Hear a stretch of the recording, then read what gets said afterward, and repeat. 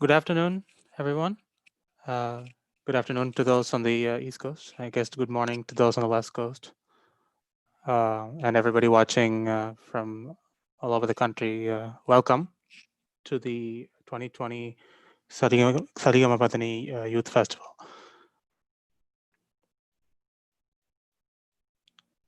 We're going to get started in just a few minutes. We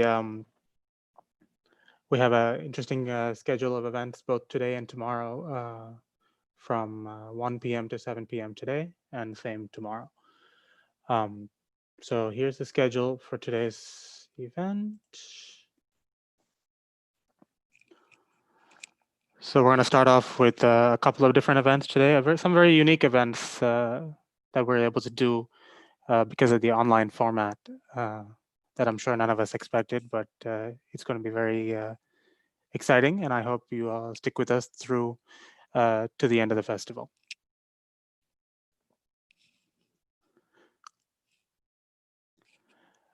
If you have any questions on the festival, please use the live chat feature in the YouTube live stream. Let us know your questions. We'll try to answer them as best we can. If you have a question for our performer, same thing, please use the live chat and I'll convey the question to the performers who are in a Zoom call separately. So I think with that, we'll get started. The first event we have today is Alaapana with some unique instruments that you don't typically see in a typical concert setting. The event features Shreyas Bharadwaj, who is the coordinator for the event from California, who on flute. Eashan Krishnamoorthy from New Jersey on saxophone. Rohan, Skanda, Rajesh from Virginia on electric guitar. And Smriti Sridharan from North Carolina on Veena. So with that, we'll get started.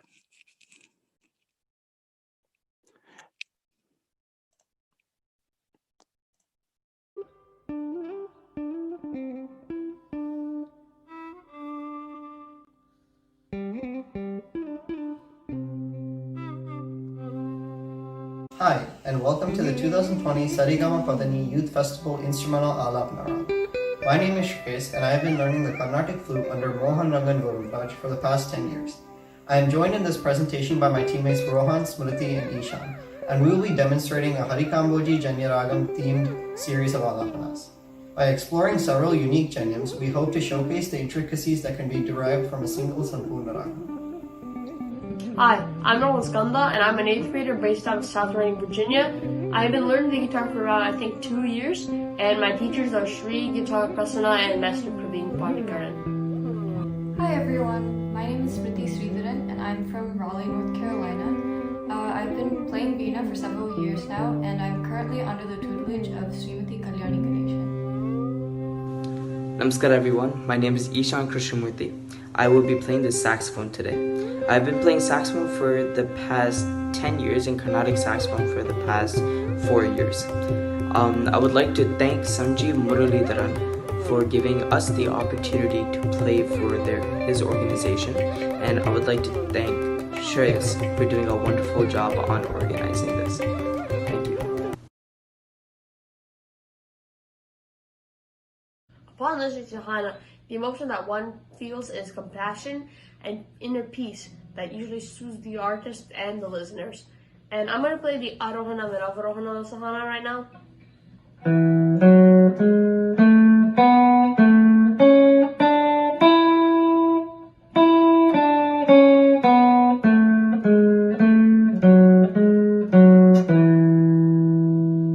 Sahana is a Vakra raga with zigzag patterns in the Arohanam and Avarohanam, and one of the popular kritis in this ragam is actually Vandanamu Raghunandana by Sri Tyagaraja.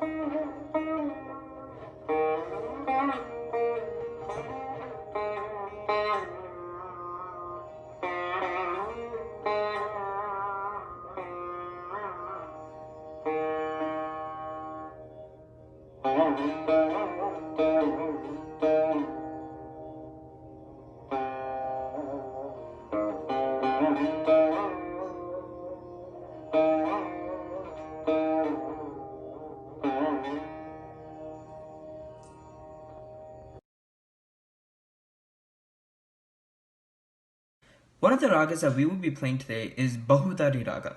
Bahudari Raga is the janya of the 28th Melakarta Raga called Harikamboji. The raga is very fun to play around with and one of the most iconic songs that most people would recognize, and it's a fairly beginner intermediate song, is Brova Bharma.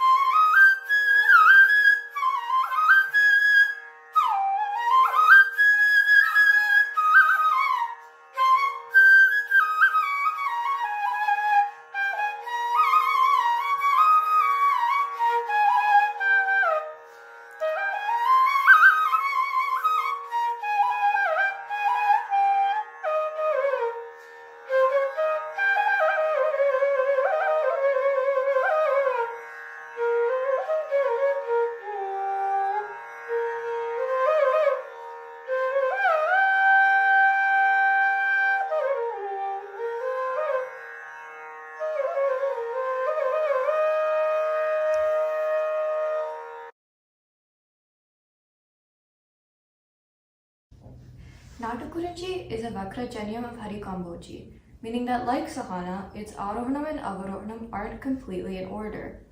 Additionally, Natakuranji has several different Arohanam and Avarohanams, each showcasing different prayogams of the ragam.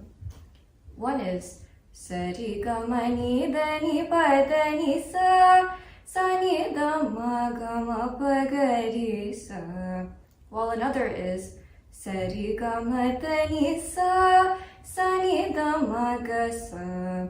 This just shows that Natakuranji is not really a scale-based ragam, but rather is based on phrases.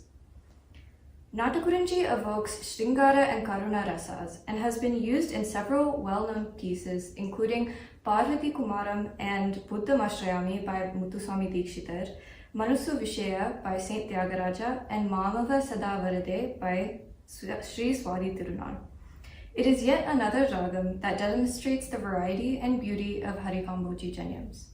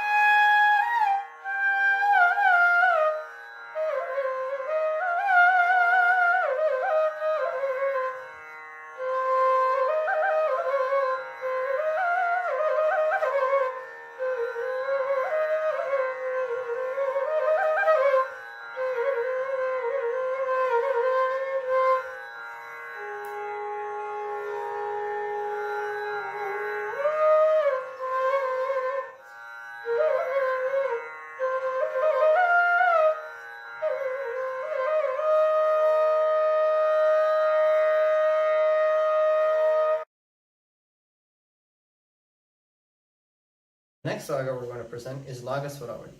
Nagaswaravali is an Audava raga, meaning it has 5 swaras. The Arohanam and Avarohanam go as follows.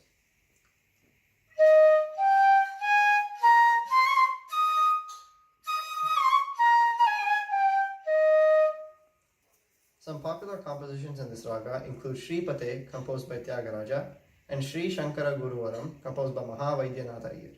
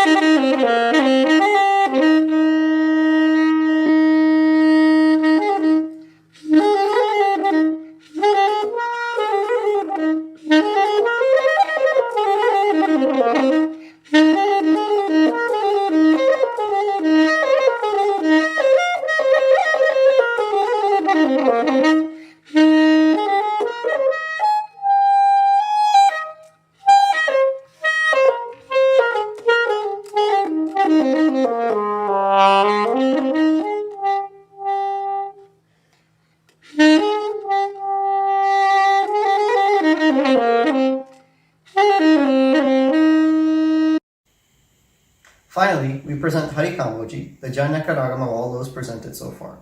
Hari Kamboji, or Hari Kedaragoda, as it's known in the Dikshita school, is a 28 Melakata raga and can be found in the Banu Chakra.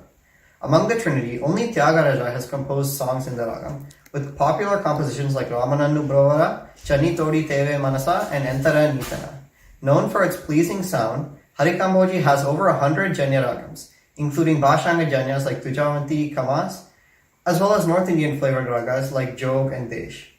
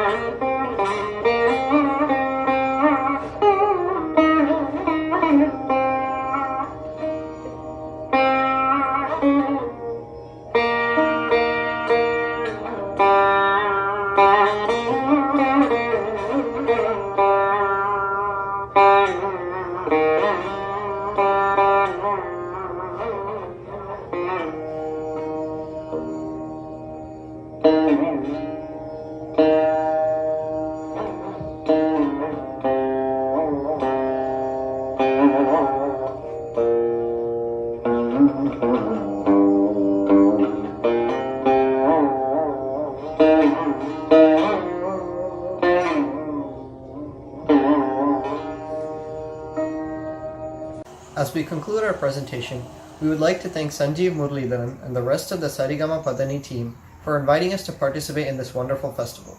We also invite any and all questions at this time.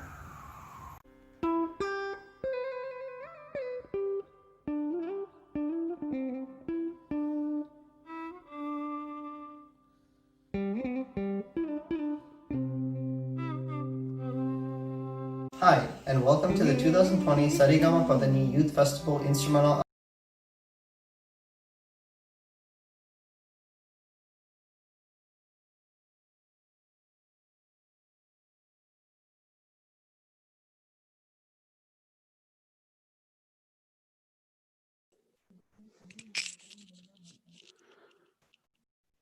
Hi, everyone. So what you just heard was a great presentation of Alaapana of various Hari Kamboji and Janyams. And so I want to invite the members of the group that just performed, Shreyas, Rohan, Eashan, and Smriti, to talk about their experience and see how they, how they enjoyed the experience. So Rohan, how was your experience in this event? I think it was pretty fun. This is my first time participating in a Carnatic event, which is something I haven't really done. But wait, hello? Yeah, so I haven't really participated in many Carnatic events in the past, but this is my first. Can you hear me? Yeah, I can hear you. Go ahead. Right. So this is one of the first Carnatic events I've participated in, and I'm not really sure how things work, but I think it was pretty fun. I along the way I learned the crash course about Alaapana, so I think it was very helpful because now I know much more about Alaapanas and improvisation more than I did 3 weeks ago. And I think it was really interesting, working with other people about this kind of thing, and it was pretty fun to work with them. Nice. I'm glad you had a really good experience. Next, we'll go to Shreyas. You were the moderator of this group, and you did a great job, getting the group together and putting together such a, interesting presentation. How was your experience with, particularly with people that you had not met before, and putting together a video like this? Thanks, Sanjeev. Yeah, I would say it was definitely a great experience. Of course, there were some challenges because of the online format. It wasn't as easy to coordinate our presentations and how we wanted to convey the theme we chose. But overall, I think we managed to pull it off. So, and we also learned a lot, all of us. So I think it was overall a very positive experience. Great, thanks so much. And next we'll go to Eashan. So one of the challenges we had is that, as you know, we had 4 different instruments in very different notes and different Shrutis to begin with. Talk about how you kind of dealt with some of the challenges like that.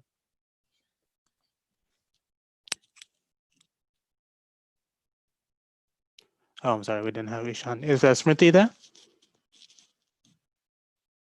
Yeah, hi. Yeah, Smriti, go, talk about your experience as well. Yeah, it was definitely a very interesting experience for us. Just working remotely and really thinking about like Shruti and putting it together when we're not able to actually communicating with each other like right in real time. So it was definitely a challenge in that aspect, as Shreyas said. But I was really glad that I was able to explore different dogums and like the different aspects, especially through our various instruments that function so differently. So yeah, overall a very positive experience. Thanks so much, guys. And overall, I want to say this is a great video that you guys put together, and it's very difficult to put together a video like this for 4 people who don't know each other, who haven't you know with different Shrutis of instruments. And the interesting thing is that's going to be the way forward, right? In a lot of cases, we're going to see more and more virtual collaboration going forward. So this is a precursor to kind of what kind of things that we might see. If anybody on YouTube has any other questions, please put them in the live chat now. We'll just wait a second to get those questions.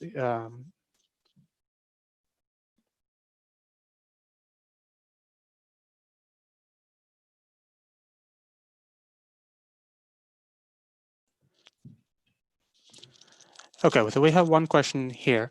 Can the group talk about any tools or technology used to offset the absence of real-time collaboration? So I guess we can start with Shreyas, kind of talk about how you did with the technology. Sure. So to combat 2 main problems we have, which were lag and the difference in Shruti between the instruments. For example, in some cases with the saxophone that has a fixed Shruti, so we had to work around that. So to offset that, I made a pre-recorded video based on clips of all the performers. And for the Shruti problem, I used a software called Audacity to change the pitch, like digitally alter the pitch after the Alaapana was played. So nice. So that's how you were able to get essentially a B flat instrument in the saxophone to match the E flat that you had in the other instruments, correct? Yeah. Anyone else from the group kind of want to talk about any sort of recording technology or how they try to create a better experience when creating a video like this?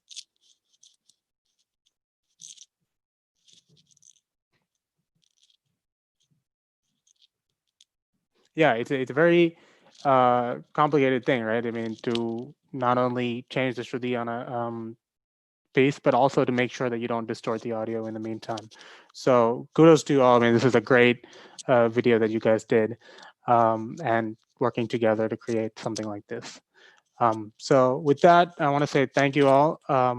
We're gonna move on to the next event, which will start at 1:50. So just give us a few minutes to get set up. Thank you.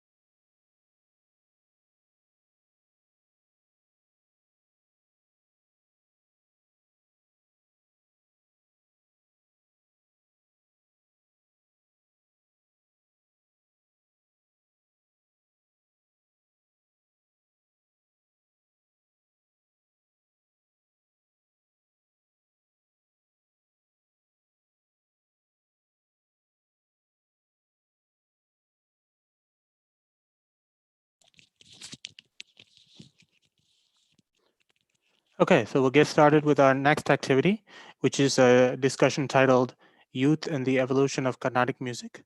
So in this event, we'll have two moderators, Vishnu Dharmaraj from Maryland, a vocalist, Bhargav Tumkur from Maryland on violin, and the participants will be Aishwarya Anand from California on violin, Laya Raghav from Ohio on violin, Mukund Josyula from Texas on violin, and Samyuta Srinivasan from New Jersey on vocal. So with that, we'll give it to Bhargav and Vishnu to take it away. Okay. Can everyone hear me? Yep. Okay. So hello everyone. Today we'll be talking about, as Sanjeev mentioned, the youth and evolution of Carnatic music. So it's just a free discussion, talking about everyone's connection to Carnatic music and their experiences with Carnatic music, and then we'll move on to the evolution portion, which is more just how Carnatic music might be changing and what role the youth play into that. So I think we're missing one person, but we'll get started anyway. So the first question I have for everyone is just, what does Carnatic music mean to you, and why do you do it?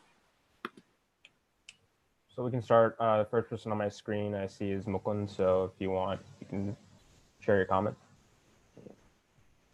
So I think Carnatic music for me is like a way of life. It means a lot to me. It's like wake up in the morning, you wake up to hearing some, music playing from the TV or something like that. So it's a really big part of my life, and I try to grow it as much as possible. And it's taught me a lot of stuff like about my religion, spirituality, and my culture. I think it keeps me really connected to my culture, especially, and close to my roots.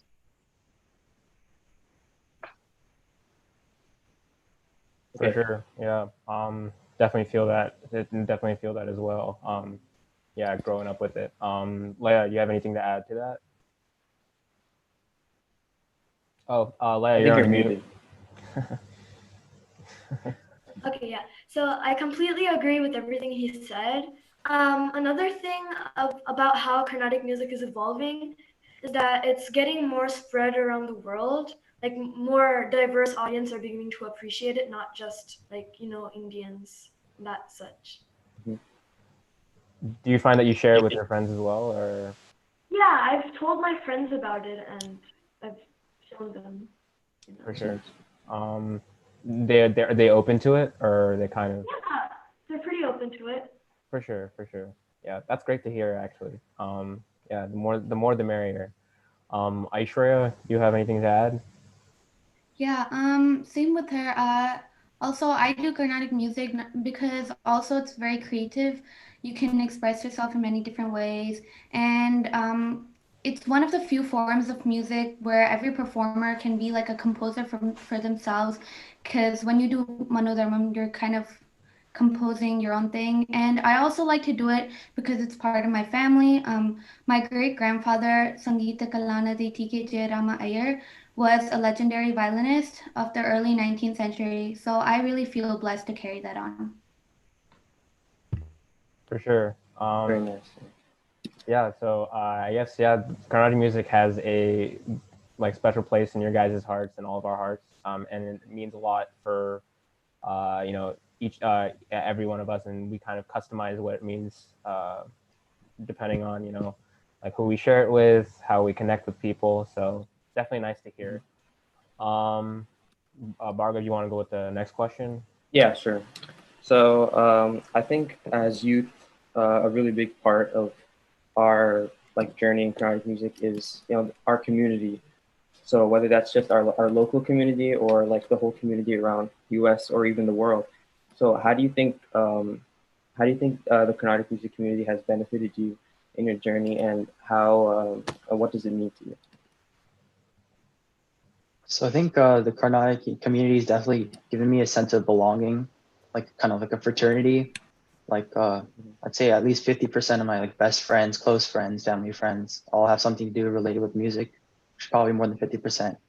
So it's given me a lot of fun experiences too, just besides music, and people to hang out with and such. Yeah, definitely. How about you, Laya? I think a Carnatic community would benefit many students. Like you could help each other improve by providing each other feedback and jam sessions, that stuff. And where I live in Cleveland, there's not much of a Carnatic community. So online platforms like this, you really help me a lot. Yeah, definitely. I think like as youth, we interact more with each other, which really helps us build this community and helps us enjoy Carnatic music more as a whole. Yeah, for sure. How about you, Aishwarya? I agree with you guys. It's given me a lot of friends, and I've met a lot of people who like the same thing as me. And also living so far from India, this kind of connects me to my culture and a little bit more. And it taught me a lot of great values like discipline and stuff like that. Definitely. So I think Laya mentioned that these interactive online events are very helpful. So one question, like given the current times where we have to social distance and stuff, what are some ways in general that you guys are keeping in touch with music and improving yourself as an artist?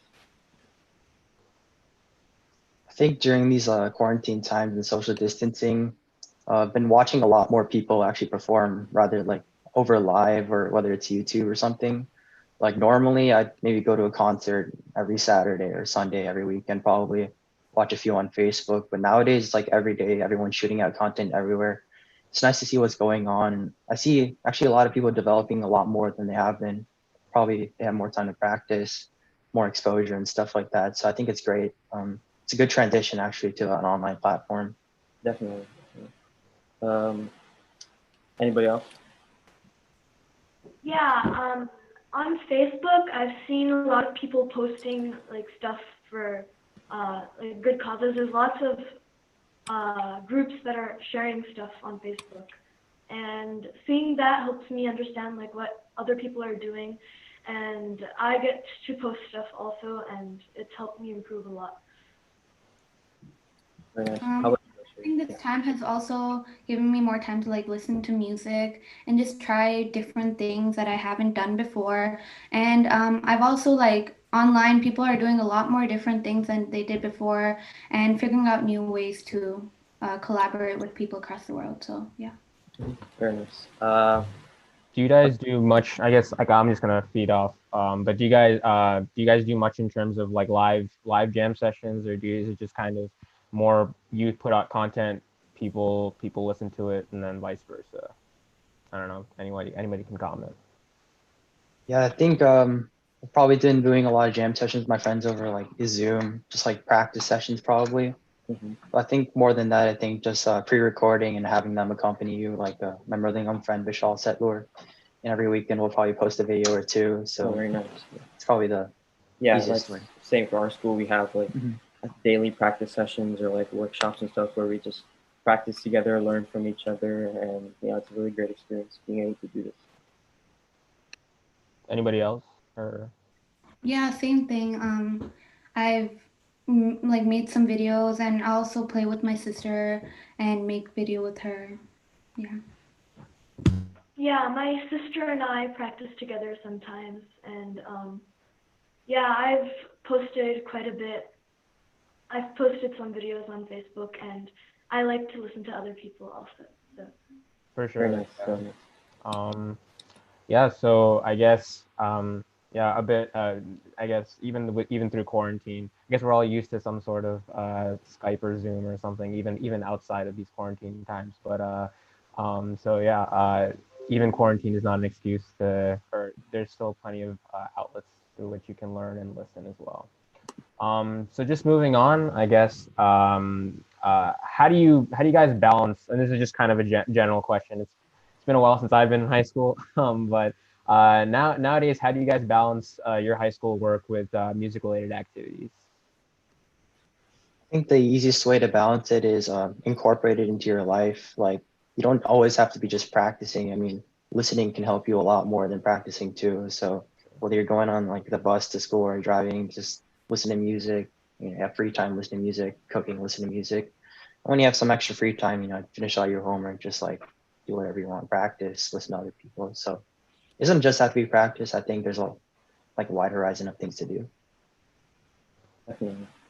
Yeah, I completely agree with everything he said. Like, when you do your homework, you're supposed to listen to music. That's a great way to improve your knowledge, because subconsciously all the information goes into your brain, and you'll be able to bring it all back out when you actually practice that. So I completely agree with everything. Yeah, and I think it's also Yeah. a matter of making time for something that we're all really passionate about, and making that time just and being able to practice every day for a certain amount of time is something that I think everyone should try and do. For sure. Aishwarya, were you saying something? Sorry. Yeah, I completely agree what you're saying. Just listening to music while you're working helps, especially during like finals and busy times where you might not have time to practice every single day.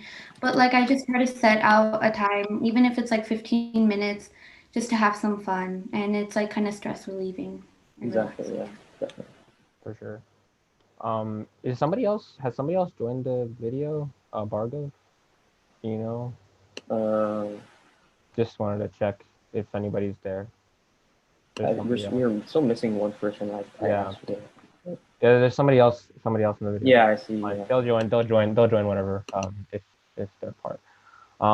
Anyway, yeah, so I guess a continuation of that, I don't know, it's kind of hard to forecast the future, but as you guys graduate from high school and you're eventually going to college, where do you guys think you'll go with music, and how do you think Carnatic music will change as an art for you? Do you find yourself? Do you think you'll the balance between listening or putting out new content, or jam sessions, or any of your prioritizations with how you interact with Carnatic music will change? I think to keep developing in music, you always have to keep it as a priority. So I assume when I go to college, I'll always set aside like an hour a day minimum just to practice or listen at least. But in terms of like interacting with other people, I mean, most people, if they're going to college, probably go out of their city. So I think that's a great opportunity to meet new people, play in more sabas and just like get more exposure as well. So I think it might be helpful in like interacting with new people when you go to college. Yeah, I agree with that, because when you go to college, you'll meet lots of new people, and you can learn new things from those new people. And I'll always set aside like an hour or two a day to practice. So. That's great. Yeah. Yeah. I think also you said a part of that question was how do you think it'll change as an art form? I think because now virtual platform is becoming more popular, so that'll give it like a virtual reach, and people all over the world will be able to get to know each other and listen to each other. So that's something that's probably going to happen. Yep, for sure. I guess for me, I mean, having gone through college, I'm just gonna ask you this question to go off of. But I know especially as a freshman when I was in dorms, I couldn't just start singing in the middle of in the middle of my room, because everybody would be like, what the heck are you doing? And so I know and for me, I was very conscious about showing my musical side, especially early on in college. Didn't want that to be a huge factor freshman year. I don't get the sense that is the case with you guys, but do you guys feel like Carnatic music will be more of a a thing that you do on your own within the college atmosphere itself, or do you think you'll go or try to find like-minded people within your college and start something if that opportunity arises? I think the easiest way would probably be to find more like-minded people, so you at least feel comfortable, and then probably grow out of that circle. So maybe I'm sure there's probably Carnatic clubs everywhere. You just got to look for them, and if they're not, you can probably start one. So, yeah. For sure. And there's all different types of people in college, so I'm sure there's definitely someone who can bond with you over Carnatic music. Yeah, I think I definitely look for people who know Carnatic music when I go to college, because I want people to share the music with instead of just keeping it myself. And it'll also be more of a fun thing if you share it with other people. Yeah, I think it's a challenge especially in college, to play, because your roommates and people you share a room with might not be okay with it. But if you find a room or other people to play with, maybe that'll be easier. Definitely. Yeah, so it's looks like you guys are plenty motivated, and I guess wherever there's a will, there's a way. And colleges will be more than welcome and fostering that kind of growth. Just to add on to that, I mean, if you play violin, in case you don't know, you can just buy like a metal mute. Like nobody will be able to hear you. Oh, that's true. A lot of people Yeah, use you can that. always buy a mute. Yeah. Yeah. I mean, I don't play the violin, but I've definitely seen that. That's a nice a nice trick. And so I guess again, wherever there's a will, there's a way. And yeah, I kind of had to find that out in my first couple of years in college, but eventually you kind of find a community, and you're able to at least try to devote some time. And so I guess Bhargav, you want to go with the next question? Yeah, sure. So, yeah, 1 second. So, okay, so another question for you guys. So how do you think your views or feelings towards Carnatic music has changed from when you started to now? So like for me, like I actually never, like, my parents put me in Carnatic music, and at first I had a very little interest in being there. But then as I got to know people and I got to realize, how beautiful this music is in this art form, I started to love it and love it more. Now it's just something I do because I'm passionate about it. So how do you think your views have changed over time? I think for me, the aesthetic has definitely changed over like the past decade that I've been playing. Like at first it used to be like, oh, a small thing in like in a city, like maybe a small niche, like group of people would probably play it. Mm-hmm. But now I think it's becoming like a worldwide art form like it should be. I think it's definitely getting more exposure. And I think that's mainly due to like people taking better videos of it. Like back in the day, you just get a like camcorder. Now they got like professionals doing it, multicams and everything. So I think the aesthetic definitely helped grow Carnatic music and change my perception of it. Definitely. Yeah, I think when I started, I just did it because everyone else did it. And over the years, I started doing it as a way to express myself, and I enjoy doing it. Yeah, where I live, there's a huge community, and there always has been. So in the beginning, I didn't really connect with the music more, but as I got into the community and got to know people and kind of started enjoying the music, I actually liked it. Versus in the beginning, it was kind of just something of practicing 2 hours every day, and I would not really want to do it. But yeah. Yeah, I think once we realize, how large our community is and how actually widespread our art form is, we realize that it's, how, like, we realize that we want to do it more, and we as we find out like how big our community is, we I think our interest grows as well. So that's something we. For sure, yeah. I remember, I think I have very similar experiences to everybody. I didn't really want to learn learn to sing. First, I think my first thing was trying to learn the language, but then my parents forced me into singing. So yeah, that dream died at a young age. But anyway, we all grow to kind of appreciate it after a certain while. So I guess just to piggyback off of this, do you guys see your views or your interests particularly changing? This is kind of a hard question, and it's kind of very open-ended. But do you guys see your views or interests changing? Not just how your like how you practice Carnatic music or like through college, but even going onward, how you view your relationship with Carnatic music changing. Do you view certain the interests in certain aspects of it evolving, or is it sort of, do you guys find that your interests are kind of the same and your habits are kind of now here to stay, for lack of a better term? It's a tough question, but Mukund, if you want. Yeah. So I think changing of interest, I think I'd like to involve more people, start more collaborations with people. I think that definitely helps build a strong network within the community. And I think more of us have to take, organizing, even like it's easier to organize now with all this virtual stuff. So like, like it's probably easier for us to like organize. I think we should all take that into our own hands so we can grow Carnatic music. Because as of now, it's still not as widespread as like say Western music, where we can just expect people to call on us and perform like whenever. But I think it's in our youth's hands to like take it to the next level and take it to a professional level for sure. For sure. Laya, Aishwarya, yeah. Yeah. Yeah, I agree with that. I find my interest, changing to like what he said, working with other people, collaborating, because I haven't done much of that, and I really want to try doing that because it sounds really fun. And I think,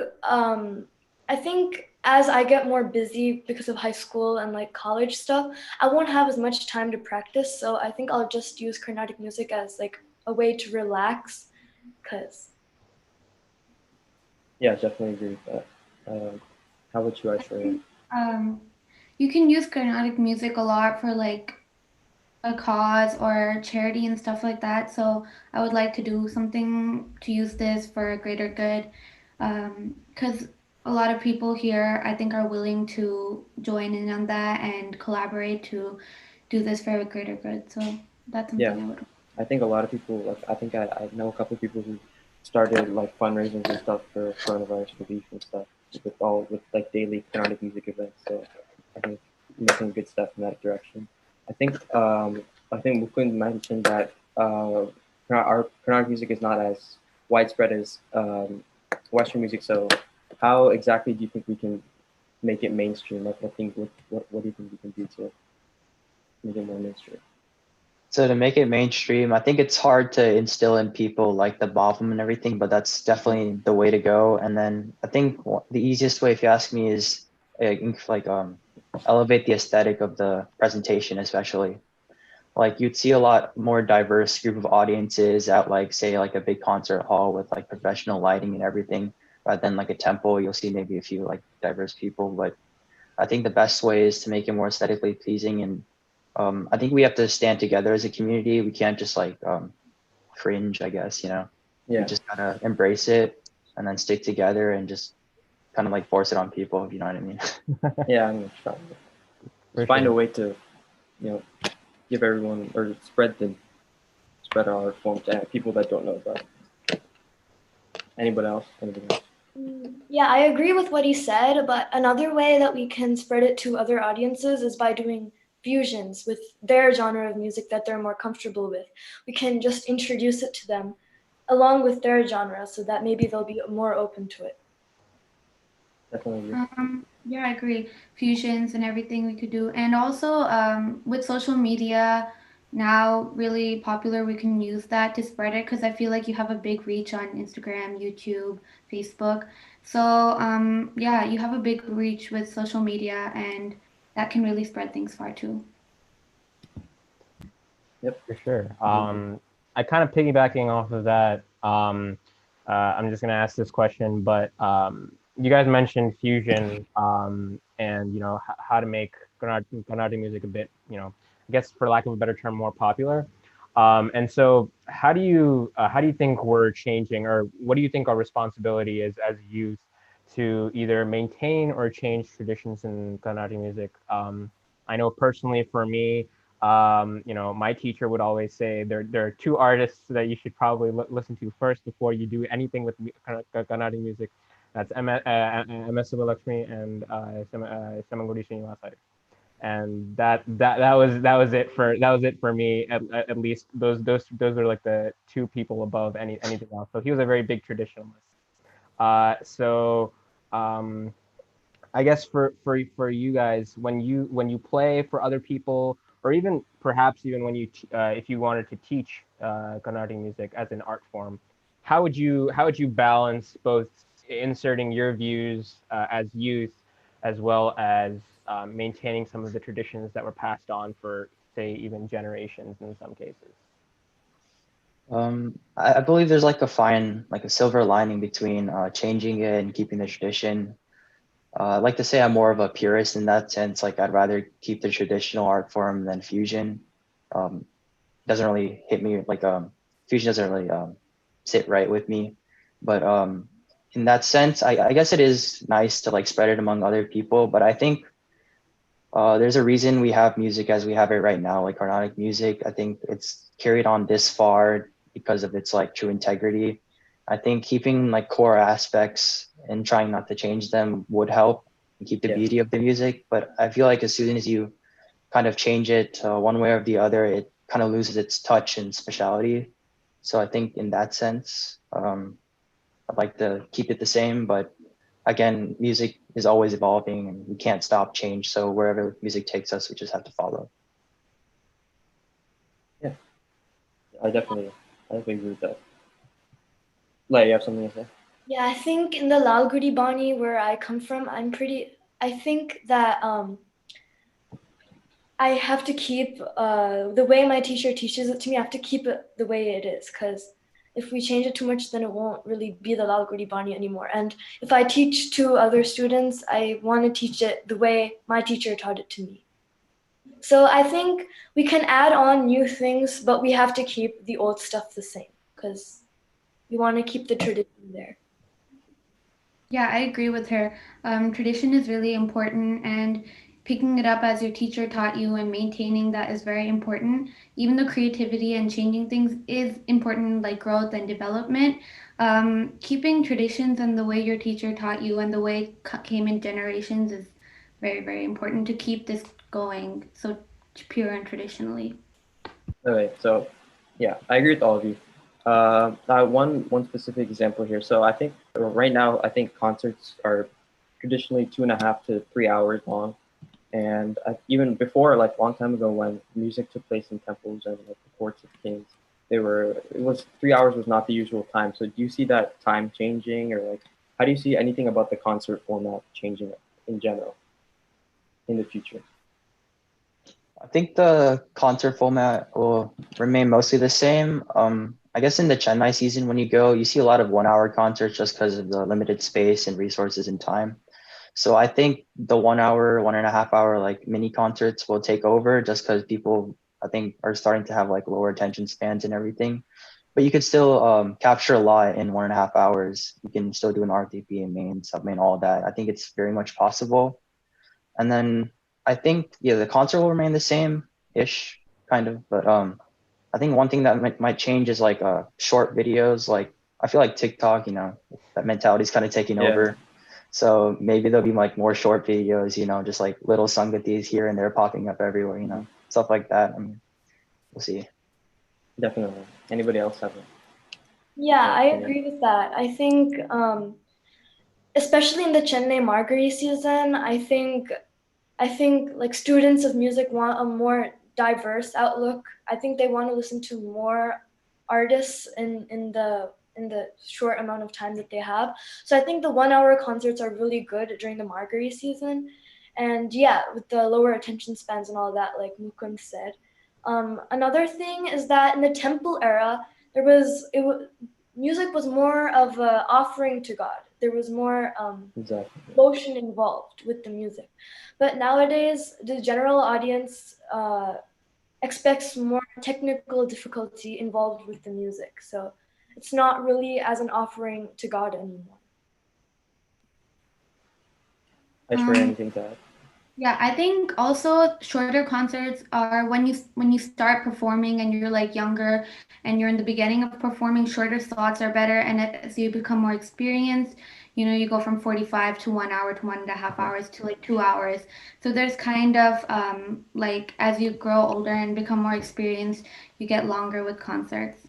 So I think that's something that's really popular nowadays too. So to add on to what Laya said, I think what really struck me was like we're kind of straying away from the offering to God. I feel like Carnatic music is becoming a lot more like entertainment too, like the way it's going. So actually, I don't know if I can do this, like ask you guys the question, like yeah, definitely. Yeah. So like, how do you think is it going more like, is Carnatic music turning more into entertainment than it should be, or is this a good thing, or how's that working? I think it's definitely turning into entertainment, but I think we can balance it. It can be part entertainment, and it can also be more, it can also be part devotion. Like there's artists out there who I can feel are singing it devotionally, and many people are listening to them for entertainment. One example is the Ranjani Gayatri sisters. They definitely have a lot of bhavam and devotion in the way that they sing, but many people also enjoy their singing. So that kind of balance is good, and I think more people should have that. Yeah, I definitely agree. Aishwarya, you got anything to say about that? I think, well, it's hard to say, but it's kind of up to everyone how they want to perform and why they want to perform. So yeah, I don't really have anything to say. Yeah. I guess for me, I'm just going to interject here. Yeah, just going off of the point of Laya, you know, somebody can be singing devotionally. I mean, let's just take the example to an extreme, right? Suppose you, I'm singing about, or some Tyagaraja Kriti about Rama, right? And I sing it to my friend who doesn't know who Rama is, doesn't know anything about Hinduism or anything like that. Probably couldn't even pronounce the first two syllables of Tyagaraja if he even tried for a year. But you know, that doesn't mean, so he might look at that, or he or she might look at that as entertainment. If I were to sing it, you know, you'd hopefully know the meaning. You'd hopefully know the context of that kriti, and you'd at least sing it. Maybe not with the devotion of say Tyagaraja himself, but you know, Yeah, you I would think it sing falls it. into like the environment, like where you are. And, Right. yeah. So it's certainly not a dichotomy.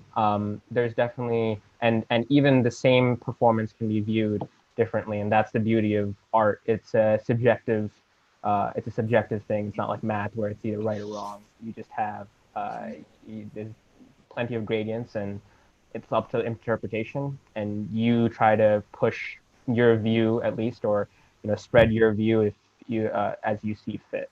And yeah. Yeah, it's a great point. Yeah. For sure. Bhargav, do you have anything? Yeah. One more thing. So I'm just gonna go back to the youth part. So I think I've seen a lot of you guys at like Cleveland Tyagaraja Ratana, and so my question is just how do you think like competitions? Where do you think what role do you think competition plays in like our journey in Carnatic music as youth? So like how do you think that has affected you? What are your opinions on it? I think competitions are great till you're maybe like 15 or 16. After that, you should probably focus on yourself and try to develop yourself.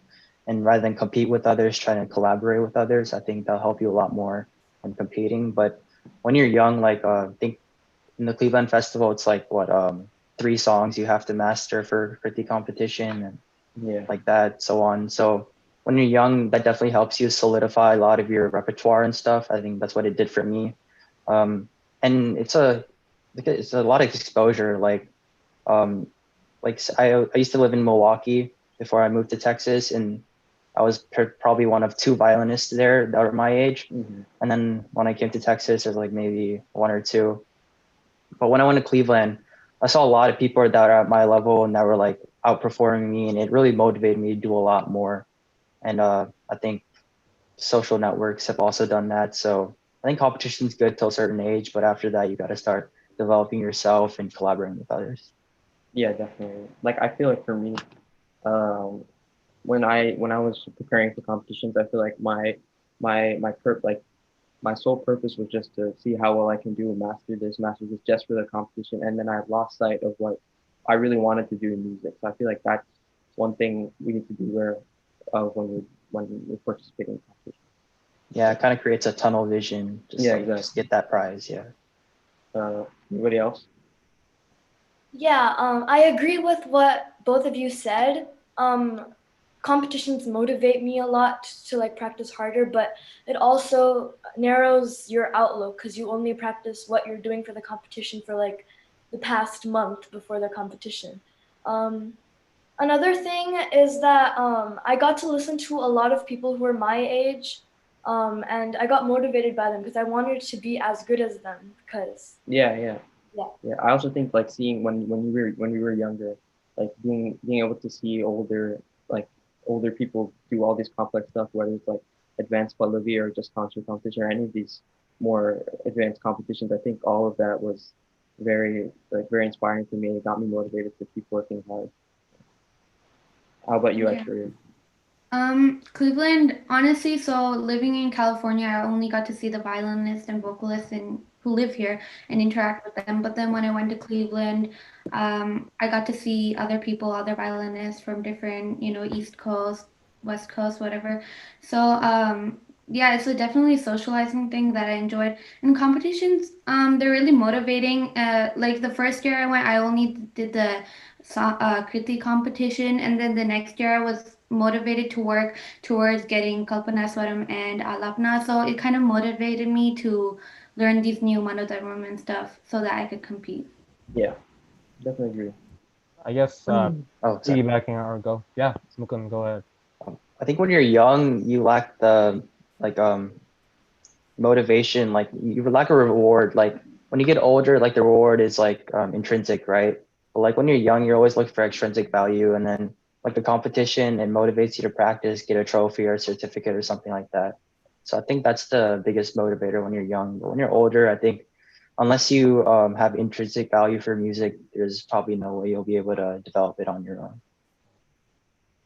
For sure. I guess I had a conversation about this. I remember a conversation about this, but piggybacking off of that, do you guys view the same thing about? I know personally for me, growing older, you have less opportunities for concerts and things like that as well. It's much more big now to try to bring up the youth and give them concert opportunities. So how does that, do you think that you guys practice differently with concerts, or you guys view concerts similarly to competitions for motivation, to get your act together per se, or do you or is that also sort of just do you now view yourself, concerts are, if they come they come, and you're just practicing just out of the joy of music? I definitely look out for concert opportunities. I think that's the best way to grow yourself because, as you said, it really does motivate you to perfect yourself, and you don't want to put out anything that's not your best out there. So it definitely motivates you to practice. But as you said, like more people are focusing on bringing up the youth, maybe losing track of like established people, maybe like older adults that are not pros but semi-pros or something like that. So I think it's important to strike a balance between the two, but at the same time, like I think it's a better investment to put time into and resources into the youth so we can grow them and then carry on music rather than just trying to show ourselves when we get older. For sure, yeah. Yeah, when I get concert opportunities, I definitely practice. I definitely plan what I'm going to do, and I practice them like a few times beforehand. But it's really if it comes kind of thing, even though I do look out for them. Yeah, I think when you get a concert, you should still be keeping like the daily practice of varnams and like the scheduled practice of exercise and stuff. But then you should also be, because for each concert, you might not know what they're singing or what they're gonna play. So you should just make sure to always keep your hand in shape and be practiced so that if a concert comes, you can be prepared for it. Yeah. I think we have like a minute left. So I think we filled out the time. if anyone has any other things they want to bring up, feel free to do that. I don't know if we have any questions in the live chat. Yeah. Yeah. Anyway, I guess if there's nothing else of immediate concern, I guess we'll just hand it over to Sanjeev. Thank you guys for Thank you guys for discussing valuable this with us. conversation. Yeah. Thank you for having us. Thank you. Yeah, thanks for the opportunity. Thanks, guys. Yeah, this is a really good discussion to have, and understanding that Carnatic music is moving, right? It's not just a fixed thing that it is moving in. It's always changing as more and more people do it, right? And you all had some very good discussions about the format of Carnatic music changing to smaller concerts, and that is true, right? So how does that change your delivery? Some of the points that you mentioned about practicing in college and motivating yourself beyond high school, one of the discussions that we have later today at 6 o'clock is the Carnatic beyond high school. And so we're going to have several college students and beyond college to discuss, what are the different parts of that? What are the college groups available? What are the community groups available? And how can you motivate yourself beyond, when you're being kind of pushed to do it at a young age? So we're going to have a lot more discussion about those topics.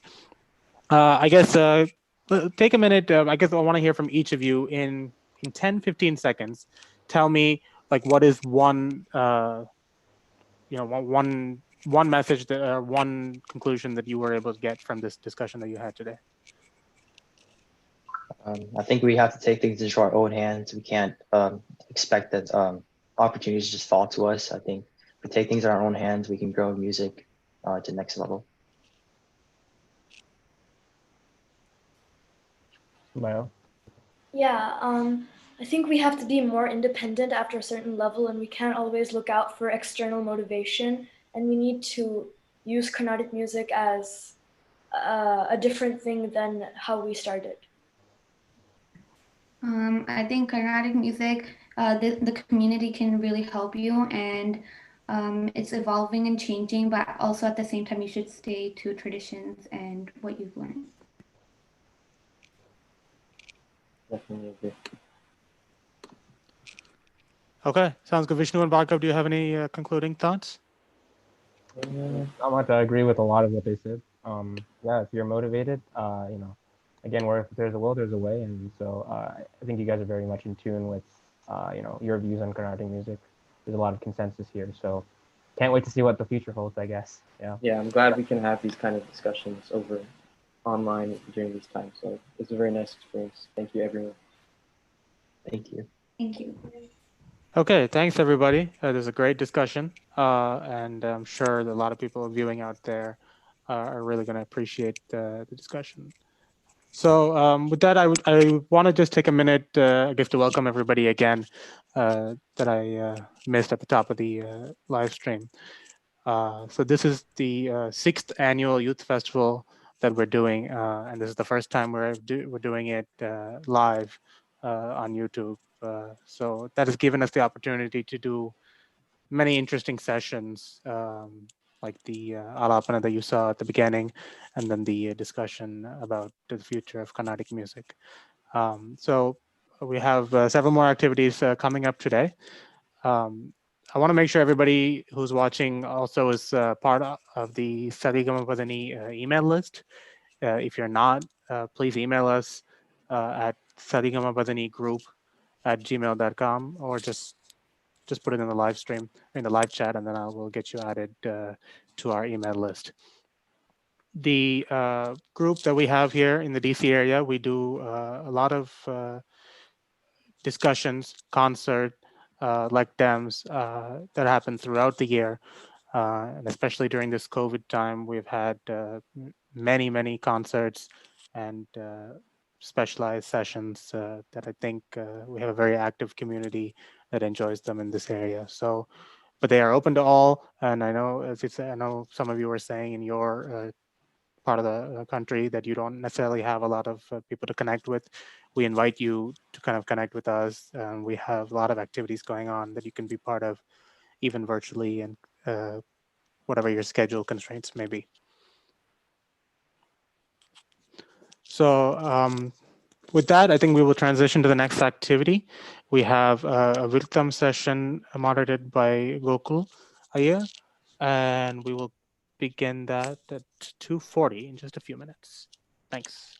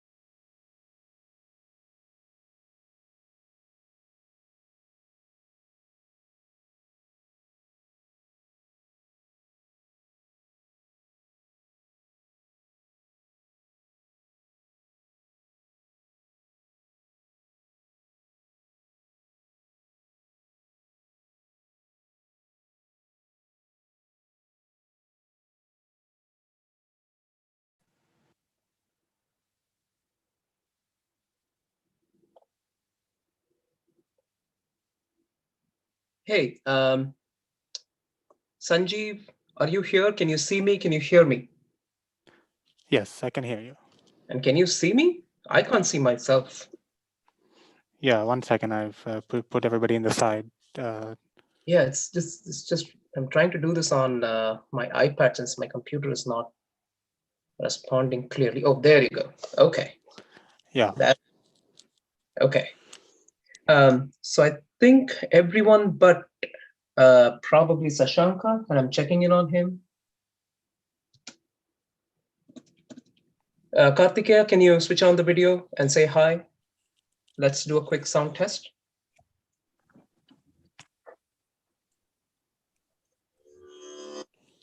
Hey, Kartikeyan, just say hi. Hello. Hey, we can hear you. Good. Go on mute again. Teju. Hi. Hi, Teju. I can hear you. Nahar. Hi, Gokul. We can't. Okay, there you go. Okay, I think we all can switch on the video. Teju, you can go and switch on your video. Yeah. And then Shardul is here. Hey, Shardul. Hello. Yeah. Can't hear you very clearly, Shardul. Can you get a little closer to your... Hello. Can you hear me now? Yes, that's better. So when you sing, you might want to just keep your Are you on a laptop? Yeah. Yeah, you might want to keep your laptop a little closer to you. Okay. Nahar, can you say hi? Hi. Yep, that's good. Okay, so we don't see Sasanka yet. So I'm just checking in on him.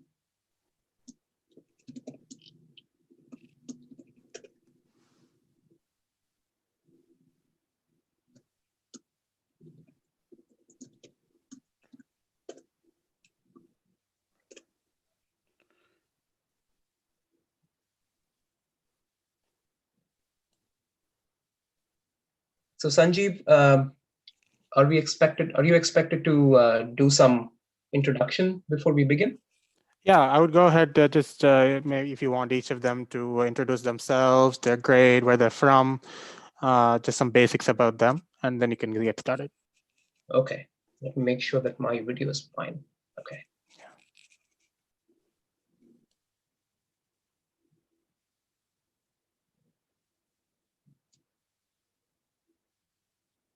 Okay, Sasanka is not here yet. I'm a little worried about that. I think he joined and then he left. I saw him. He was there and then he left. Interesting.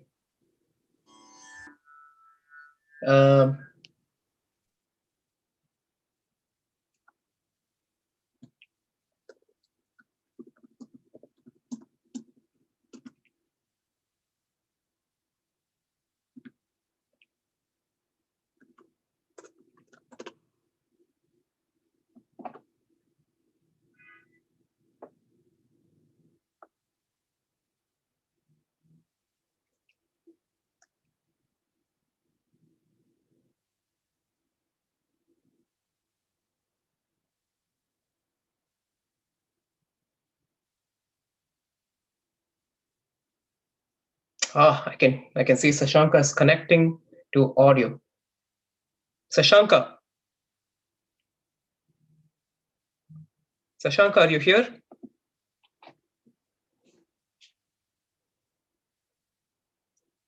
Sasanka, can't hear you.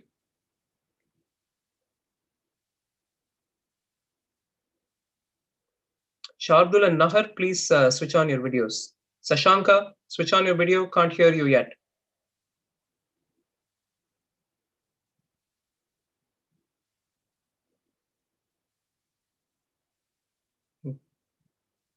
Yeah, looks like he might be having some connectivity problems. So I think we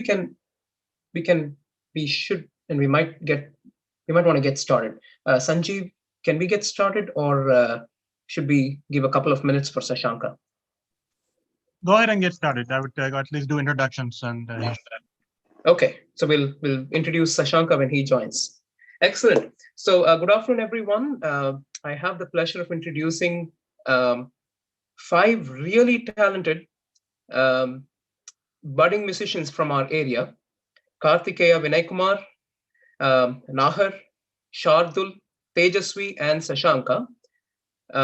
Let's give a virtual applause to all of them, and let's welcome them to join us today for this Viruttam session.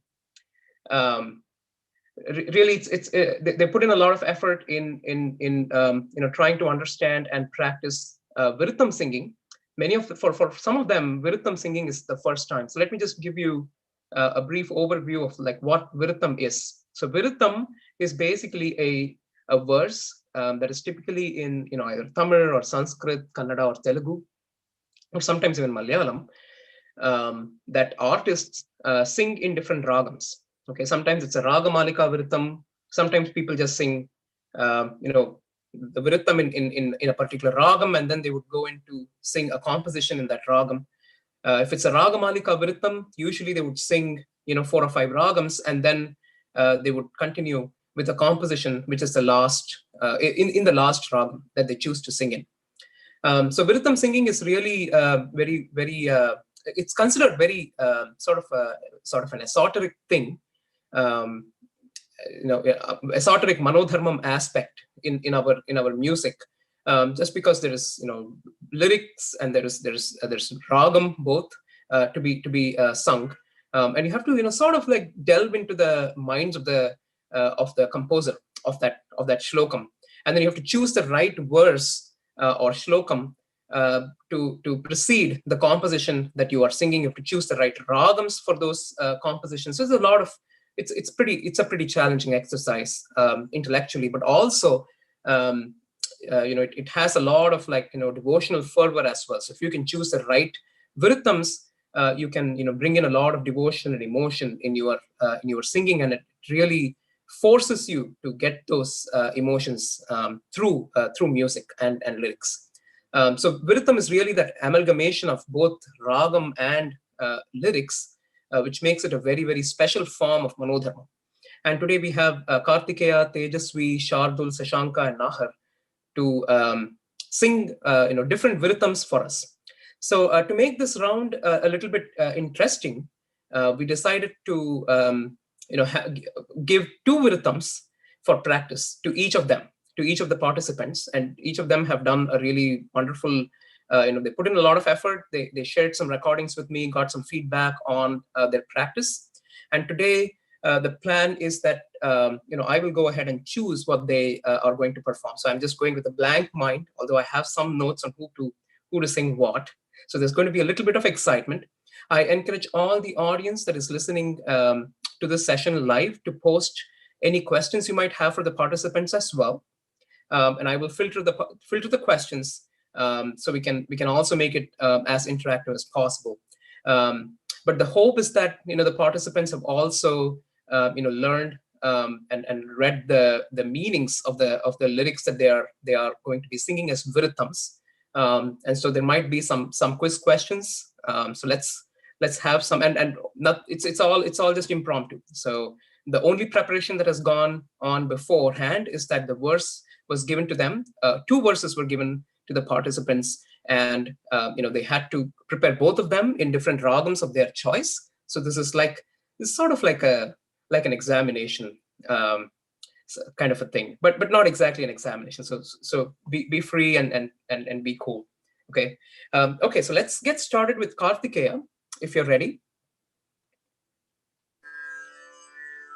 Namaskar. So Kartikeya, tell us a little bit about yourself. Name is Kartikeya Binikumar. I'm from Virginia, and I'm a rising 9th grader. Mm-hmm. I learned vocal music from Shri Gokul Chandramouli Iyer. That is me, I think. Yeah. Yes. Okay. So what are the 2 Viruttams, the 2 shlokams that you have prepared?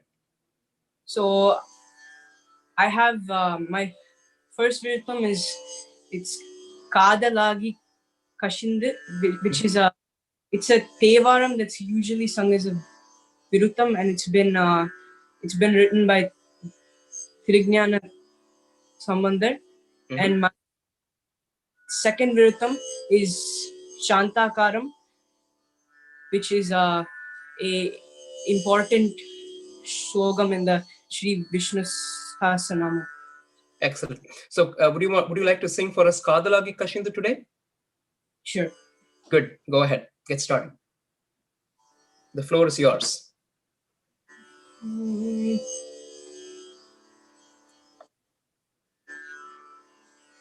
Kadalagi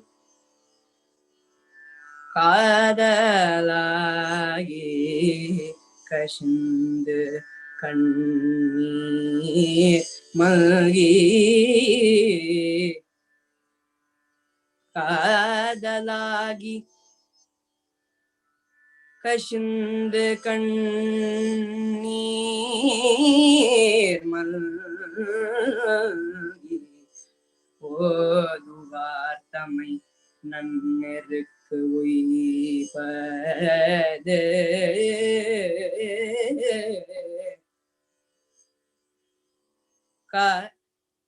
காதலாகி கரிந்து கண்ணீர் மல்கி ஓதுவார் தமை நன்னெருக்கு உய்ப்பது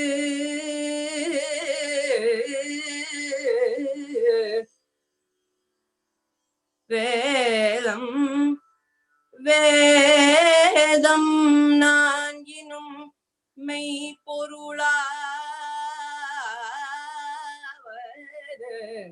வேதம் நாகினும் மெய்ப்பொருளாவது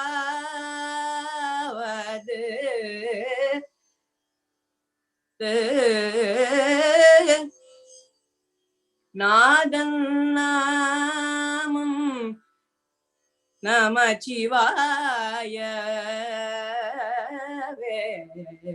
நாதன் நாமம் நமச்சிவாயவே நாதன் நாமம் நமச்சிவாயவே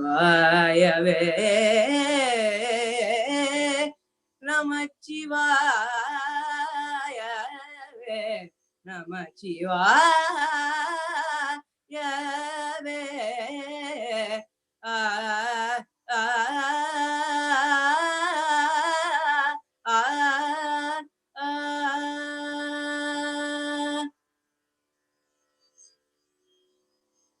காதலாகி காதலாகி கஷிந்து காதலாகி கஷிந்து கண்ணீர் மல்கி காதலாகி காதலாகி கஷிந்து கண்ணீர் மல்கி ஓதுவார் தமை நன்னெருக்கு உய்வது காதலாகி கஷிந்து கண்ணீர் மல்கி ஓதுவார் தமை நன்னேருக்கு ஒய்ப்பது வேதம் நாங்கினும் மெய்ப்பொருளாவது வேதம் நான்கினும் மெய்ப்பொருளாவது நாதன் நாமம் நமச்சிவாயவே நாதன் நாமம் நமச்சிவாயவே நமச்சிவாயவே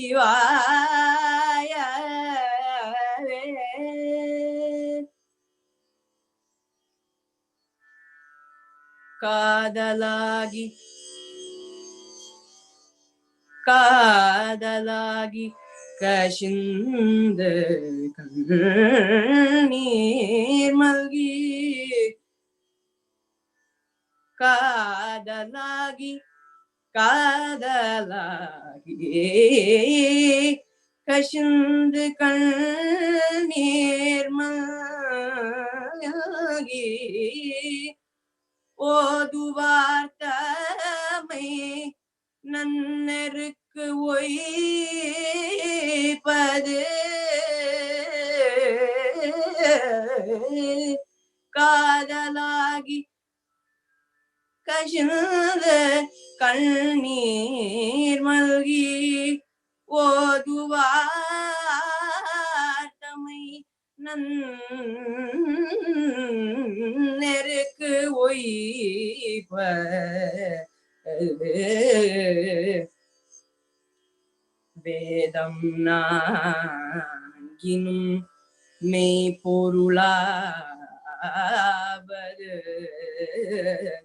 வேதம் நான்கினும் மெய்ப்பொருளாவது நாதன் நாமம் நமச்சிவாயவே நாதன் நாமம் நமச்சிவாயவே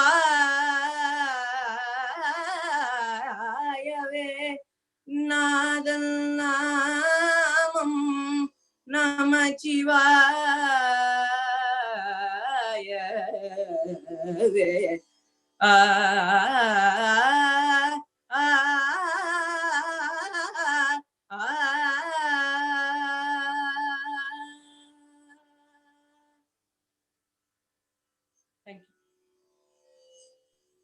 Excellent, Karthikeyan. Very good. Very well done. So what are the ragams you chose today? You're on mute, Karthikeyan. I chose Varali, Malaya Marutam, and Kapi. Why did you choose those ragams? Is there a reason? Was there a thought process that went into this choosing? No, I just picked some of the popular kritis I know, and I tried contrasting ragams to make it seem more appealing. Good. So you chose, you just chose some contrasting ragams. That's a good way of going about it. Did you look at the meaning of this verse? Yeah. What did you? Can you tell the meaning of this verse in brief? So the meaning, it basically says that whoever says the Lord's name, so Namah Shivaya, in love and devotion, they'll be on a good path. And it also says that the Lord's name is in the 4 Vedas. And so this entire Viruttam is just constructed around the Namah Shivaya. So it gives you some just some knowledge about that. Right. So the fascinating part about this particular verse is that it focuses on Namah Shivaya. It focuses less on the Lord himself, but the Lord's name, Namah Shivaya way, right? So it's talking about the greatness of the name of the Lord, the Namah Shivaya, not even Shivaya, Namah Shivaya. That is the mantra, Om Namah Shivaya, right? So a lot of the devotees of Lord Shiva, they consider Om Namah Shivaya to be a very, very powerful mantra. And so really, you know, when we think about music for this verse, we should be thinking about ragams that evoke bhakti and some sort of like, you know, devotion and some sort of deeper emotions. So I think Varali, Malaya Marutam, Kapi, all the 3 are very evocative ragams. And so they were very apt choices. Very well done, Karthikeyan. Excellent work. So let's now move on to Nahar. Okay. Nahar, what do you want to do? So you had Kadalagi Kashinda and Mega Shyamam, I think. Yeah, can I do Mega Shyamam? Let's do Mega Shyamam. And before that, can you introduce yourself? So I'm Nahar Gurulatta. I'm from Virginia. I live in Virginia. I'm a rising 8th grader and I learn from Aishwarya. And I think you live really next door to Karthikeyan, right? Yeah, I can walk to. That's nice. Okay, so do you want to do Mega Shyamam? Yeah. Tell us a little bit about Mega Shyamam first. Did you do some research about it? I looked at the meaning. Okay, what did you learn about it? So it's talking about Vishnu. Can you tell a little more? Okay, so should I say the meaning? Yeah, go ahead. It's saying how he's beautiful like the dark clouds, and he wears like a yellow silk dress or silk clothing, and then it says he has a mark. The meaning, it says he has the mark. Wait. Yeah, so basically the whole verse is in praise of Lord Vishnu, right? So it is having different epithets in praise of Lord Vishnu, and then in the end he's saying you are Sarva Loka Ekanatham, right? So he's the verse says that he is the only the one Lord of the whole universe, right? And then what's the verb in this whole verse? Do you remember that? Yeah, so when you sing a Viruttam, you should always know the verb. The verb is, keep in mind now when you sing, it's Vande. Vande means I worship. So it says I worship the Lord who is XYZ. Okay, so Vande is the verb and Vande means I worship. Okay, so keeping that in mind, get started with your Viruttam. We are eagerly waiting to listen to you. Okay.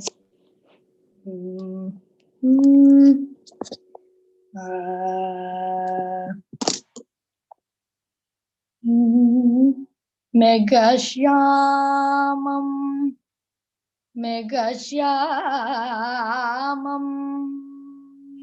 Pitakoshe Yavasam Megashyamam Pitakoshe Yavasam Megashyamam Pitakoshe Yavasam Shrivatsankam Kaustubodhbasitangam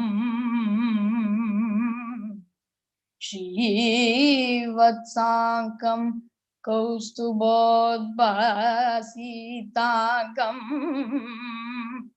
Shrivatsankam Kaustubodhbasitangam Shrivatsankam Kaustubodhbasitangam Megashyamam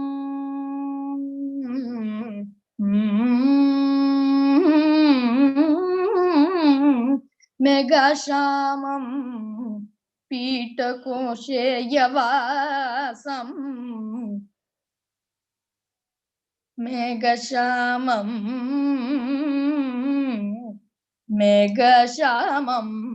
Pitakoshe Yavasam Shrivatsankam Kaustubodhbasitangam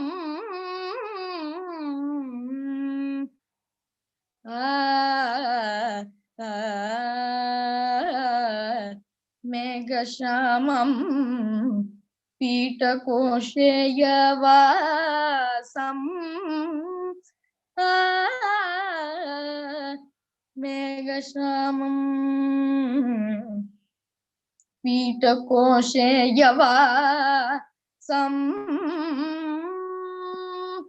Shrivatsankam Kaustubodhbasitangam Punyopetam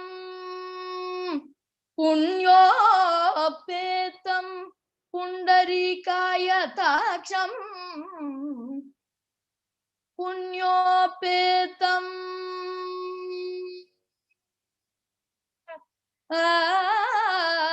Punyopetam Pundarikayataksam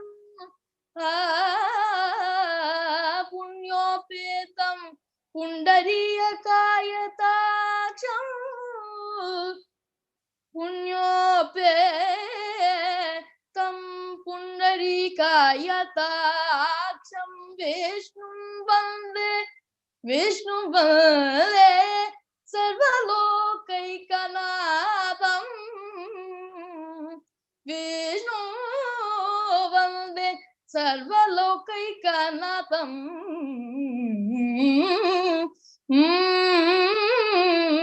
विष्णुं वन्दे सर्वलोकैकनाथं विष्णुं वन्दे सर्वलोकैकनाथं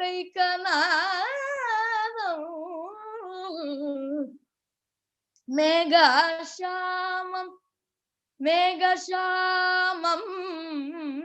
पीठकोशे यवासं मेघश्यामं पीठकोशे यवासं श्रीवत्साङ्कं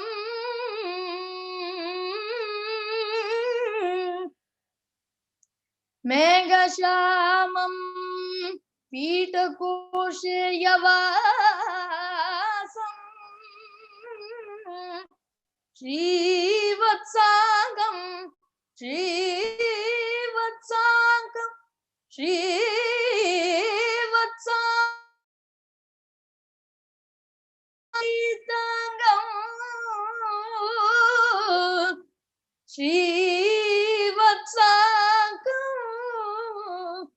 कौस्तुभोद्भसीदाङ्गम्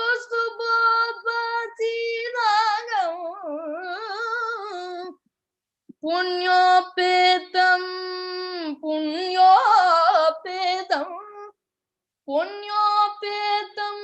पुण्डरीयकायताक्षं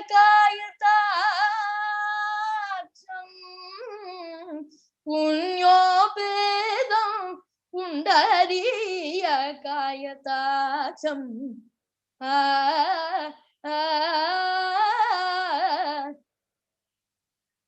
विष्णुं वन्दे सर्वलोकैकनाथं विष्णुं वन्दे सर्वलोकैकनाथं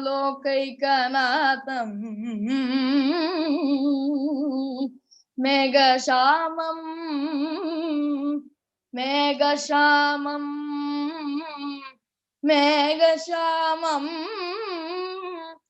पीठकोशे यवासं श्रीवत्साङ्कं कौस्तुभोद्भासिताङ्गम् श्रीवत्साङ्कं कौस्तुभोद्भासिताङ्गम्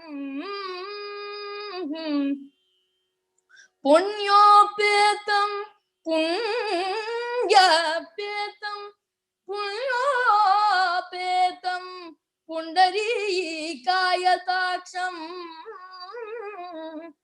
पुण्योपेतं पुण्डरीकायताक्षं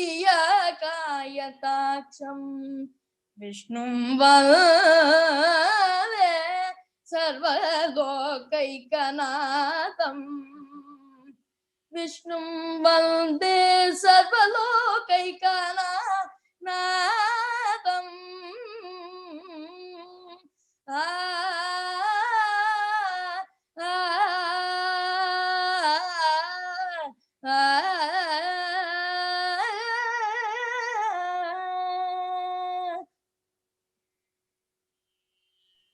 Very well done, Nahar. Thank you. So you sang in a nice cyclic fashion. You went into, started with, so I tried to quiz people for what ragams you have sung. Can't hear anything. Oh, you can't hear me?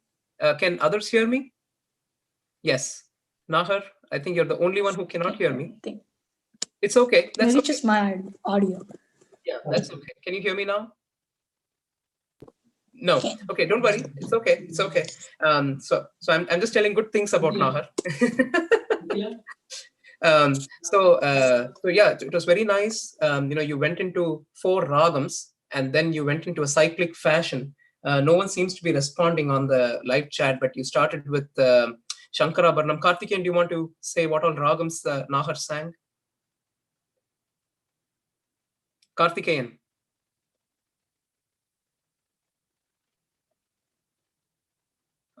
Can you hear me? Teju, can you hear me? Yes, I can hear you. Yeah, I don't know what's wrong with Karthikeyan, even he's frozen. Yeah, he's frozen. So what ragams did Nahar sing? I heard Shankaravarnam, and then I heard Mukhari. Yeah. And I'm forgetting the one after that. After Mukhari, what did you sing, Nahar? Are you back? Yeah, I can hear you. What did you sing after Mukhari? Vrindavani. Brindavani, that's right. Okay, Brindavani, good. And then after that, you went to a rare ragam. That ragam. Kokilanandi. Kokilanandi. Can you educate us about Kokilanandi?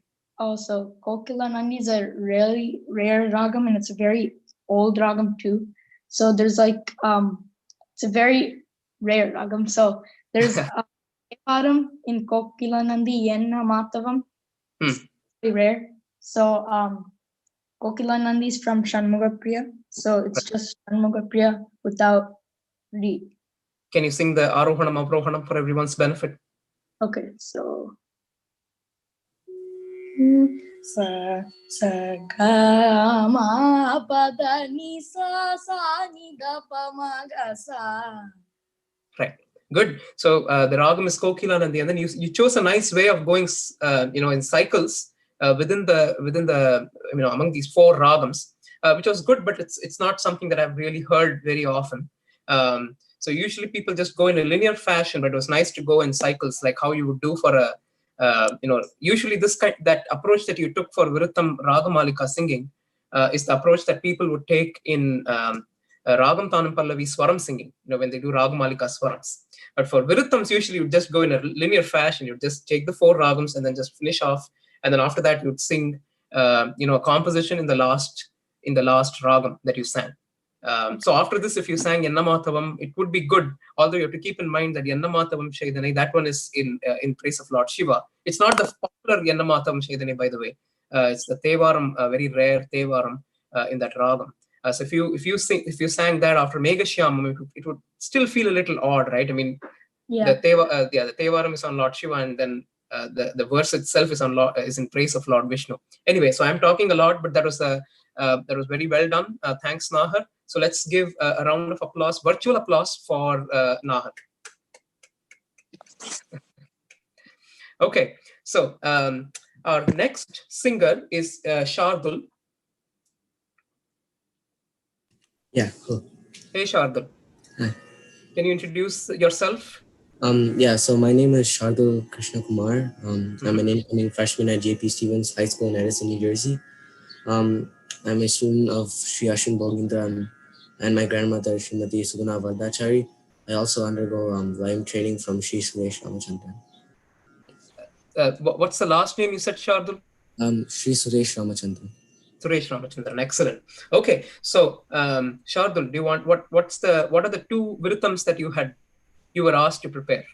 So I was asked to prepare Shantakaram Bhujika Shainam and Manojava Maruta Turya Vedam, both Sanskrit shlokas. Excellent. So would you like to sing for us Manojavam? Yeah, okay. What do you know about Manojavam? What did you learn about it, about that verse? So it's basically about Shri Hanuman, and it's basically about like the composers like taking refuge in Hanuman. Should I explain the meaning? Yeah, go ahead. Explain the meaning. It's basically talking about how Hanuman is swift as the wind, and he's fast as the wind and swift as the mind. And then he's the master of the senses, and he has incredible intelligence, learning, and wisdom. And also, like he's saying, like he's the son of the wind god, and he's the chief among the Vanras. And he's basically saying to the messenger of Sri Rama, I take refuge in you. To Hanuman. Excellent. Okay, good. So that's the Sri Rama Dutam, right? So he was a messenger of Sri Rama because he went to Lanka. You remember that story, right? So he went to Lanka to pass on Rama's message to Sita, right? That Rama is on his way. So that's why he's called Sri Rama Duta. So this is in praise of Lord Hanuman. So what are the ragams you've chosen, Shardul? So I've first chosen Maya Malava. Okay. And then Kedar Gaula, and then I'll finish off with Simendra Mitra. Excellent. Go ahead.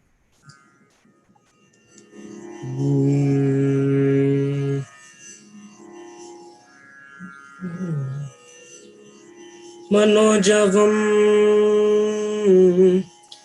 मनोजवं मारुततुल्यवेगं जितेन्द्रियं बुद्धिमतां वरिष्ठं मनोजवं मारुततुल्यवेगं मनोजवं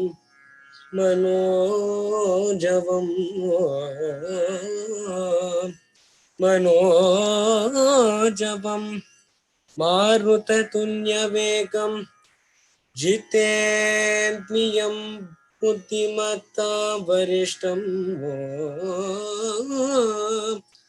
मनोजवं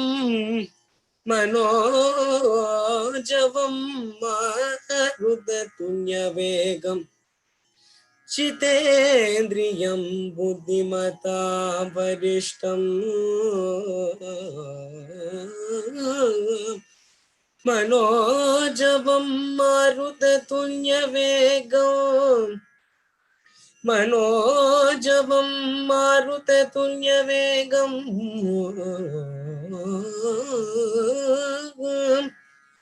मनोजवं मारुततुल्यवेगं जितेन्द्रियं बुद्धिमतां वरिष्ठं वातात्मजं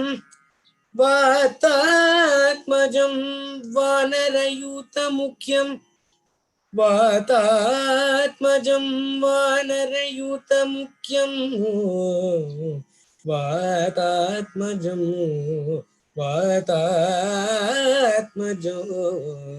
वातात्मजं वानरयूतमुख्यं श्रीरामदूतं शिरसा नमामि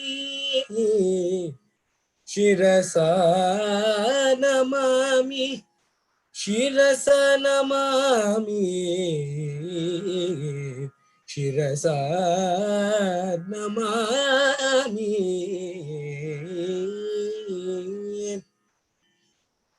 मनोजवं मारुततुल्यवेगं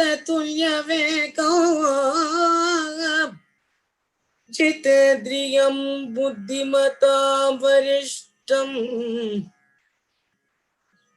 वातात्मजं मनोजवं मारुततुल्यवेगं जितेन्द्रियं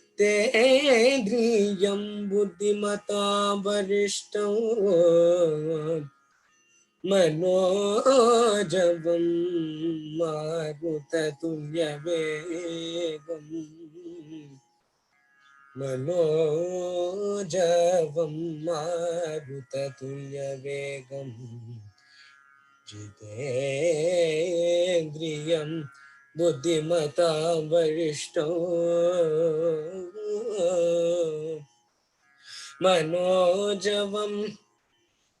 मनोजवं मारुततुल्यवेगं जितेन्द्रियं बुद्धिमतां वरिष्ठं वातात्मजं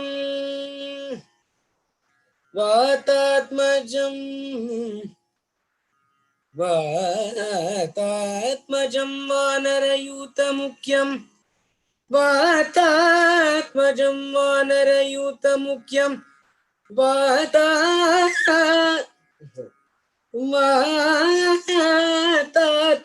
वानरयूतमुख्यं श्रीरामदूतं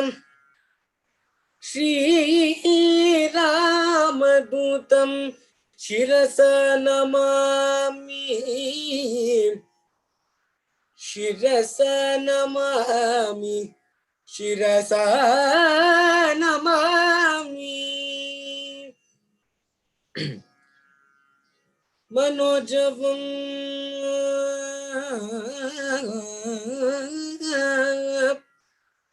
मनोजवं मारुततुल्यवेगं जितेन्द्रियं बुद्धिमतां वरिष्ठं मनोजवं मारुततुल्यवेगो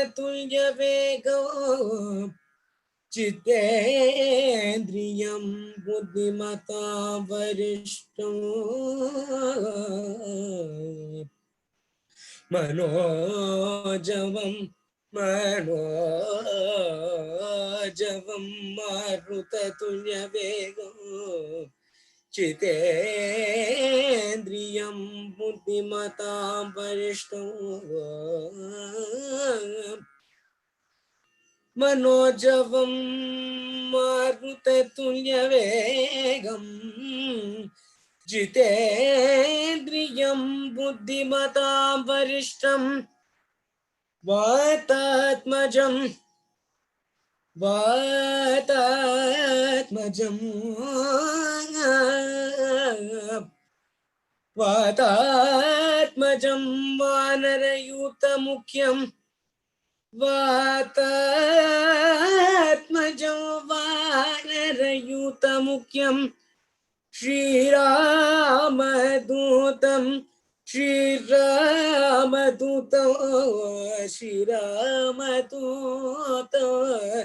श्रीरामदूतं शिरसा नमामि शिरसा नमामि शिरसा Namami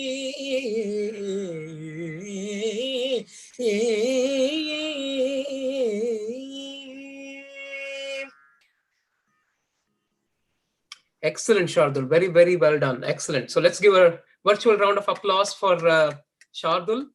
Excellent. I found a very interesting comment by Harini on the YouTube live. She says that Malaya Maruttam could have been a very good choice for this this verse, just because this verse is on Maruti, right? Maruti is Anjaneya, Anjaneya is Maruti, and so we could have chosen Malaya Maruttam as one of the ragams for this verse. But anyway, that's a great comment. Thanks, Harini. Yeah, so let me ask you one question, Shardul. So if you were to sing a composition after this verse, what would that composition be? I don't really know much kritis. It's okay. It doesn't have to be something that you know. You must have heard something that is on Anjaneya. Do you know anything? I mean, the kritis I know in Sumendra Madhyamam are Ninne Namriti and Right. Think a little bit out of the box. Let's say it's not even in Simendra Madhyamam, and you chose some other ragam. So there are a couple of good songs on Anjaneya Swami. One is Anjaneya Raghuramam in Saveri. Your grandmother sings that quite often in concerts. And then there is also Geetharthamu, which is a very, very popular song, which is also in praise of Anjaneya Swami. So that is also a very nice composition. You can sing Surutti Ragam in the end. And then sing Geetharthamu. That would be a very nice fit. But let us keep in mind that for this Manojavam Marutatulya Vegam, Malaya Marutam can be a very nice ragam. So that's a great comment. Thank you. So let's move on to the next performer. Thanks again, Shardul. The next performer is Tejasvi. Namaste. Tejasvi, can you introduce yourself? Hi, my name is Tejasvi Subramanya. I'm a rising 9th grader at Wheaton High School in Maryland, and I've been learning from Srimati Nirmala Ramaswamy and Jayanti Ramaswamy for the past 7 years. And the two Viruttams that I was given were Manojavam and Manikya Veenam. Manikya Veenam. Do you want to do Manikya Veenam? Yeah. Excellent. Go ahead.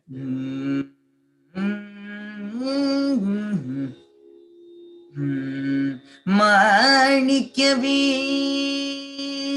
Veenam, Manikya Veenam, Upalalayanti,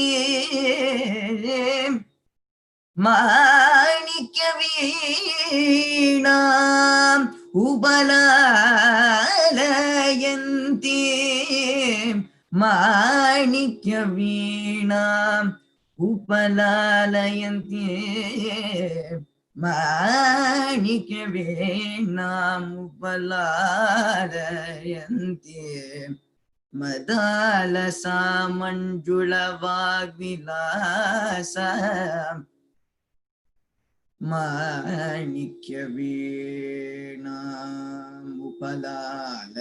माणिक्यवीणामुपलालयन्ति Madalasa मञ्जुळवाग्विलासा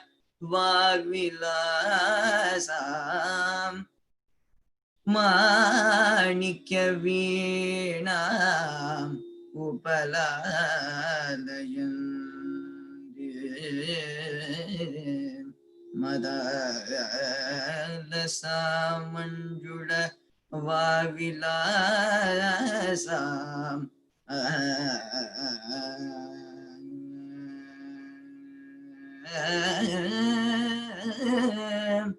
Madalasa मञ्जुळवाग्विलासा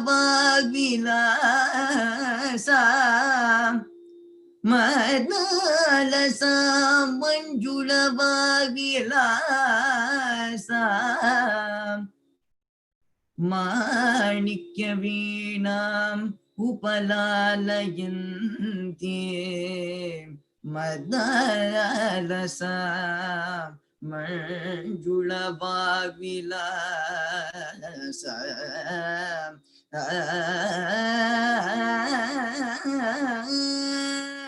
Madalasa मञ्जुळवाग्विलासा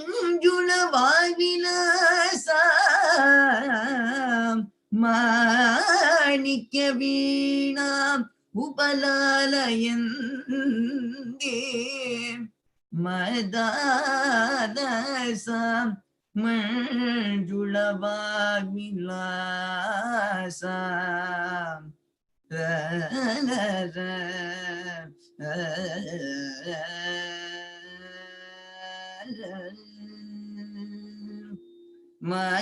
महेन्द्रवीणा महेन्द्रनीलद्युति कोमलाङ्गी महेन्द्रनीलद्युति कोमलाङ्गी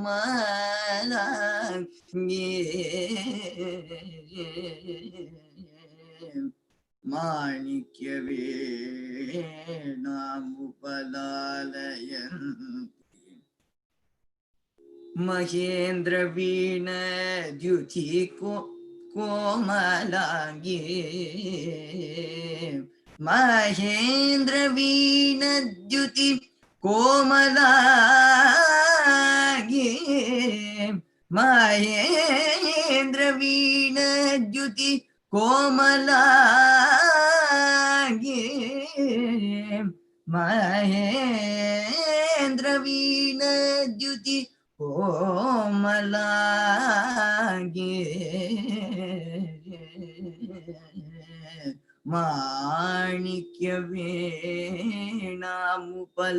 माणिक्यवीणामुपलालयन्ति Madalasa मञ्जुळवाग्विलासा महेन्द्रवीणद्युति कोमलाङ्गी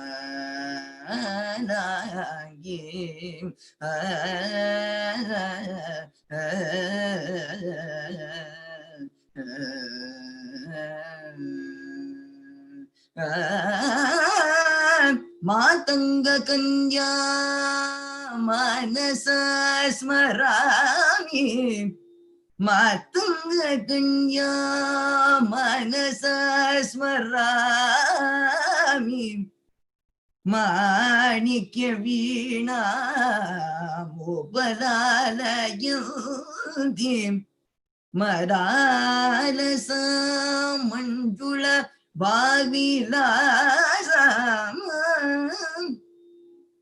महेन्द्रवीणद्युति कोमलाङ्गी मातङ्गकन्यां मनसा स्मरामि मातङ्गकन्या मनसा स्मरामि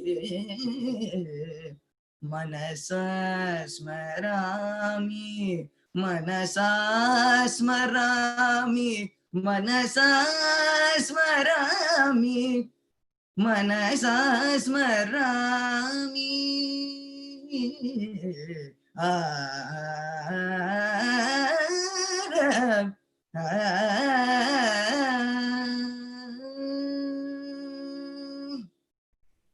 Excellent, Teju. Very, very well done. Excellent.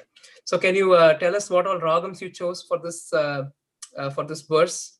I chose Dhenuka, Ana, Ananda Bhairavi, and Madhyamavati. Very nice. There was a special choice you made, right? For because you chose Sahana for a reason. What was that reason? The Swarakshara Madala Sam.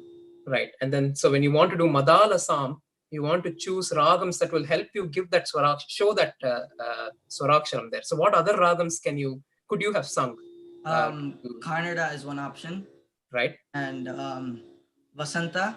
Right. And Kannada. Kannada, right? Kannada. Madala Sam. You can get full Swaraksharam in all the three. The Madala Sam. When you do Kannada, you would have gotten all of the Swaraksharams there, right? Yeah. So Viruttam singing, as you can observe, gives a lot of scope for creativity and manodharmam. You can also make choices for ragams based on whether it gives us lends us opportunities to explore concepts such as Swarakshara, right? Sometimes the name of the ragam itself will be embedded in the verse, and so you can make the obvious choice of choosing that ragam, right? So anyway, so thanks for a wonderful presentation, Teju. That brings us to the final participant for today's session, Sasanka. Namaskaram, Gokulana. Namaskaram, Sasanka. Can you introduce yourself? Yes. Namaskaram, my name is Sasanka. I'm from Virginia. I'm a rising 9th grader and I learn vocal music from Vidwan Shri Kamalkan Minjamuri, and I learn violin from Vidwan Shri Subhash Viveka. Excellent. Thank you very much for this opportunity. This has been a wonderful learning experience. Wonderful. So you were given, I think, Petrathai Tanai Magamarandalum, right? And then what was the other one? Meghashyamam. Meghashyamam. So since Nahar already covered Meghashyamam, would you like to sing Petrathai Tanai? Yes, I would. So tell us a little bit about this verse. This verse is it's written by a Tamil poet named Ramalinga Vallalar. This is a very emotional and evocative poem verse.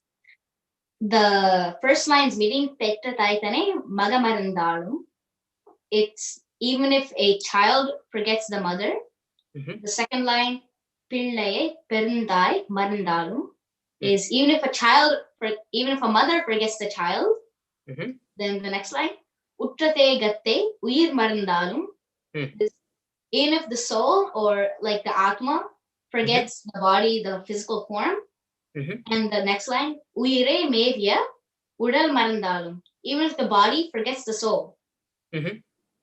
Kattanenjagam Kale Marandalum, even if Sasanka, just let's correct a small thing. So Uirai Mevya Udal Marandalum.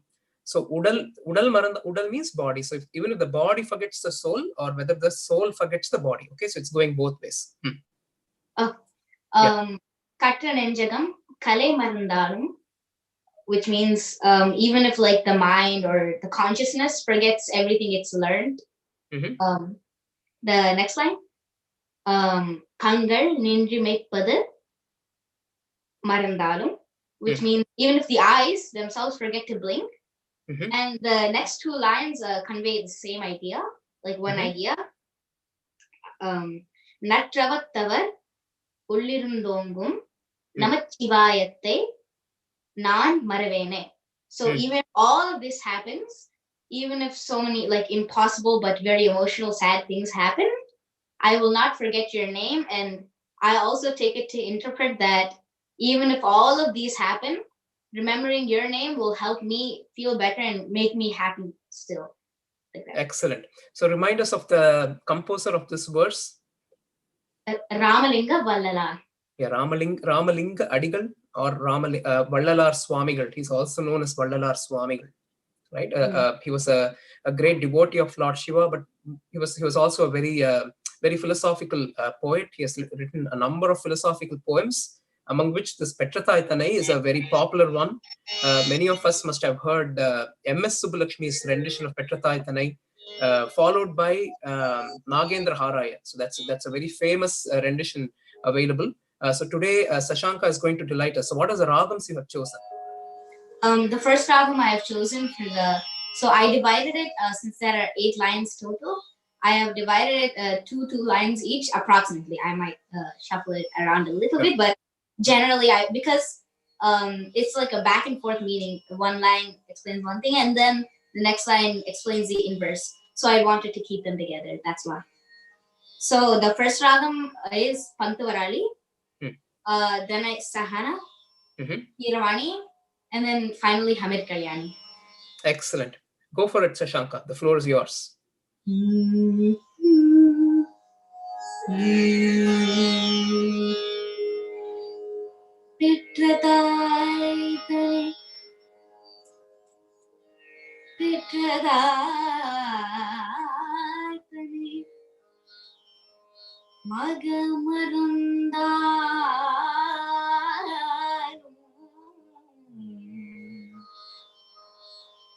Petrathai Magamarandal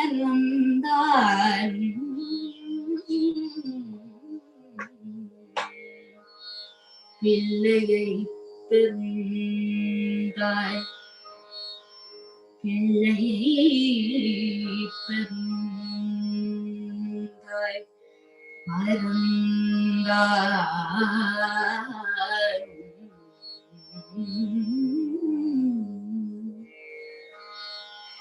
மறந்தால் உற்றதேகத்தை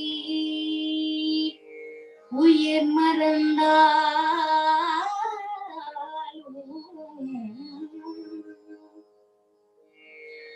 பெற்றதாய் தனி பெற்றதாய் தனி மக மறந்தால் உற்றதேகத்தை உயிர் மறந்தாலும் பெற்றதாய் தனி மக மறந்தாலும்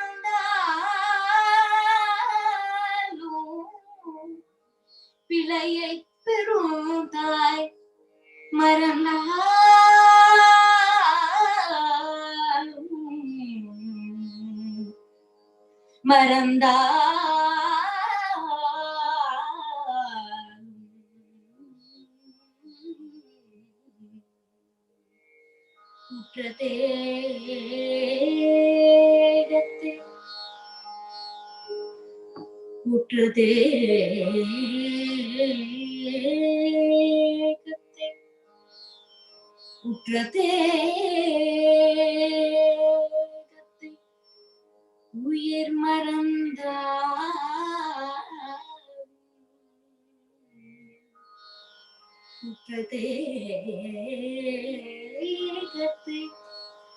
உயிர் மறந்தால்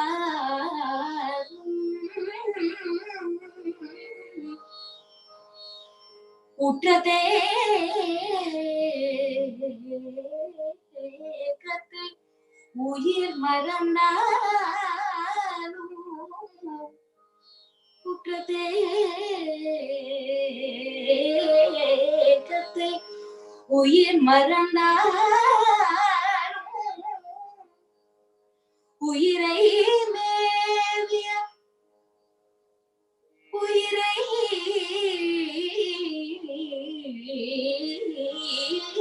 மேவிய உயிரை மேவிய உயிரை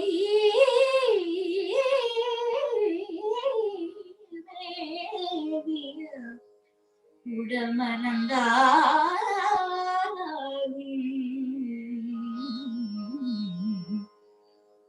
உயிர் கட்டண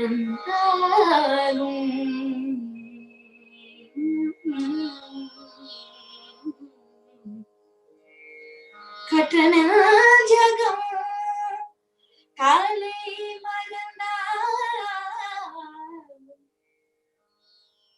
கட்டண ஜகம் கலை மறந்தாலும் கட்டண ஜகம் கலை மறந்தாலும் கட்டண ஜகம்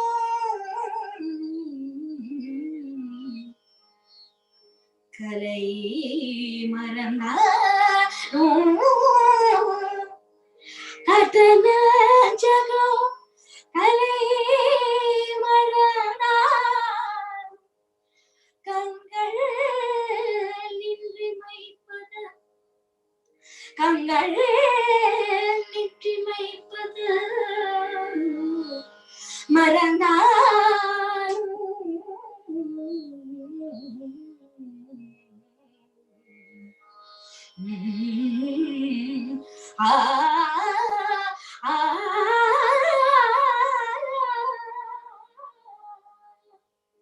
கட்டண ஜகம் கலை மறந்தாலும்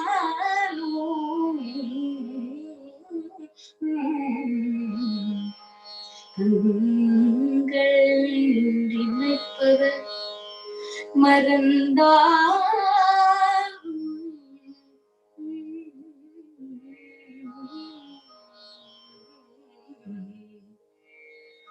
நற்றவத்தவள் நற்றவத்தவள்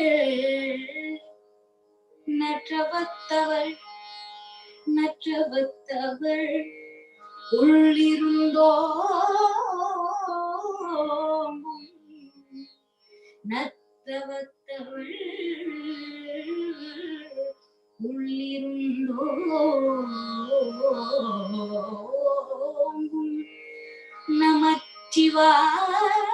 நமச்சிவாயத்தை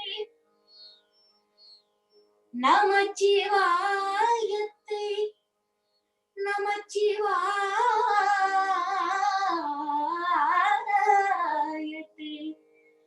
நமச்சிவாயத்தை நான் மறவே நமச்சிவாயத்தை நான் மறவே நமச்சிவாயத்தை மறவே நமச்சிவாயத்தை நான் மறவேன் நான் மறவேன் நான் மறவேன்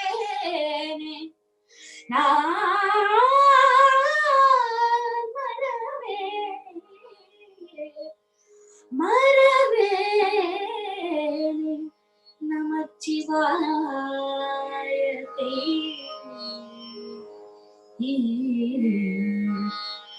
நான் மறவே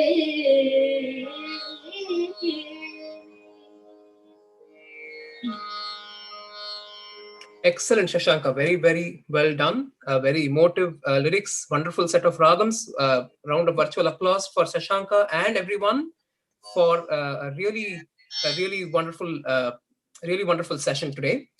So let's go over a couple of points that came up during the live chat. I know we are running out of time, but this is a break. This is a break time, so I think it's okay. Kamala Kiran raised this question about Namah Shivaya versus Namah Shivaya in Sanskrit and Namah Shivaya in Tamil. So does anyone know anything about that? Karthikeyan and Sasanka, you both of you sang Namah Shivaya, right? So do you know the reason for that? I think that Namah Shivayate is closer to older Tamil, like more ancient Tamil written during that time and before, than Namah Shivayate.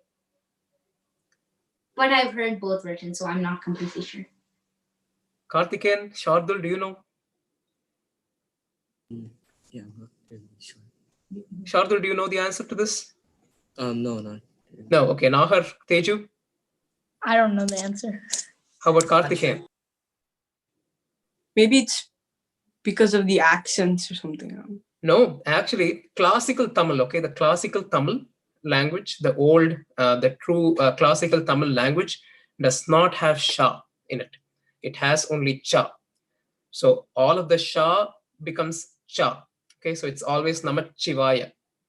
Okay, so so sha is a very, very Sanskrit alphabet, and then all the saints that used to compose in Tamil also knew Sanskrit. But they couldn't say Namah Shivaya because Shivaya was Sha is not in Tamil, and so they stuck with Namah Shivaya. Okay. So anyway, fantastic performance, everyone. Thanks everyone for thanks to the audience as well for keeping this keeping the session live and lively. A lot of comments, a lot of appreciation for everyone. So thanks again. Have a great afternoon and rest of the evening. Thank you. Wait, is ha also not in Tamil? Yeah, actually, ha is also not in Tamil. Yeah. Because I know some Tamil people who call me Nagar. That's why. See, yeah. And even if you noticed Sasanka, it's the Tamil writing is not dehatte, it is degatte, deka. That's how it's written in Tamil. But then we know it is deha because it's a word that's borrowed from Sanskrit, and so we say dehatte. But if you listen to proper Tamil, people who follow the Tamil script very strictly, they won't say dehatte, they would say degatte or dekatte. Okay. Anyway, excellent. Sanjeev, any final words? No, I'm truly impressed by all of you guys, and not only presenting the Viruttam, but also the meaning and the kind of background behind how you chose what you did. So I think that was very informative for the audience, and you can clearly see our live chat is blossoming. So we're very happy. Thank you all so much for participating and kind of sharing your knowledge with us. And of course, thank you to Gokul and Na for moderating the session and kind of encouraging some of the younger folks to on the Viruttam topic. Excellent. Thanks, everyone. Okay, so with that, we will take a very quick break. We will still start the quiz session at 4 p.m. Eastern time. And so don't go away. And we want all the audience to be participating via the live chat and other instructions.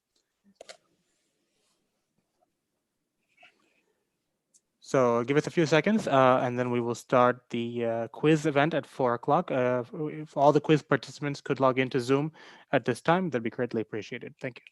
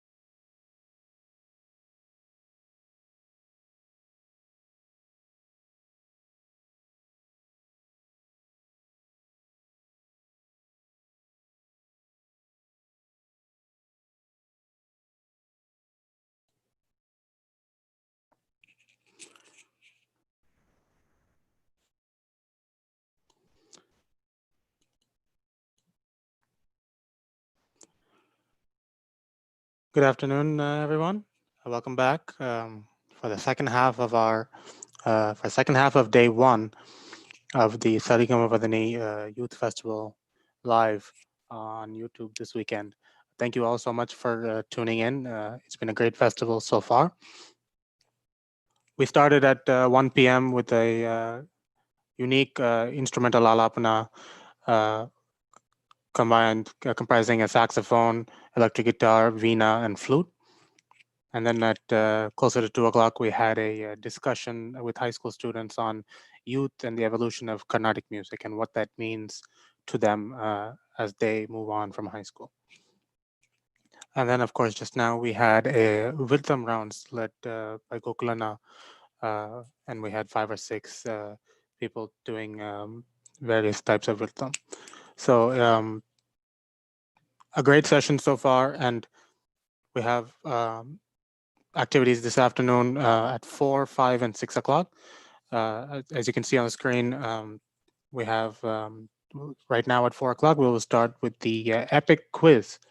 So we invite all the audience to participate either through the live chat or if there are any specific instructions, our moderators will let you know. So with that, I'm going to turn it over to Sahana Sriram and Malini Srinivasan.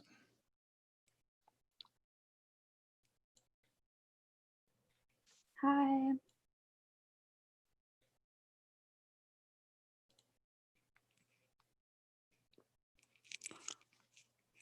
Hi, Malini and Sahana. You can go ahead. Hi, we are your moderators for this event, and I'm just trying to share my screen, so 1 second.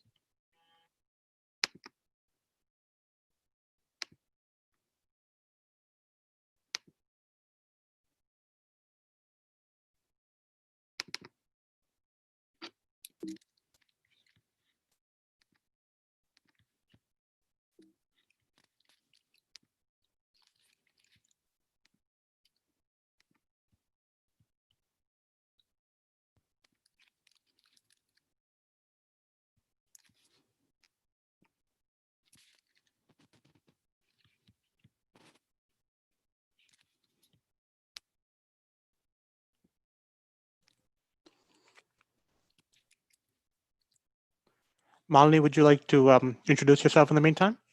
Yeah. So hi, I'm Malini Srinivasan.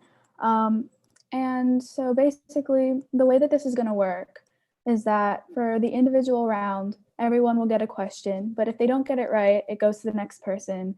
And if that person doesn't get it right, we'll reveal the answer, since it'll be easy to guess with only 2 answer choices left for the next person. Either me or Sahana will be keeping track of everyone's points. It's me. I have the points on a separate document. And then for the next round, we'll try to even the teams. So about 3 people per team, and we'll judge their answers on a scale of 0 to 2. So 0 is no attempt, 1 is partially correct, and 2 is correct. And you'll see those questions later. But for the meantime, it's just multiple choice questions we have here on our slides.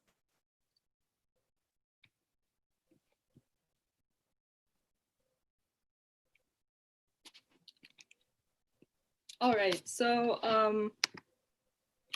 we're gonna go in this order. So Aishwarya, Guhan, Raghav, Samyukta, Sasanka, Tejas, Vasan, Vishal, and Samapriya. So the first question is for Aishwarya. Which Melakarta has the most, and also when you're answering, you can unmute. So which Melakarta has the most known janyas? Harikamboji, Shubhapantvarali, Kanakangi, or Chalanate? Is it Harikamboji? Oh, sorry. Harikamboji? Yeah. Yeah. Okay. Okay, for Guhan, the commonly known ragam Latangi is referred to as what ragam in the Dikshitar school? A. Vamshavati, Chamaram, Gita Priya, or Rupavati? I actually don't know, so I'm just gonna guess Gita Priya. Yes. All right.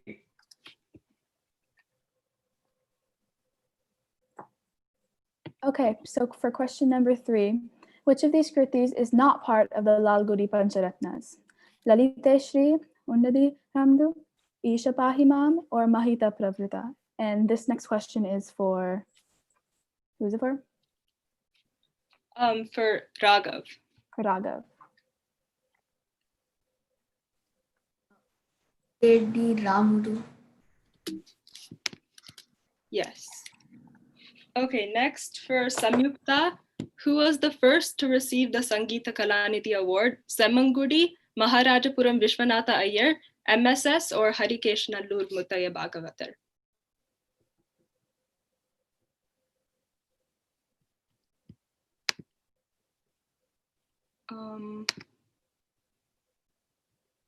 Okay, I guess Samyukta is not here, so we'll go to the next person. Sasanka? Is it D. Harikeshnallur Muttaya Bhagavatar? Yes. Okay, next one is for Tejas. What is the Pratimadhyamam equivalent of Sarasangi? Vakulabaranam, Denuka, Nataka Priya, or Latangi? D. Latangi. Yes. Okay, the next one is for Vasan. Which composer was known to incorporate the raga name in the composition itself? Swati Tirunal Dikshitar, Shama Shastri, or Gopala Krishna Bharati?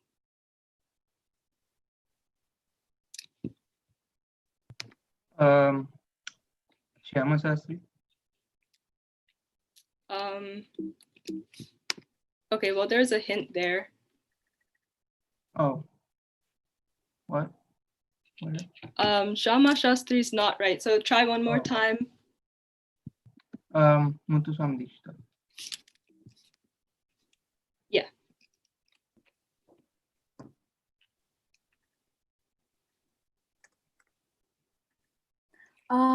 So which of the following is not a kala pramanam? Vilamba kalam, madhyama kalam, gambira kalam, and durita kalam. And that one is for Vishal. Okay, C, Gambhir Kalam. Yeah. Okay, the next one is for Samapriya. Can you identify a kriti for each of these kadams? Let's see. So Vilamba Kalam would be like Giripai Nelapandan. Madhyama Kalam would be Sarsa Samadhana. And Durita Kalam, I don't know. Okay, Durita kalam is like Mel kalam, the fast one. I guess, but I'm trying to think of a song. I can't think of one right now. Okay, yeah, the first two were right. The last one would be anything like Vitajala Dura or... Oh, okay. Yeah. Okay, the next one is for Aishwarya.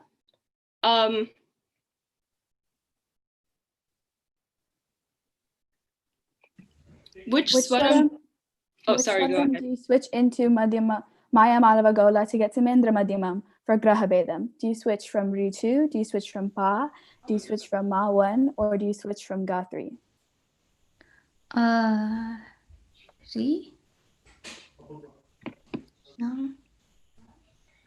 Ma? Okay. I didn't know that. Okay, so the next one is for Guhan. What are Tirupavais and who wrote them? A, verses written in worship and praise of Lord Shiva by Sri Arunagirinathar. B, verses written in worship and praise of mainly Lord Narayana by Sri Arunagirinathar. C, verses written in worship of Andal by Tyagaraja. Or D, verses written in worship and praise of mainly Lord Ranganatha by Andal. And that's for Guhan. Okay, I think it's, here, give me a second. Yeah, I think it's D, verses written, yeah, for Ranganatha by Andal. Yeah. All right. Okay, so next one is for Raghav. Jnanamo Sagarada is a very well-known kriti in Purvi Kalyani. Before it was popularized in Purvi Kalyani, what ragam was it sung in? Gamanashrama, Shadvida Margini, Pantuvarali, or Shubha Pantuvarali?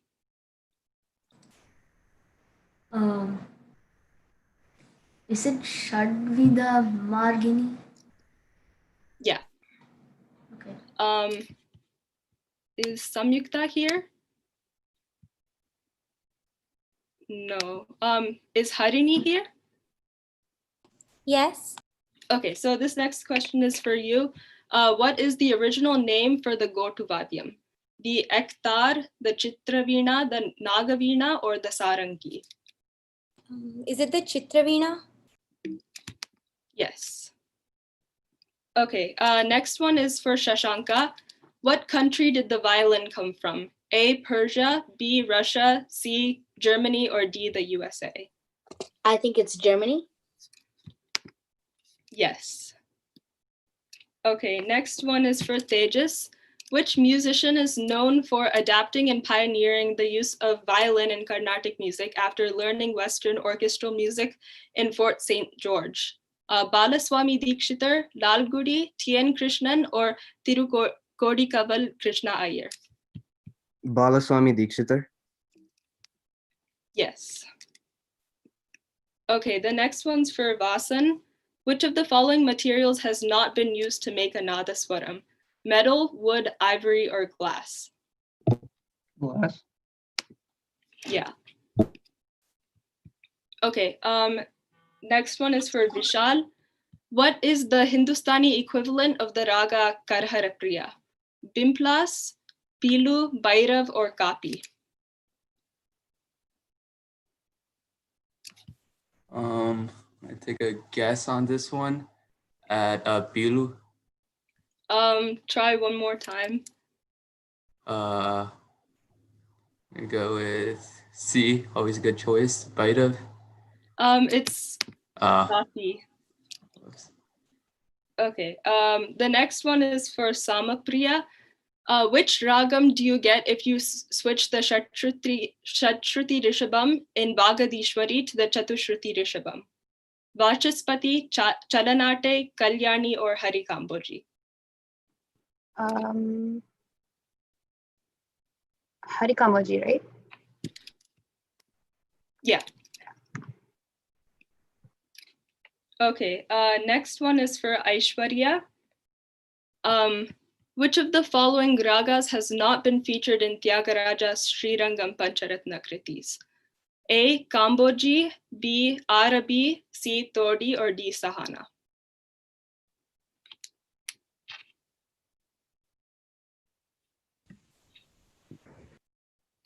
Oh, this one's for Aishwarya. Is it Kamboji?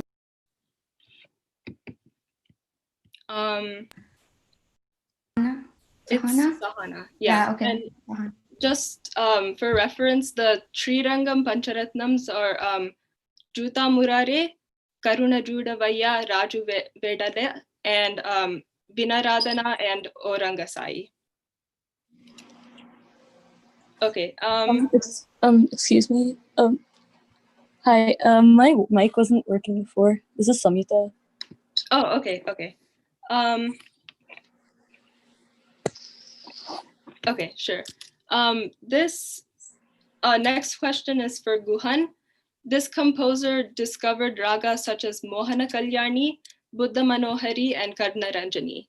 Lalgudi, Tyagaraja, Harikesh Nallur Mutaya Bhagavatar, or Sadashiva Brahmendra? Harikesh Nallur Mutaya Bhagavatar. Yes. Okay, next one is for Raghav. Which composer's specialty was the ragam Begada? Bhadrachala Ramadasu, Kanakadasa, Patnam Subramanya Iyer, or Annamacharya?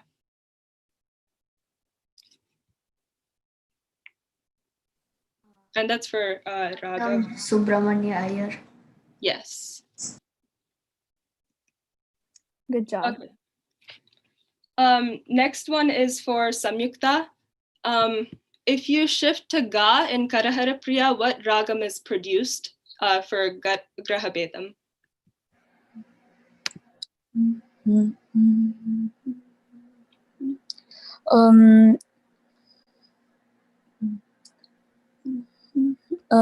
Kalyani? Yes. Okay, next one is for Shashanka. Which of the following are not a part of the end of Vatanya Vartanam? A. Karve, B. Korve, C. Tirmanam, and D. Mora. Is it Karve? Yes. Okay, next one is for Tejas. Hindustani music also has a Melakatta system and the ragas are called dats. How many dats are there? 5, 72, 7, or 10? 10. Yeah. Okay, next one is for Harini. What is it called when certain notes are skipped in a phrase? For example, doing Sarigama Daniri Gari Nidama Gari in Todi, which is skipping pa. A. Grahabedam, B. A Kalpitam phrase, C. Jalaras phrase, or D. Vajra phrase? Vajra phrase? Yeah. Okay, next one is for Vasan. Which two composers have a similar sounding mudra? Sadashiva Brahmendra and Mysore Vasudevacharya, Narayana Tirtha and Patnam Subramanya Iyer, Bhadrachala Ramadasu and Papanasam Shiva or Talapaka Anmacharya and Utakada Venkata Subbayar?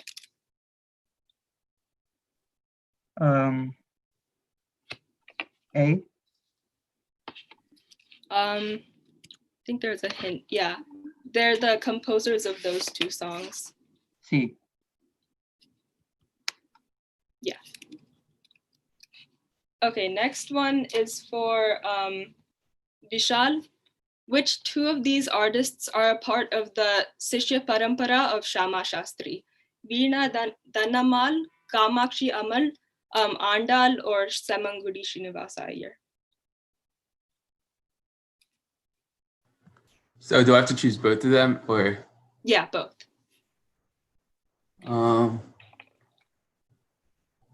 A, Veena Danamal, and maybe B, Kamakshi Ammal. Yeah.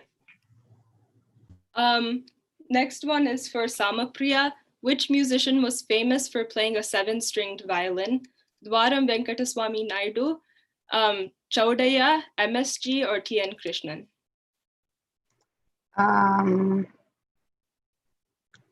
Actually don't know, but I'll guess B. Yeah. Okay. Next one is for Aishwarya. D.K. Pattamal introduced what aspect to the Carnatic concert format? A. Tukadas, B. Neraval, C. Alaapana, or D. Ragam Tanam Pallavi? Tukadas? No, do you want to try again? RTP? Yeah. Okay. Next one is for Guhan. Where did Chaputalas originate? And there are two correct answers. Devaram, Silapadikaram, folk music, or the Samaveda?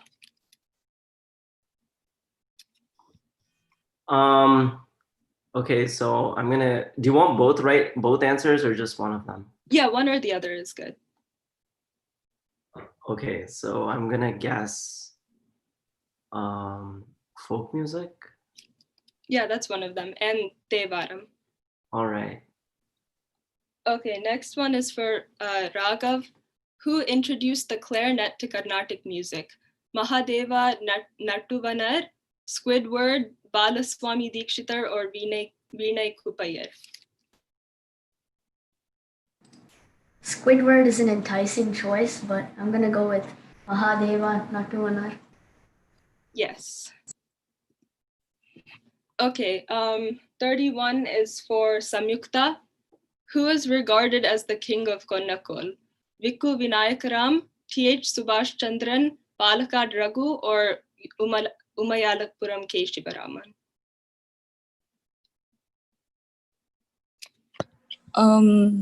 I don't know this one either, but like, I'm gonna guess 2. D? B. That's what I meant. Yeah. Okay, next one is for Shashanka. Which composer had a mudra of Padmanabha or Pankajanabha? Purandaradasa, Swati Tirunal, Narayana Tirtha, or Annamacharya? Is it B. Maharaja Swati Tirunal? Yes. Okay, next one is for Tejas. Why is Muthuswamy Dikshitar's mudra Guru Guha? Tirutani, which Murugan is the deity of, was the site of his first composition. When his younger sister Balamba fell sick, he took her to Tirutani to pray to Muruga, and she was miraculously cured as a result. Or he was known for carrying an idol of Muruga to all different places when he went to India. B. I think there's a hint here, so try again. A. Yeah. Okay, next one is for Harini. Where did the Morsing originate? India, Pakistan, Greece, or Nepal?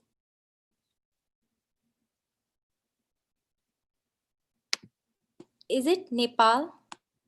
No, do you want to try again? India?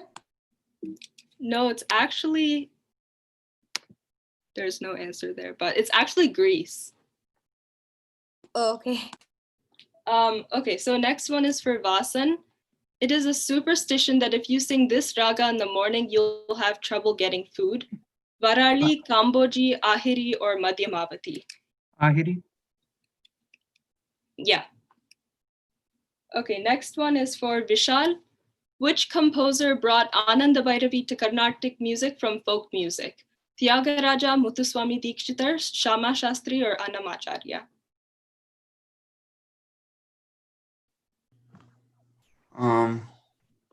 Annamacharya. That okay. No. Do you Oh, want to try? or Shama Shastri. Yeah. Okay. Next one is for Samapriya. What was the Tanjavur Quartet?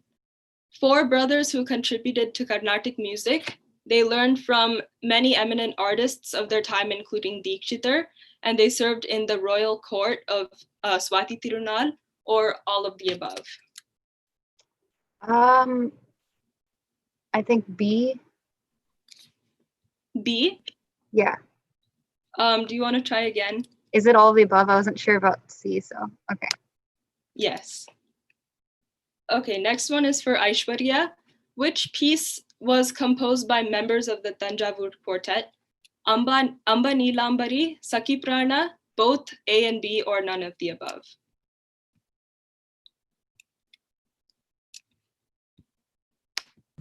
C? Yes. Next is for Guhan, who is regarded as the Holy Trinity of Mridangam.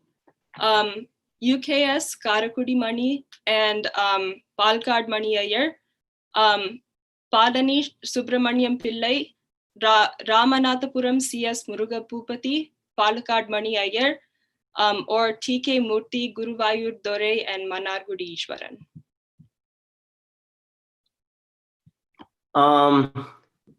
I think it's A.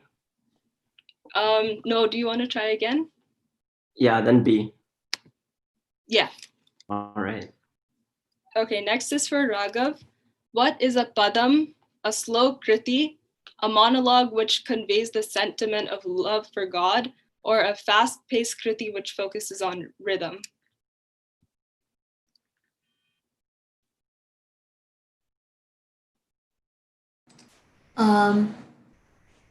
Is it a B? Yeah. Okay, next one is for Samyukta. Who first popularized padams? D.K. Pattamal, Veena Dhannamal, Samangudi Srinivas Iyer, or M.L. Vasantakumari? B. Yeah. Okay, next one is for Sasanka. What was the first main accompanying instrument? Nadaswaram, violin, veena, or sitar? Is it Veena? Yes. Next is for Tejas. What is a yati? An expanding or decreasing pattern that forms a shape, the number of notes that fit into a beat, the number of aksharams in a cycle of talam, or the informal name of a kriti? A. Yes. Next one is for Harini. Which of the following is not an example of a yati? Gopucha yati, Tisra yati, Mridanga yati, or Srotovaka yati? Tishrayati? Yes. Okay, next one is for Vasan. Sing or say an example of a composition or swaras following the Srotovaka yati, and that's when the pattern gradually gets larger. I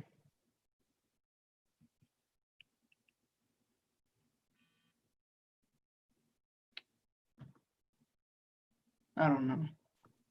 Okay. Vishal, do you want to try this one? Tyagaraja Yoga in Ananda Bhairavi. Yeah. And that's a Swara example. Okay, next one is for Samapriya. These players often fill gaps between the Alaapana phrases with short Laya patterns. Morsing, Tavil, Kanjira, or Gatam? Tavil. Yeah. Okay, next is for Aishwarya. What are Sanda or Chanda talas? Talams used in Tirupugars or Pallavis that fit the word or syllable placements, talams that have the same aksharam counts as another, or talams that the main artist has made up themselves. Is it 8 talams that use? Okay, next one is for Guhan. Which Veda is the source of many ragams? Rig Veda, Yajur Veda, Sama Veda, or Atharva Veda? Is it Samaveda? Yeah. All right. Okay, we'll just go through a couple of these ones before the group rounds. Next one is for Raghav. What is the concept of Chatushra Tishram? It is singing Tishram in Adi Talam. It's singing Chatushram in Tishragati Talam, or singing Chatushram but singing groups of 3s instead of 4s.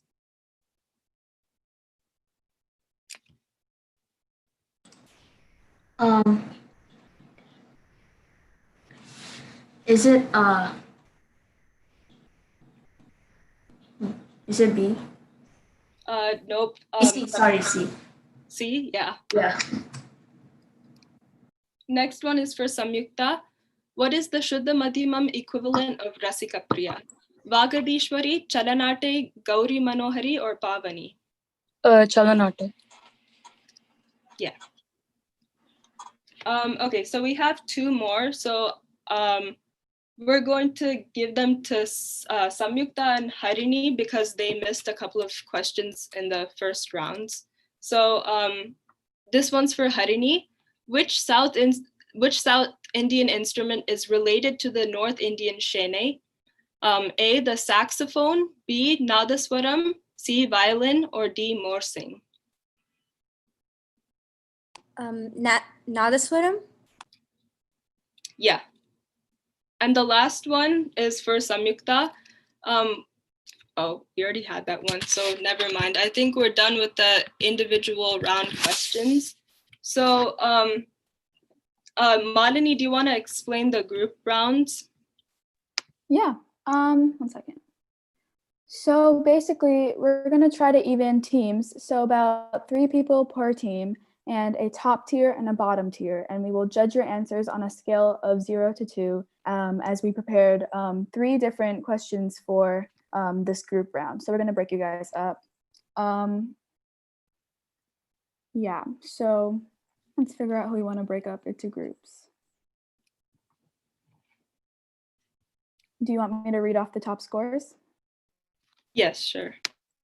Okay, so in our number 1 spot, we have Guhan with 6 points. Not far behind, we have Sasanka, and we have Raghav, and tied with Guhan actually. So you guys are both first place. And then not far behind, we have Vishal, Tejas, Sasanka, and Samapriya all tied with 5 points. And then afterwards, we have Vasan with 4, and then we have Harini with 3, and Aishwarya with 4, and Samyukta with 3. Did I miss anyone? Yeah, and before you forget, I want to mention Team Rasika Priya, that is our audience on the live chat is incredible. It is on the chat room is on fire. So thank you everybody who is commenting on the live chat. So keep that coming.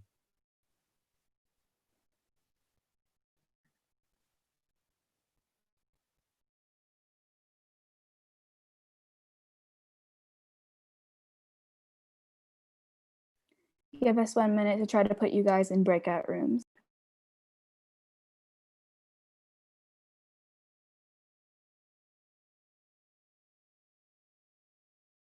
Sanjeev, are you able to do the breakout rooms? Sure, I can go ahead and do that. All right. So could we break up the group into the first three that Malini read, and then the next three, and then the last. Can you read me the names again? For group one, we have Guhan, we have Raghav, and then the rest of them are tied, so we can put Samapriya for group one. Okay. And then for group two, let's do Tejas, Vishal, and Sasanka. Okay. Group three, let's do Aishwarya, Vasan, Harini, and Samita. Okay. Did I miss anyone? Then yeah, it's just the three of you after that. Okay, very good. Yep, good to go.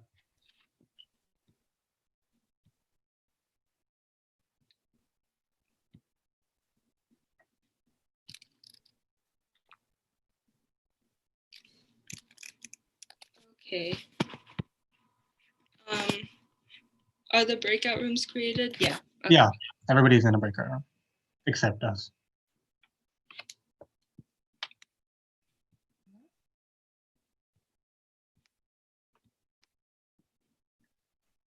I think Samapriya is still here. Okay. Yeah.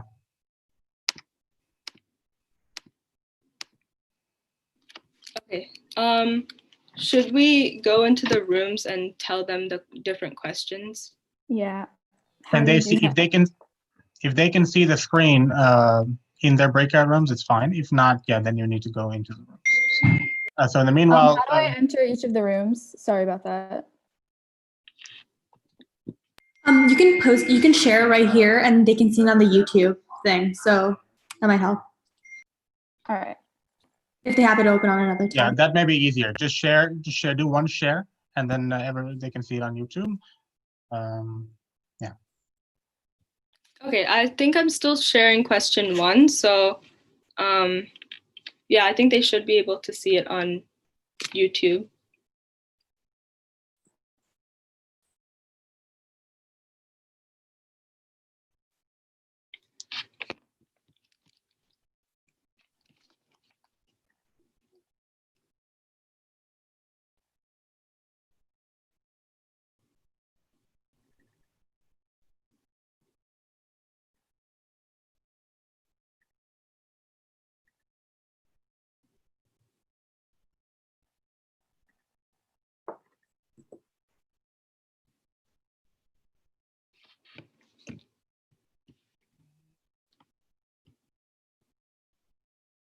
Okay, so we're going to ask group question one to each of the groups and the audience, correct? Yes. Okay. What I would do is actually, so the audience can see group question one. And then in the breakout rooms, if we want to, yeah, you can share it with each of the people in the breakout room.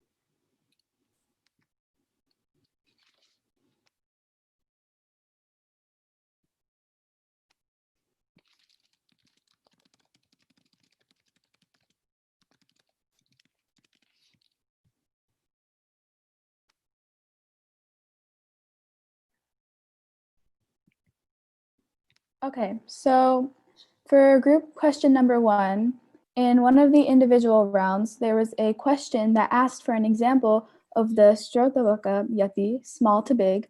The Gopucha Yati is the opposite of the Shrotavaka Yati, and the pattern starts big and ends small. With your groups, make a korve for Vatapi Ganapatim that uses the Gopucha Yati in either the Purvangam or the Uttarangam.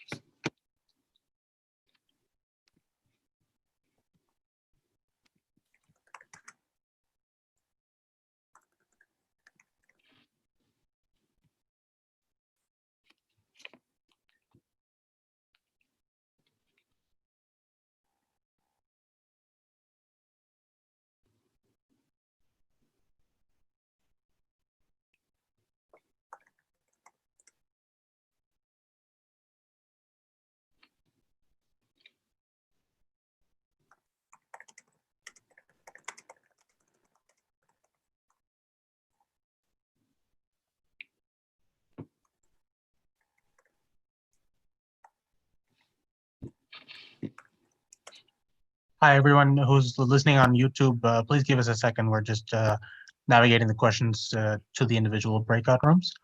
Give us 1 second. Thank you.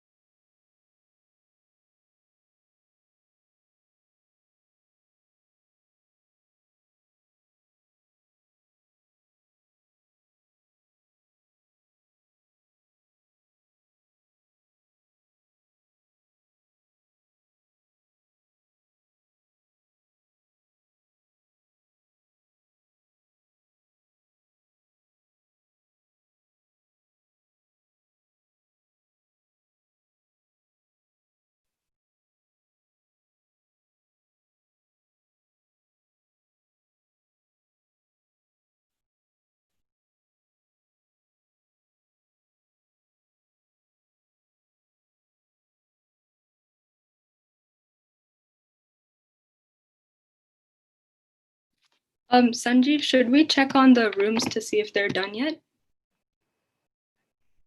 Yeah, go ahead. And in the meanwhile, move it to group question 2 for the audience. Okay. Could you put Shruti and Malini into the room so that we can check on them? Okay. Okay, thanks. And we'll go over the group questions when the groups come back to the meeting. The second one would be creating a Viruttam Korve for Pakkala Nilapadi in the line Manasuna.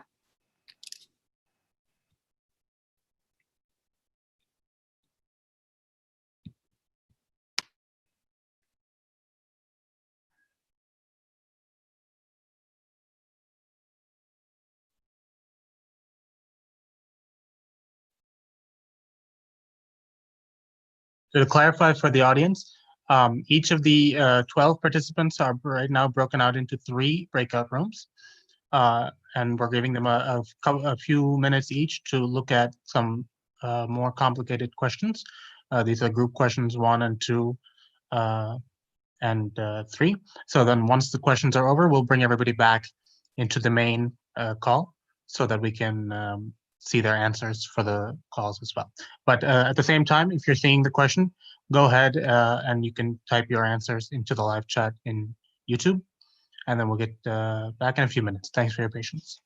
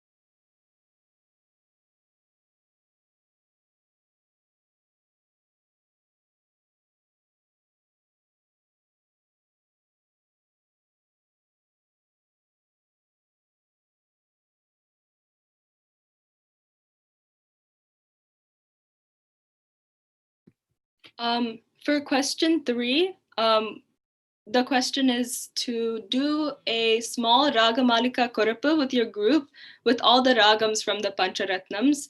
And these ragams are Nate, Gole, Arabi, Varali, and Shri. So basically singing some swarams in each of these ragams and ending on pa. So for different members, each member of the group can do like a different ragam, something like that.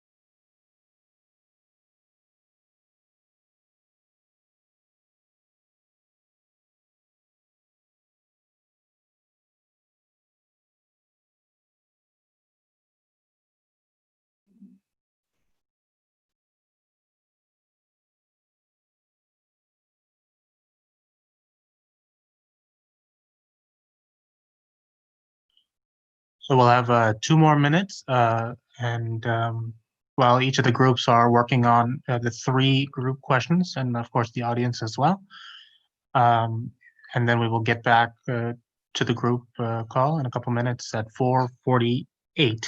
We will get back in and discuss the answers to the 3 group questions.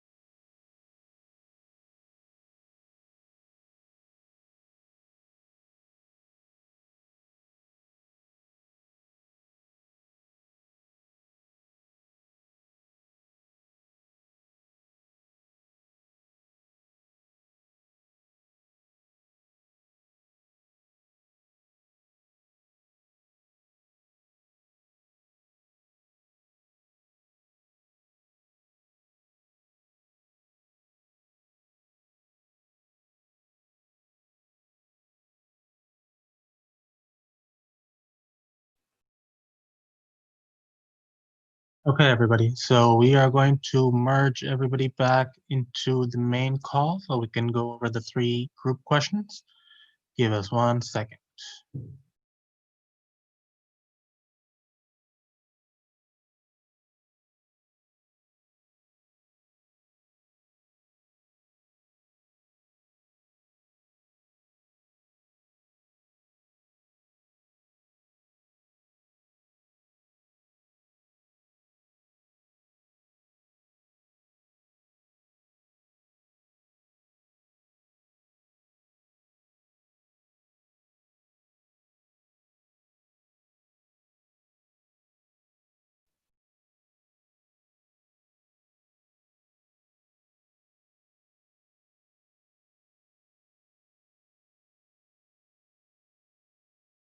Okay, welcome back, everybody. Sahana and Malini, go ahead and take it away for the group questions. Okay, so we'll start with group 1. Is everyone here?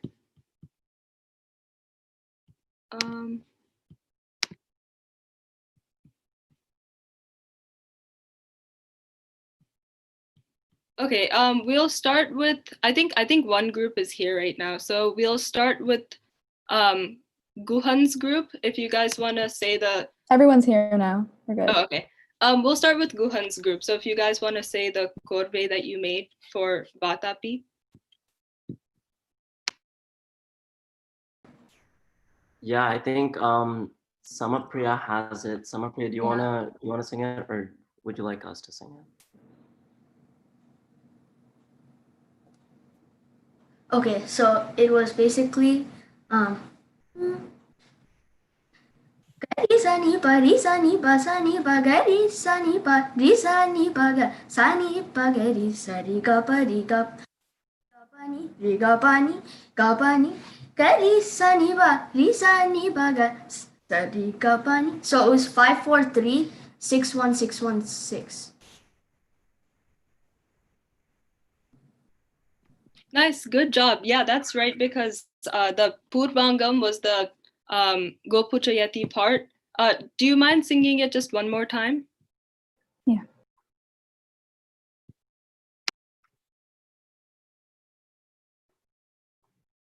Okay. Gari sani pa ri sani pa sani pa gari sani pa ri gari sani pa gari sani pa ri sani pa sani pa gari sani pa ri sani pa ga sani pa gari sari ga pa ri ga pa ni sari ga pa ga ri ga pa ni sari gari sani pa sani pa gari sani pa ri sani pa ga sari ga pa ni. Yeah, that's the korve. Very good. Malini, who's the next group? The next group, I believe, is Sasanka's group. Can you show us your korve?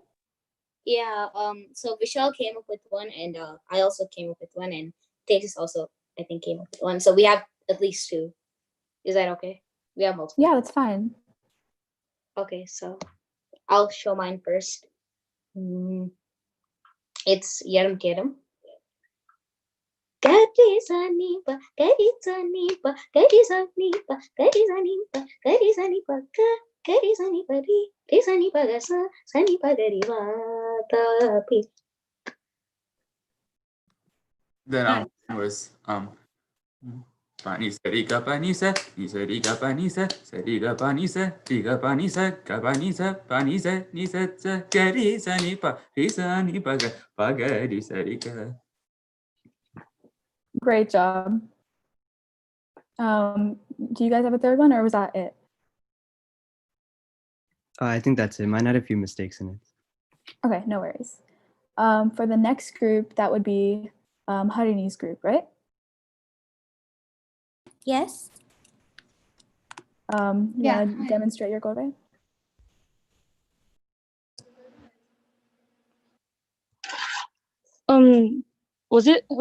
Was it for okay. Yeah, I came up with one. We came up with one. Should I sing it or Yeah. Okay. Gari sani pagarisa, di sani pagarisa, sani pagarisa, di pagarisa, pagarisa, garisa, disa, gari sani pa, di sani pag, sani pagarisa, di ga pani saniga, di ga pani saniga, ga pani saniga, pani saniga, di saniga, saniga, di ga ga, sani ga pag, di ga pani pa, ga pani saniga, di sani pagarisa, di sani pagarisa, sani pagarisa, di pagarisa, pagarisa, garisa, disa, gari sani pa, di sani pag. Great job. That was so good. Thank you. Yeah, so all of the groups had everything was right. All the swarams were right, and everyone used the Gopuchayati. So yes, good job. Did anyone do the second group question? Yeah, our group did. Group 1. Okay. Great. Do you want to show it? Yeah. So we made a yadam to yadam chord, right? Sorry. Kari sa ni da ri sa ni da ba sa ni da ba ma ga. Oh, hold on one second. Okay. Kari sa ni da ri sa ni da ba sa ni da ba ma ga ma pa pa ma pa da da pa da ni ni. Kari sa ni da ri sa ni da ba sa ni da ba ma ga ma pa pa ma pa da da pa da ni ni. Kari sa ni da ri sa ni da ba sa ni da ba ma ga ma pa pa ma pa da da pa da ni ni. Manasuna. So good. We also came up with one. It's a Yeram to Yeram Kurve. All right, go ahead.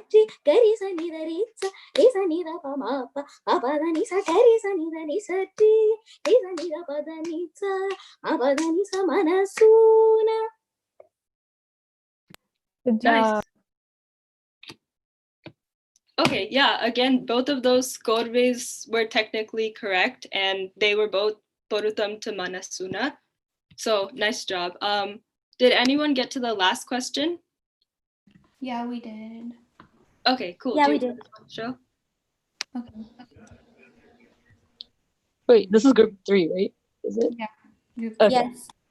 Okay.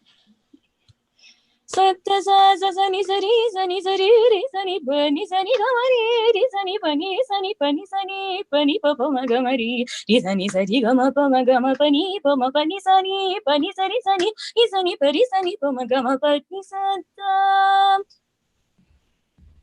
Ri pa ma ni pa sa ni sa ri ga ma ri sa ni pa ni sa ni pa ni sa ni pa ma ri pa ma ni pa sa ni sa ri sa ni pa ni sa ma ri sa ni pa ma sa ri ma pa ni sa. Sa sa sa sa da sa ri ma ni sa da ma ni sa ni da ri sa ni da pa ri ma pa da ri sa sa. Sa di ma pa da ri sa ni da ba ma pa da ba ma pa ma ga di sa di ma pa da sa. Ga ma ma da ni ni da ri sa ni da ni sa ri sa ni do pa ma da ni ri sa. Sa ni pa da ni pa ma ri ma pa ni sa. Ga ma da ri sa ni da ni sa. Sa ni ri sa ni sa ni sa ri pa ni sa da sa ni sa ri ni ga ma ni ma pa ma ga ma ri sa ri ga ma pa ni sa ri sa ni ma ri sa ni pa ni sa ni pa ma jagada. Or because yeah. Good Good job. job. That was so good. That was really good. The coordination was really good. Yeah, especially with the lag difference. You guys really did well. Okay, well, that's the end of what we have for the group questions and the individual questions. Did anyone else do question 3? Nope. Okay. Yeah, well, thank you so much for joining. And Sanjeev or Malini, do you guys have anything to announce? No, Sanjeev? Yeah, so thanks everybody participating in our rapid fire epic quiz fest part 1. And I know the 50 questions in the beginning was really tight, and you could see the lot of activity on the live chat as well. And then the group questions, very nice questions that kind of force the smaller groups to think and kind of come up with the right answer. So thanks a lot, everybody, for participating. And hope, we'll do another quiz tomorrow, and tomorrow's quiz will be more focused on listening. So we'll have a clip for you, and then we'll have a Kahoot question portion. So you will be able to answer via Kahoot on your phone, or for the audiences, for the same thing, they can use the Kahoot app or the Kahoot website to answer those questions. So until then, we'll have a quiz activity tomorrow. But right now we're at 5 o'clock, so we're going to go over to the next activity, which is a violin Alaapana. Yeah, go ahead. Just one more thing. I really wanted to credit the quiz writers that wrote the multiple choice questions.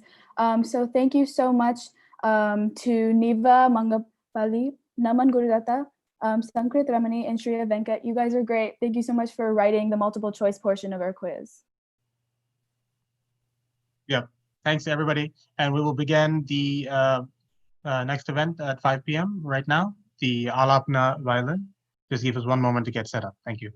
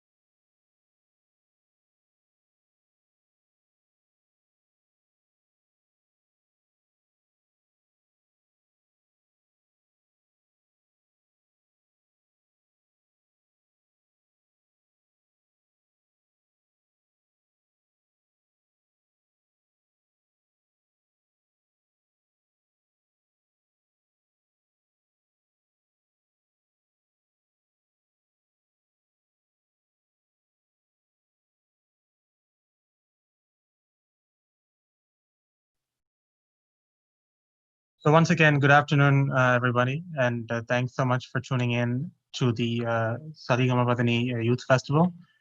This is a 2-day festival, and this is our 6th year doing this festival.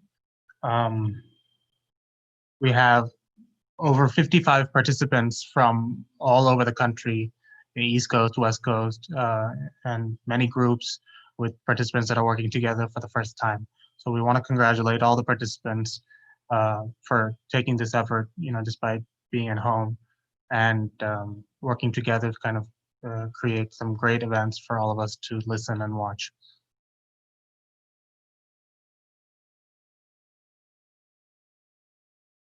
As I mentioned earlier, if you're not signed up for the SRGMPDN email list, please email us at sarigamapadani@gmail.com, or just put your email address in the live chat, and we will add you to the email distribution.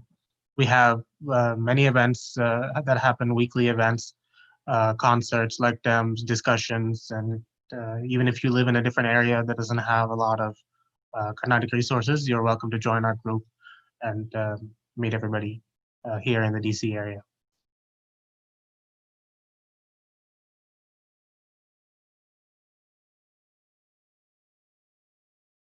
Okay, so with that, we'll move on to the next activity. This is going to be a violin Alaapana, and as you see on the screen, the participants are listed, and I'm going to let Samapriya introduce the participants.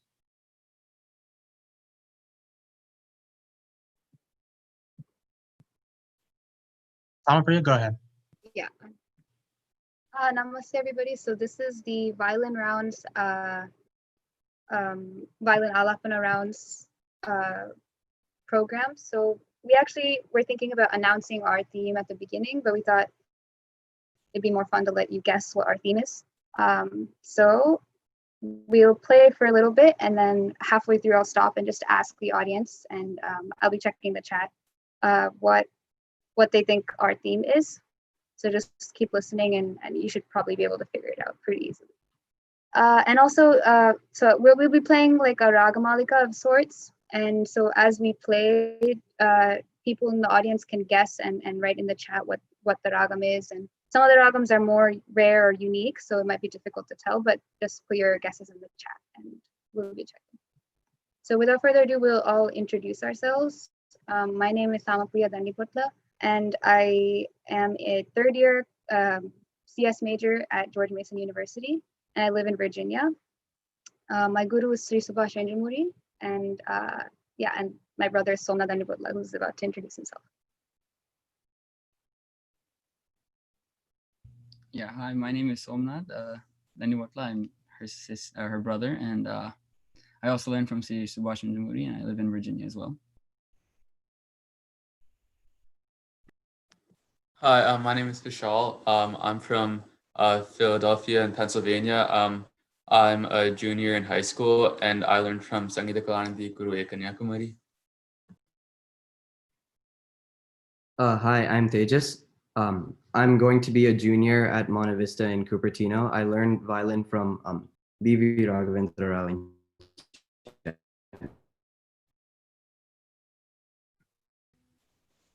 Hi, my name is Srinath Hariharan, and I am a current 10th grader at Woodbury High School in St. Paul, Minnesota.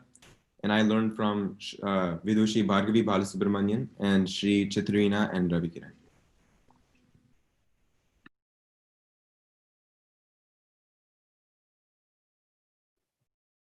So I think we can go ahead and get started.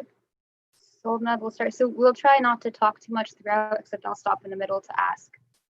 But otherwise, just enjoy. Thank you for listening. Yeah, and if you can guess the ragams, like she said, go ahead and write them in the live chat box.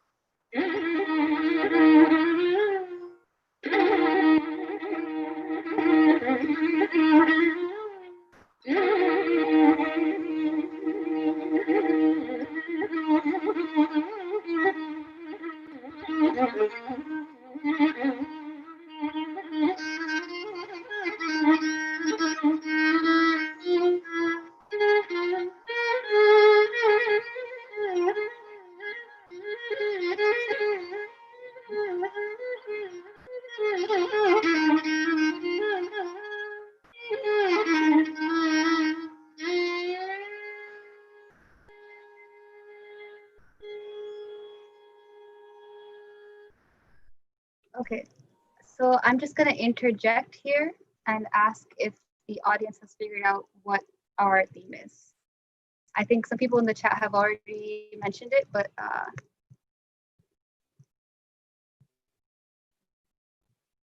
we'll just wait for a little bit until.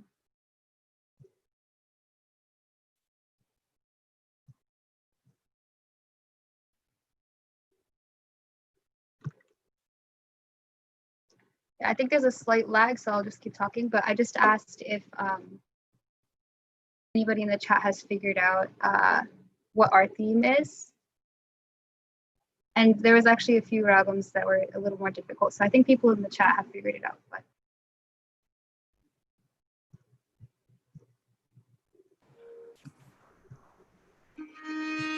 yeah, Rishi, you're right on. You figured it out. So we are trying to, I know there's a slight delay, but so we're trying to do Sarivam Padani, the letters. And so each of us picked a letter. And so we picked ragams starting with that letter. So like for Sa, Somnath did Sahana, Sarasangi, other ragams like that. And then for Re, I think it was really difficult to find some. So we had to do like Ranjani and other ragams.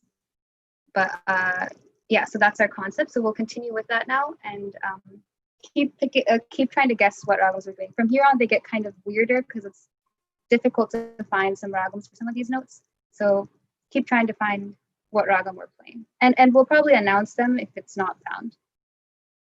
Yeah.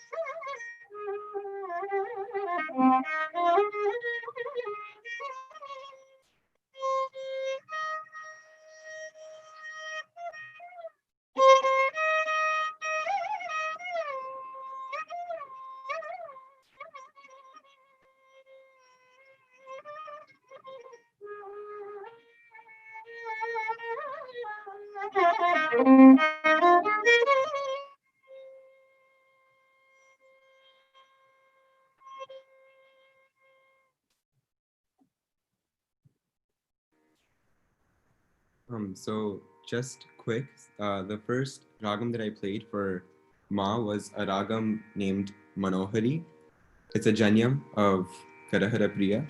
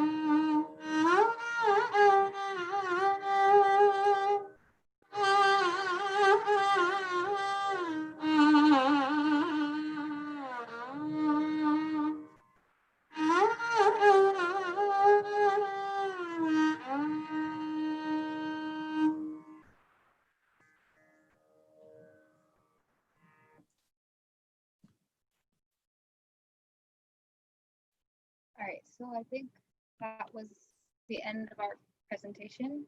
So we decided to go until me. I think almost everyone almost all the ragams were covered by people in the chat. Except I think Srinath announced Manohari, right? And then I played, someone said Paras, Patadi, and Pahadi. I also played Pavani, which is a Melakatta. And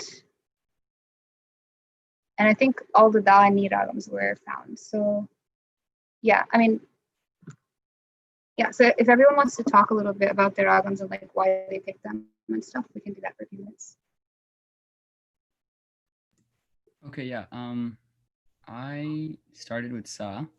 So first I started with Saranga. I mean, all my ragams, the theme so far has been everybody has to start with the note. So my ragams were Saranga, in the order Saranga, Sahana, and then Sama, Saraswati, and Sarasangi. Those were my 5 ragams. And I picked them because they have, some of them have very nice transitions.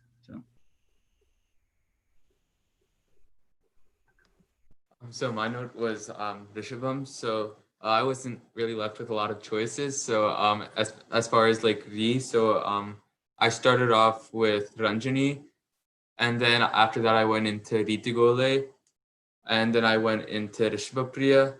So yeah, because I wasn't left with a lot of choices, so those were the 3 I picked. And also, like Somnath said, I really like the transitions. So between my first 2 ragams, I had a common Ga2 in there, and then I used Ma2 between my last 2 ragams to make a transition. I had Gandharam. I played, first I started with Garuda Dwani, then I followed that with Gambhiranate, and then finally I played Ganamurti, which is a Melakatta raga. So I had Madhyamam. So I started out with Manohari, which is a rare ragam, a genuine love of Kadahara Priya, like I said earlier. And then I transitioned into Viruttam, which is a pretty popular ragam. And then I did Madhyamavati as my final ragam. So as people said, I started with Paras, which is pretty close to Mayamalugola, but a few Sangati differences. And then Panturali, because there's a nice transition, like that Matu comes in Paras also, so I tried to use that. And then I went to Pavani, which is a kind of rare Melakata. And then Partip, which is a Hindustani ragam, which is, it's like Abhiri, but with the Nitri. So it's similar in style to Pimpalas or Abhiri, but Nitri. And then Pahadi, which is like a more folk ragam and also more Hindustani influenced. And then for Daivatam, we did, I guess whoever did Daivatam could talk. So I started out with Darbar. Yeah, and then from Darbar, we went to Dharmavati. I mean, there were a lot of Dar ragams that are available, but we decided like Davalambari, but they're not as known as the ones that we picked. So he did Darbar, I did Dharmavati, which is a Melakarta, and then Tejas did. I played Danyasi, so it's a very popular, nice sounding raga.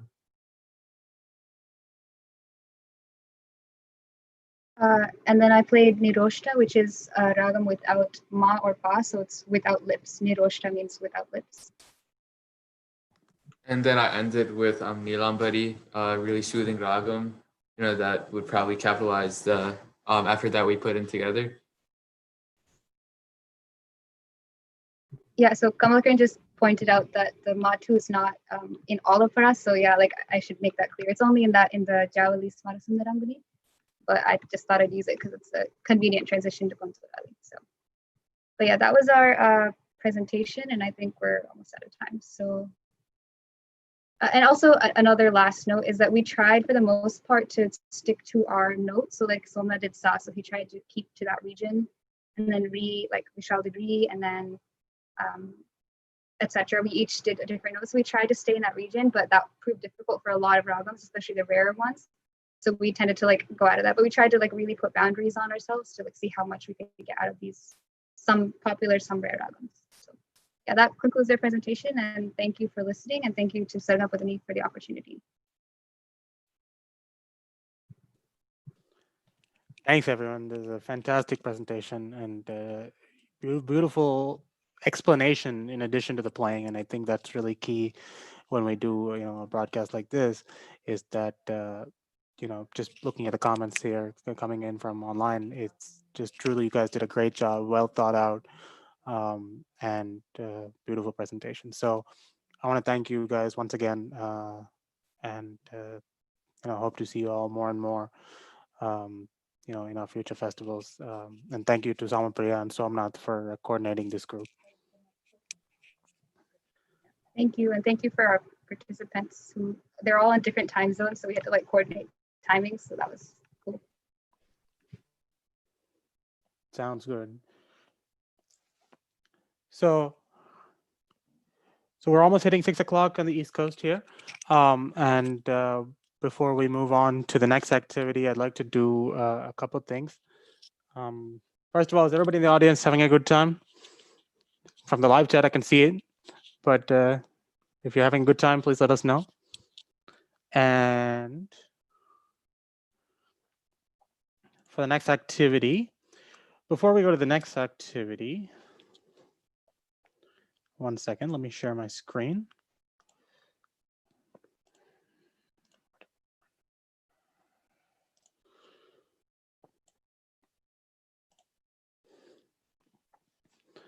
So I'd like to go ahead and take a minute to introduce the SRGMPDN Youth Team. And so this is the team that put all these activities together, came up with this idea, and executed it and contacted the respective groups and made it happen. So I'd like to introduce them one by one. So Shruti Ramesh from Maryland, Samyukta Sriram from Virginia, Sahana Sriram from Virginia, Malini Srinivasan from Maryland, Vaibhav Saurirajan from Maryland, Bhargav Tumkur from Maryland, Kamalakiran Vinjamuri from Virginia, and my name is Sanjeev Muralidharan from Maryland. So if I could get everybody who was on the youth team to come on the Zoom call for the group screenshot.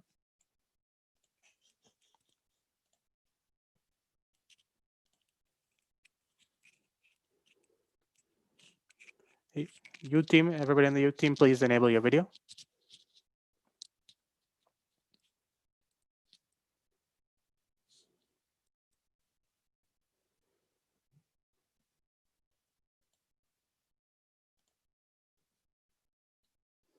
Do we get everybody? Get everybody?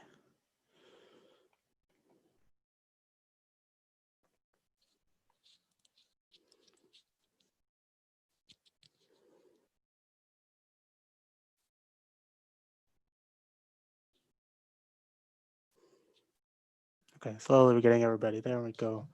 So we got, you guys want to just briefly introduce yourself? Bhargav, you want to start? Yeah, sure. My name is Bhargav Tumkur.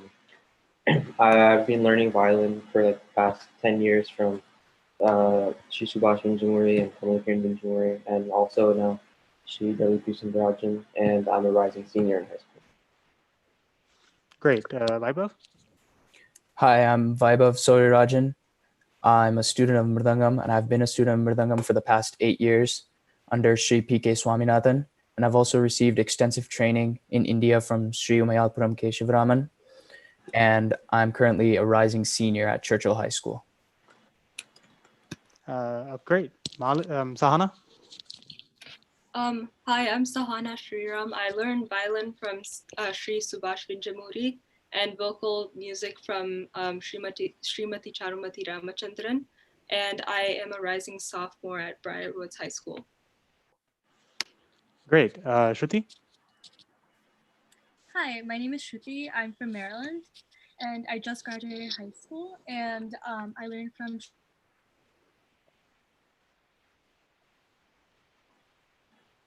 I think she cut out. Did we lose Shruti? Okay, let's go to Malini. Hi, I'm Malini Srinivasan. I go to Sherwood High School in Maryland, and I learn vocal music from Srimati Radha Ramji in Chennai. Great. Kamalakiran? Hello, namaskaram. I'm Kamalakiran, and I learned violin from my father, Sri Subhash Ranjamuri, and Sangeeta Kalanidhi Kanyakumari, ma'am. Great. And I do want to thank Samyukta Sriram as well. And together the whole team has put together a lot of these ideas. It's not easy to think about ideas for a virtual festival. And if you think about when we do our live festivals, you know, you have some concerts and 1 or 2 creative activities, and then it's pretty straightforward. But when you have 2 days of live online activities, there's a lot of thought that needs to go into, you know, how do you form the groups? How do they coordinate? And, you know, do the Shrutis match?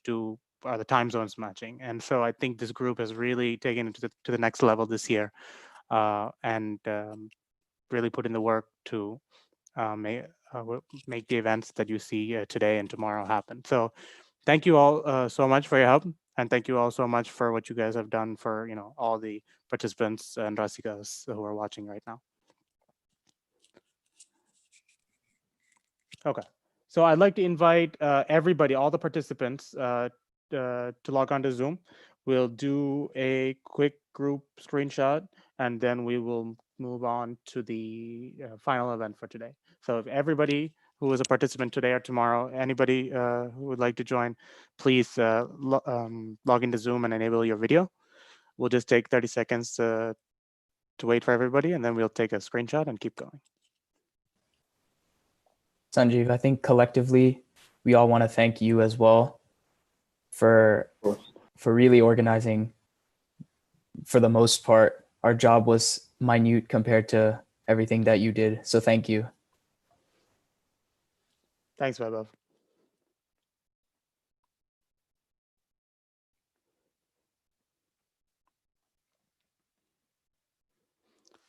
So let's give everybody a minute. Where's everybody?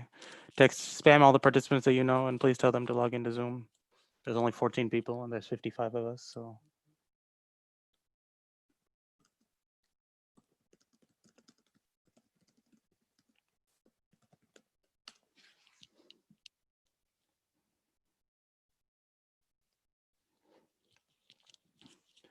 Oh, I was told I didn't introduce myself as well. So in the meanwhile, So my name is Sanjeev Muralidharan.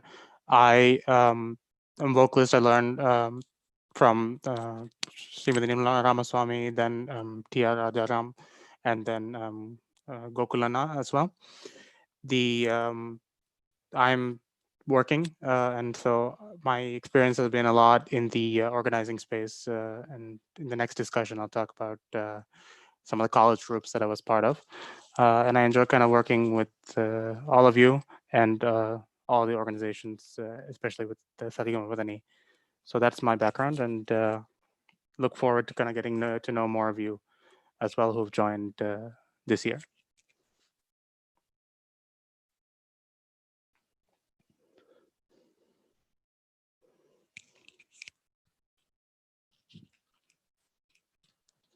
Shruti, did you want to reintroduce yourself because you got cut off last time? Malini? Sure. Okay. So Hi, I'm Malini. Sorry. Okay. Hi, I'm Shruti. I just graduated high school, and I'm from Maryland, and I learned from Srimati Vidya Shankar. Great. Okay, let's do this. Are you ready? How many do we have? Okay, we got 25. Okay, sounds good. Everybody enable your video, and then we're gonna, on the count of 5, we'll wave at the screen.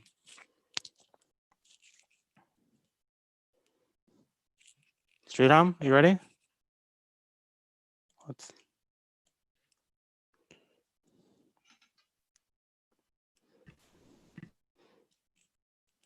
Okay, ready? On count of 5. 5, 4, 3, 2, 1. Everybody wave.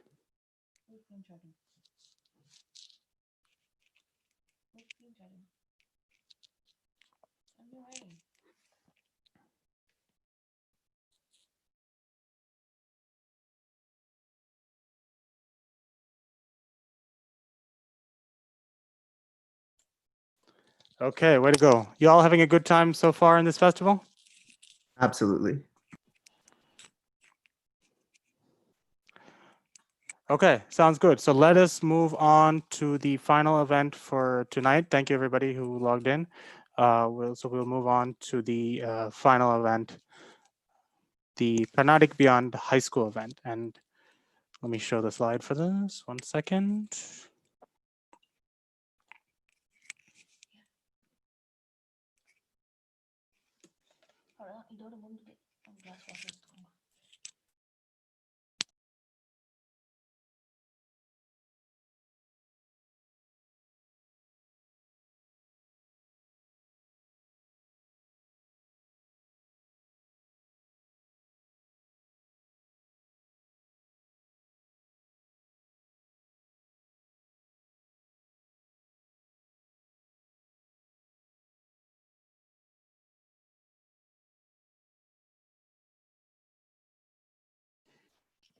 Okay, so for the final event of today, we have a great discussion called Carnatic Beyond High School. And this is an event that is really close to my heart. I mean, an event that I really care deeply about in terms of last year, you all remember that we had a discussion about college groups, and we had a couple of different college groups who were performing last year. We had Laya from Berkeley, and then we had our discussion with several panelists. So we wanted to take that that discussion further and kind of talk about some topics that would be useful and various experiences of college students and people who have graduated college about what they have done with their Carnatic music beyond high school. So I won't give too much background beyond that. I'll let Shreyas Ashok from North Carolina is going to be our main moderator. And I'd like each of the participants to introduce themselves too. Hi, I'm Shreyas. I hope everybody can hear me. Yeah, thank you all for attending this presentation. So the core message of today's this kind of event at the end of the day is to just help every high schooler in the audience and maybe their parents understand that when you go to college, you don't have to stop learning Carnatic music to do other things. you can continue learning your Carnatic music and continue on your musical journey. Just as a thing for the audience, if anybody has questions, please put them in the YouTube chat. And some of them, if we see them, we can address them throughout the presentation, or we'll get to it at the end. So we'll start by introducing ourselves. I guess Anjali isn't here. So yeah, Apurva, you can start. Hi, everyone. My name is Apurva Anand. I'm an incoming sophomore at the University of Pittsburgh. I learned vocal and violin from Srimati Anuradha Sridhar, and I'm from San Jose, California.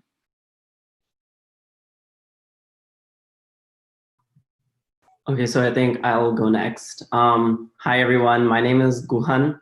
I'm from New Jersey. I'm currently a rising sophomore at Rutgers, and I learned from Srimati Lalgudi Vijayalakshmi. Hi, everyone. Once again, my name is Sanjeev, and my background, I'm very much alumni of college, but my background is in organizing a lot of groups on college campuses, and so I do want to bring up that over the course of this discussion. My name is Shreyas Ashok. So I'm from Raleigh, North Carolina. I just graduated from NC State University. I've been involved in various different music groups here in North Carolina, including NC State Sangeet and also NCYCAC. And I'm learning Carnatic vocal from Sri R. Surya Prakash in Chennai, and I'm happy to moderate today's presentation. Hi, I'm Sriram Venkat. I'm also from North Carolina, and I'm a rising senior at NC State University. I am currently the president of the NC State Sangeet organization, and I'm also on the board of the NCYCAC organization, and I'm currently learning vocal music from Sri Madare R. Sundar. Awesome. So first, we're going to start with some interesting paths that some of us have taken, both in high school and college, because a lot of us have been learning Carnatic music, but some of us have actually done some things on top of that that have allowed to focus on Carnatic music even more intensely. So I think we can start with Apurva here. Yeah, so one of the things I did in high school was I applied for the ACTA scholarship, which stands for Alliance of California Traditional Arts, which is a scholarship that it's a nonprofit organization that works with the California Traditional Arts Foundation here in California that sponsors it. And they give out scholarships for students who want to learn and pursue a traditional art from a master teacher. So I applied to learn from my guru. And basically, when you apply, you set some goals for yourself that you want to get out of this experience. And by the end of those 3-4 weeks that you have with your guru, one-on-one specifically, you will have a performance to showcase those goals that you developed over the time. And I think that was really helpful because one, it gave me a lot more one-on-one time than I would usually get with my guru, because we were working towards certain goals that we set for ourselves. And two, one of the goals that we identified for me were working on my Manodharmam. So especially like I was going to give a 1-hour concert at the end of this experience, which I had not done before. So setting that goal on how to do Manodharmam in a 1-hour concert, how to work on my Alaapana and Metaval and Kalpana Swaram. So it kind of helped me like in that 3-4 weeks develop as an artist and learn new skills and work on them more in detail than I would usually. So I think it was a really helpful experience. Thanks, Apurva. Guhan, you can go ahead also and tell us about your gap. Yeah, sure. So I finished high school and then I took a gap year. And then I took the gap year and then I went to Chennai and I lived in Chennai for the entire time to essentially learn violin full-time from my teacher. So it was as close to a Gurukula Vasam as you can get in today's society. And so I got to watch I obviously got to go to classes and I have face-to-face classes a lot more than I would have if I had stayed here. But also I got to learn a lot more apart from just the music, which is like how my teacher interacts with other musicians and other aspects of music that you don't, or I wouldn't normally get if I had stayed in the US or if I didn't take the gap year. And also stuff like just generally other concerts and off-season concerts the academy. There's a lot to explore that I wouldn't have been able to do if I hadn't taken the gap year. So in that sense, the gap year, essentially what it did was it gave me a lot of time to explore other areas of music, as well as obviously the violin itself, that I wouldn't have gotten to do, or that I keep telling myself, oh, I'll do it when I get time. And then I finally got the time to do it. So that's why I took the gap year. I went to Chennai and stayed there the entire time. So that was really worth it. Thanks, Guhan. So one of our other group members, who I think might have a small issue joining at the moment, her name is Anjali, and she also did like a 4-year diploma in Carnatic music. So when she joins, she can explain a little bit more about that. But anyway, the core message of this part of the presentation is that there are a lot of different opportunities for Carnatic music students to expand their learning of Carnatic music past simply just taking class with their teacher. There's a lot of programs that allow you to really focus in on the learning Carnatic music. Potentially, you can get financial assistance. And so a core message here is that you should really look for these opportunities, because sometimes they're not entirely obvious. And just another reminder that you can ask questions during this time, especially any high school students or their parents, and we can try to answer them. So the next part of the presentation, we're going to go to the probably the most pertinent question for all the high schoolers, which is how do you do Carnatic music in college? Whether that's where do you go to practice? Like if you have to sing somewhere, like where's a quiet place? How do you manage your time if you have a lot of work because of your academic work? How do you manage that and still have time to practice? So we're all going to kind of go through and talk about our own experiences with this, and then we'll open up for a little bit more discussion. Apurva, you can go ahead. Yeah, so I was a freshman this year, so I stayed in a dorm, and it was definitely not insulated or anything, so you could hear anything I practiced, which was becoming a problem. So finding a spot was really difficult for me because the music room is far from me, and it was always busy as well, and it's first come, first serve. So something I really struggled with in the first semester was just finding a good, quiet place to practice, and I had to get a little creative with it. So I actually found a podcast room on campus, which was completely insulated, and it was just a really small room, but it was like perfect for practicing because no one would hear it, and it was in this like small corner of the library, and I could book it whenever I wanted to practice. So one challenge was like making sure I timed when I would practice and stuff, so other people weren't in the podcast room, but it's something just I had to learn about.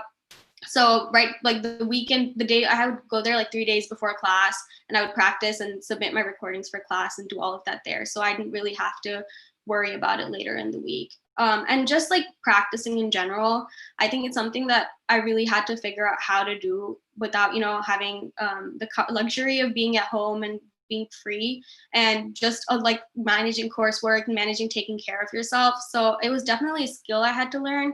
But I feel like if we've been so accustomed to doing it that it becomes a little bit second nature, that you just have to push in college. And once you start doing it, you get more used to it. Thanks, Apurva. Guhan, do you have any thoughts? Yeah, so I also play violin. So for me, I actually got to stay in an off-campus apartment, and I had a private room. So in terms of room for practice, that was really easy for me because I had my own room. But I know that the campus does have practice rooms, as Apurva was saying. You do have to book them, but it's kind of helpful if you're able to get to those rooms. I know that some people are practice there, and they have lockers to store your instruments if you're cool with that. So they do have those facilities.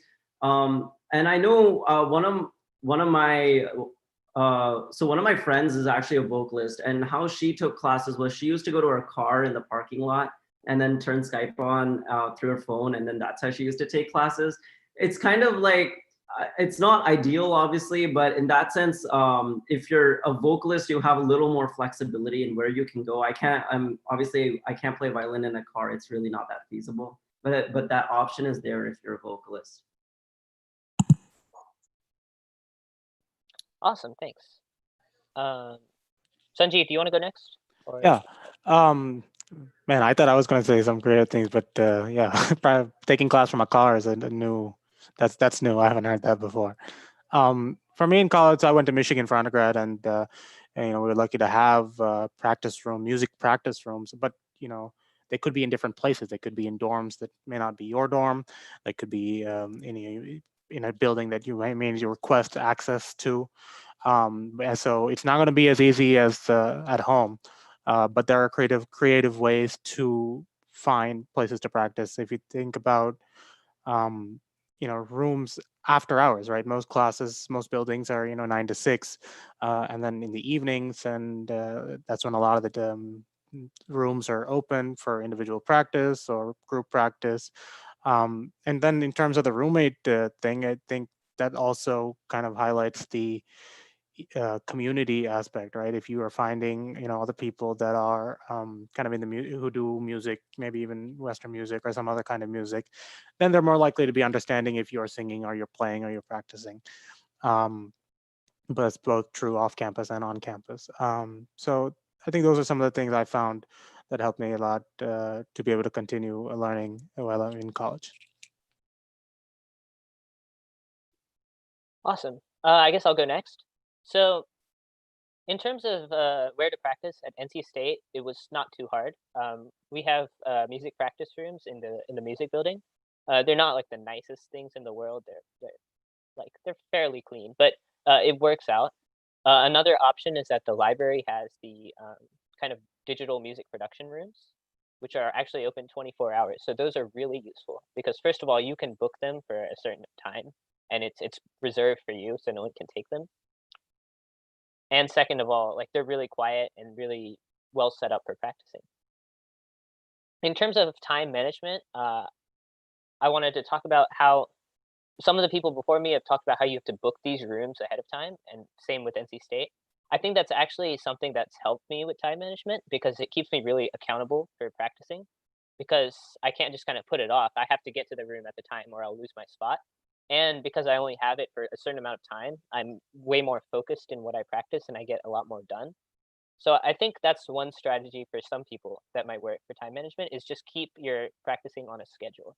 And of course, in college, it's going to be tough. Some weeks when you have 3 or 4 exams, it's just you're not going to be able to keep your practice schedule up. But I think for the most part, there is definitely enough time to practice music in college. For reference, I did a mechanical engineering major. And so like I think like whatever major you're doing, you can, if you really want to, you can make your time for practice.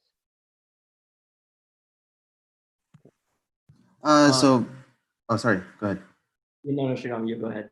Oh yeah, I was just going to mention that a lot of the times you run into some problems when you try to book these music rooms at your local or whatever university you're going to, is that sometimes they only allow music majors or music minors to book these rooms.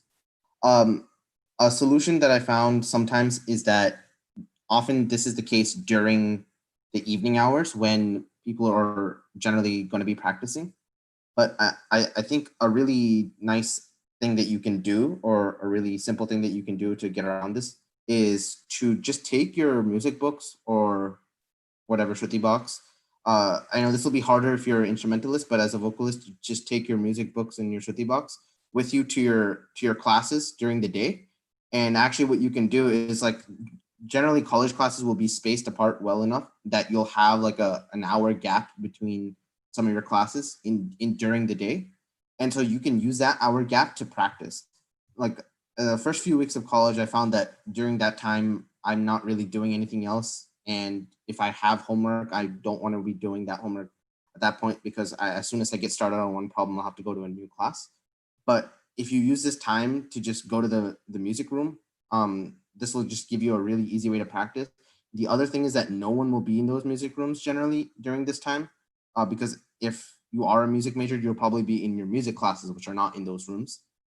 And the other thing is that you can just fit it in at that point, and so that you don't have to walk back and forth from campus. So say you live a little bit off campus, or the walk to the music building is pretty far.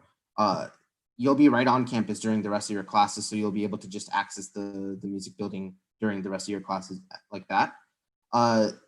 Another thing that that might come up is that if you are living in not a dorm, but in like a large house type situation with a bunch of other people, then it might be difficult for you to either go to the music building or practice in your room, because houses usually have really thin walls.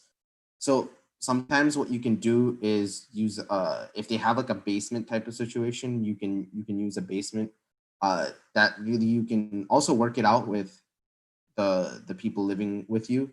I found that if you talk to them and just say like, hey, I'm gonna practice during this to this time, generally they'll be okay with it, because if you let them know beforehand, then people can usually expect that and then work their schedules around it, and people are usually more than happy to let you take up like an hour for doing something like that.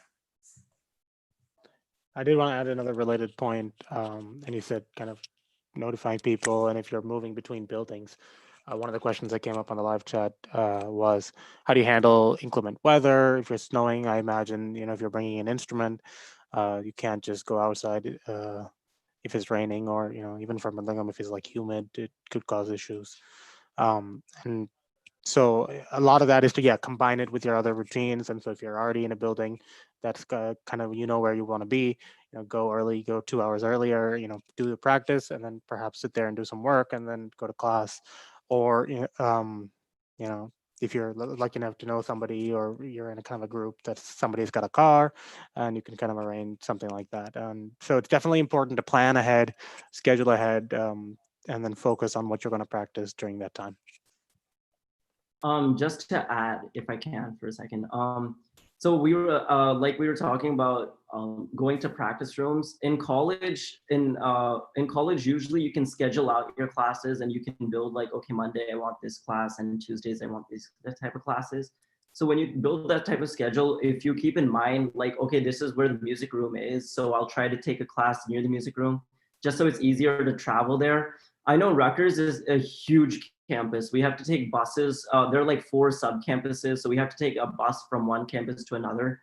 And in those situations, I really don't want to be carrying around my violin from like through one campus to another all day, right? So in those cases, I would just try to plan like, okay, Wednesdays and Fridays, at least twice a week, try to make your classes close to the campus where there are music rooms, just so it's easy for you to travel there with your instrument. And you have that flexibility in college. It's not like a set schedule in high school where you have to go for 8 hours back to back. Yeah, and adding to Sridham's answer, of like talking to your roommates, I think that's a really big thing that maybe some people don't consider.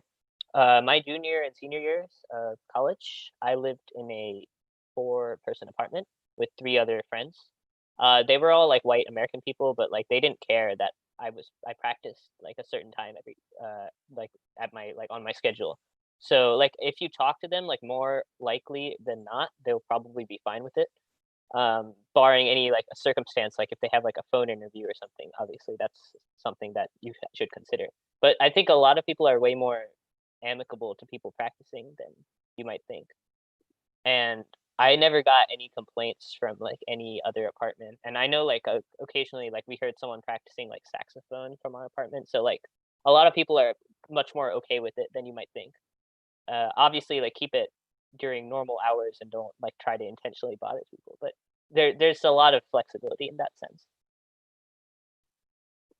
If no one has anything else to add, I think we can go to the next part of the presentation. All right, so the next part we're going to talk about is, like we've already talked about how to keep doing Carnatic music in practice and how to do that in college. But now we're going to talk about more about how to be an active member of the community. So this could include both college groups that you're in, or even some other like groups that are like location based. So we can all go through and talk about any groups that you're part of, I guess. Yeah, so I guess I'll go first. I think it's just however much you want to get involved is how much you should push yourself. As a freshman, I was a little hesitant at first because I didn't really know how college work would shape out, but I really did want to get involved with the community on campus and off campus. So there's a club on my campus called Pit Sangeet, which is a Indian classical music club, which technically actually wasn't supposed to exist this year because they didn't get that much of a response. But a lot of people, so we partner up with CMU, Carnegie Mellon, which is like 5 minutes away from us. So we have a bigger group and a lot of people were showing interest. So we kind of formed the group back together this year. and I'm actually the president of the club this year. And we kind of built ourselves up, and we did local performances, and we also just jammed a lot, which was really fun because you find like a lot of like-minded people who have very similar interests, and it's just a good stress relief. At least for me, it was pretty fun to do overall. And we got to like connect with other music groups in other colleges by like we held a fundraiser, which we're actually doing right now, which got us to like connect with other groups who had like very similar interests to us. So you kind of build a community in that way. But off campus, there's the Pittsburgh Temple, which was about 25 minutes away from me, which was another way for me to like connect. Just, you know, there's a comfort in having like that community behind you, especially when you're so far away from home. So I got to play some concerts in the temple, which was nice, and the food was always a plus bonus. But I also got to play concerts off campus as well and just connect with them too. So overall, you just, however much you want to surround yourself, I would say you can really control that by being active on campus and off campus.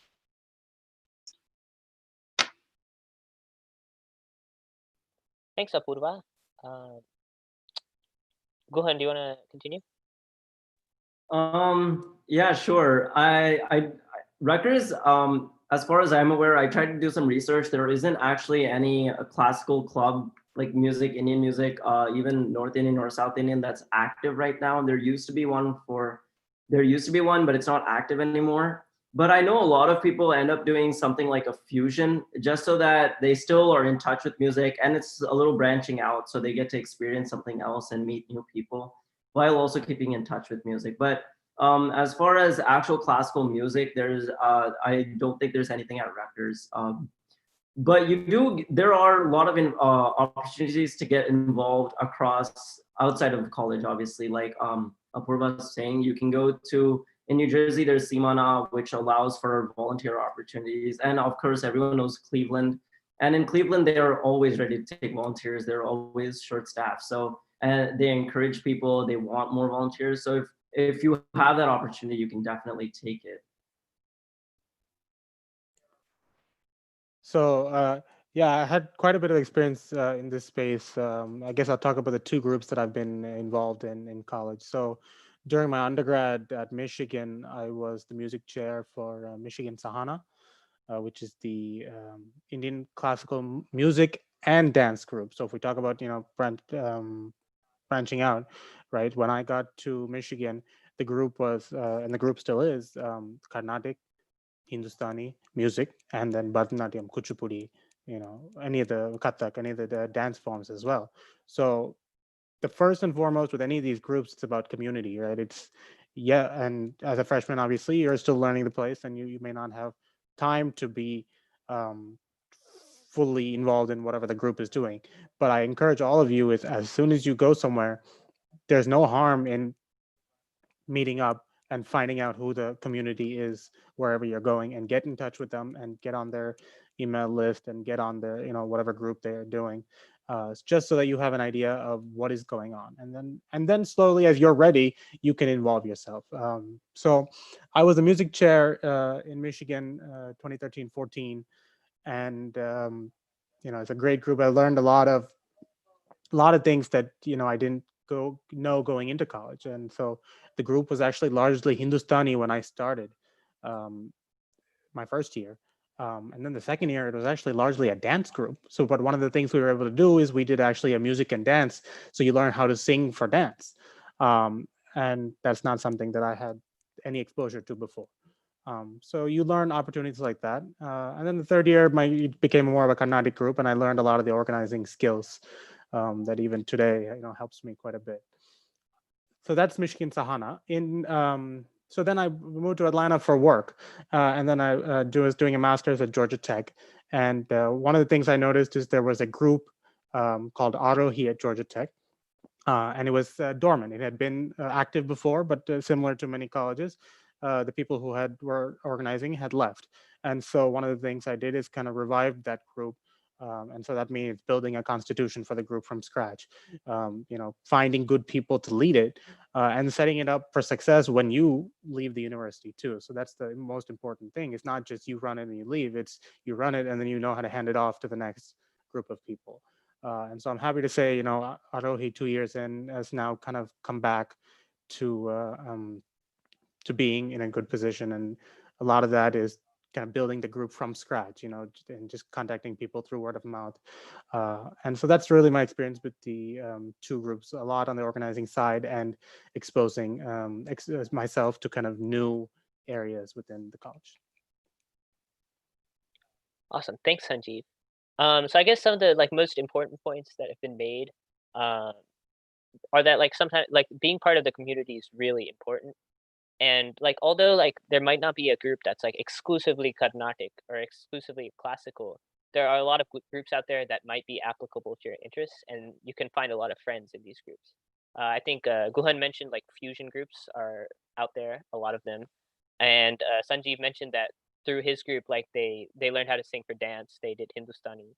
That kind of thing is really important, just to kind of broaden your horizon, and that's one of the opportunities you have when going to college, I think. In terms of me, I have been part of two groups. I've been part of NC State Sangeet, which is a Carnatic and Hindustani group at NC State, as well as NCYCAC, which is a high school and college group in North Carolina. And NCYCAC does a 2-day festival every year during the Labor Day weekend where we raise money for charity. Sridharan is actually in both these groups, so I'm going to let him do most of the talking for those. But one thing I did want to mention is that like these connections you get by being part of the community can come up in like ways you don't necessarily expect. I'll give a personal example. So I just graduated from NC State. I'm actually headed to Georgia Tech for grad school. And like if I didn't do like Sarigama Padani events and I didn't meet Sanjeev, like I wouldn't know about this group Arohi, and I might not have joined it. But now that I know about it, like I'm definitely very interested in joining it. So just by like keeping in touch with these people, you kind of hear about these opportunities you get to be a part of. That's all I have. Yeah, so I'm just gonna elaborate a little bit more on NCSU Sangeet and NCYCAC. So these are kind of very different groups in terms of what they do and what kind of performances they kind of put on. One of the most important things with doing a group like NCSU Sangeet that I learned is that it's really important to keep in mind what audience you perform to. So with a lot of these college groups, you'll be performing at events such as international festivals or college like music festivals where the audience is predominantly an audience that doesn't have prior introduction or knowledge of Carnatic music or Hindustani music or any Indian music in general. So when you perform for these types of groups, it's important to keep in mind like what types of things should you perform. So you have to look at the strengths and the talents of the people in your group, but you also have to look at what were we trying to convey to the audience that what Carnatic music is. Because for a lot of these people in the audience, this is going to be their first impression of Carnatic music. And so if you want to spread like awareness or knowledge of Carnatic music, Hindustani music, then you have to put on a performance that kind of conveys that. So for example, when you're performing to such a group, you want to keep in mind like what types of manodharmam are you going to do? What types of ragam choices are you going to put in your concert? You don't want to do something where your group is singing tori for 1 hour, because then people are just going to kind of get bored because they're not going to be able to, probably appreciate such an elaborate rendition of like a Gana ragam like that. But if you take some like Ragamalika piece or some faster paced piece, people will likely like the music part of it, and then they will want to learn the technical aspects behind it, and that'll draw them in for future performances like that. So that's one of the main things I learned from being a part of like a college group. NCYCAC, on the other hand, is a very different experience. Here, your audience is very much classically trained, and they're all like extremely knowledgeable about the music and the art form. So a different type of skill that you kind of get from being part of these organizations that put out these big musical events is more to do with event planning and kind of putting together a performance that features artists from all over the USA, and kind of taking into account like who are we going to pick for this year's performance that will show the diversity of the the students and the music students and the youth that perform this art form, and how are we going to encourage the youth in our local communities to perform so that they can like look up to these guys from out of town and get that encouragement from them so that they can also grow as a performer and as an artist. I think I just wanted to add one thing just in general. I think when I was applying for colleges and just kind of choosing which college I wanted to go to, one thing that really helped me was doing my research beforehand on what clubs each place has to offer and like what kind of what the music scene really is, which kind of helped me better understand where I thought I would see and where I felt like I would fit best. So, you know, like each college has a directory full of the clubs that they have. And even if it's not like a Carnatic club or a fusion club, if they have a Bharatanatyam club, that's also one way you can get involved. If you're like a vocalist or a instrumentalist, you can always ask if they want accompaniment of some sort too. So it's just, you have to get creative with it as well. Yeah, one of the things I wanted to mention also when we're talking about you know, where do we, I don't know if where I'm going as a group, reach out to us. I mean, there are tons of people on this forum, especially with SRGMPDN. We have a lot of resources and a lot of people that we can tell you, hey, you know, they have a group over here, or there's a campus group over here. There's more groups than you think, and there's more opportunity for you to go and you know, kind of make the group work for you. So of course, in the DC area, we have SRGMPDN. At you know, in North Carolina, they have a lot of resources. At Michigan and Georgia Tech and Pitt that we just talked about. Looking at my list, I see other groups at UT Dallas, Penn, UPenn, you know, Rutgers has some, I guess, less traditional groups as well, and Princeton and Berkeley has a group as well. So there are resources, and if you don't know necessarily where you might find those resources, reach out to any of us on this panel or any of us at SRGMPDN, and we can help you kind of get connected to those people. Thanks, Sanjeev. I think to close this section, I just want to touch on a topic of what if you've done all these things and you think like your college or wherever you're going doesn't have one of these groups, or it does, but you want to start like a more specific group. If anyone has any advice, probably Sanjeev, because he has experience with this, on how best to start one of these groups or potentially like resurrect it if it's gone kind of dormant or inactive, please feel free to add anything here. Yeah, so I guess I'll let I want to let the other three also answer as well.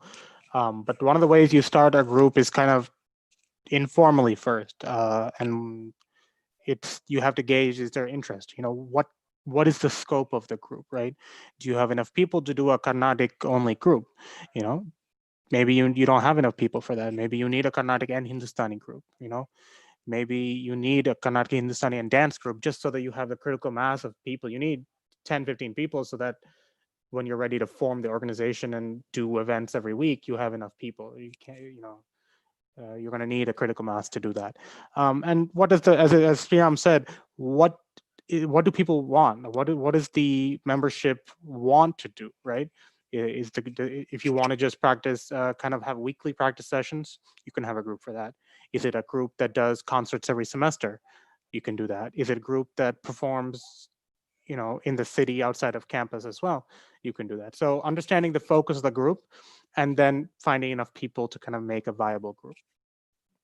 Yeah, adding on to that, so I kind of had to resurrect the club this year as well. So one thing that really helped, like how we gained interest, was word of mouth. So we kind of started a group chat, like, you know, to gauge interest on who was interested in joining the club. And like each person there had a friend or someone they knew that was potentially and remotely interested in joining, and they kind of added, and everyone kept adding, and it became bigger, which is, I think, the best way to gauge interest, because you can go to club fairs, but the turnout and the type of people that show up there might not be the audience that you're looking for to join your club.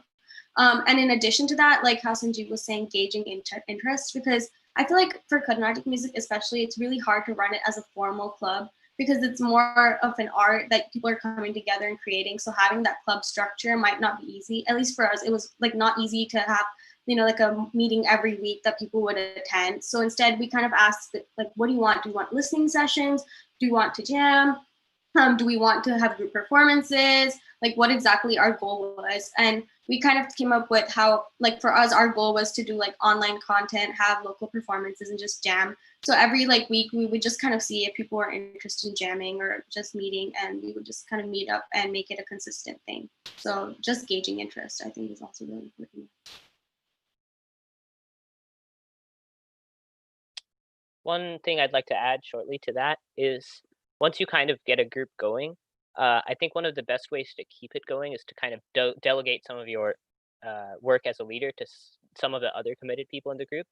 Because inevitably, if you're doing all of the like organization of the group all the time, there's going to be a time when you personally get busy, and then you're going to kind of put the group on the back burner, and that's not going to help with the group keep going if you're the only one kind of having to do all the work.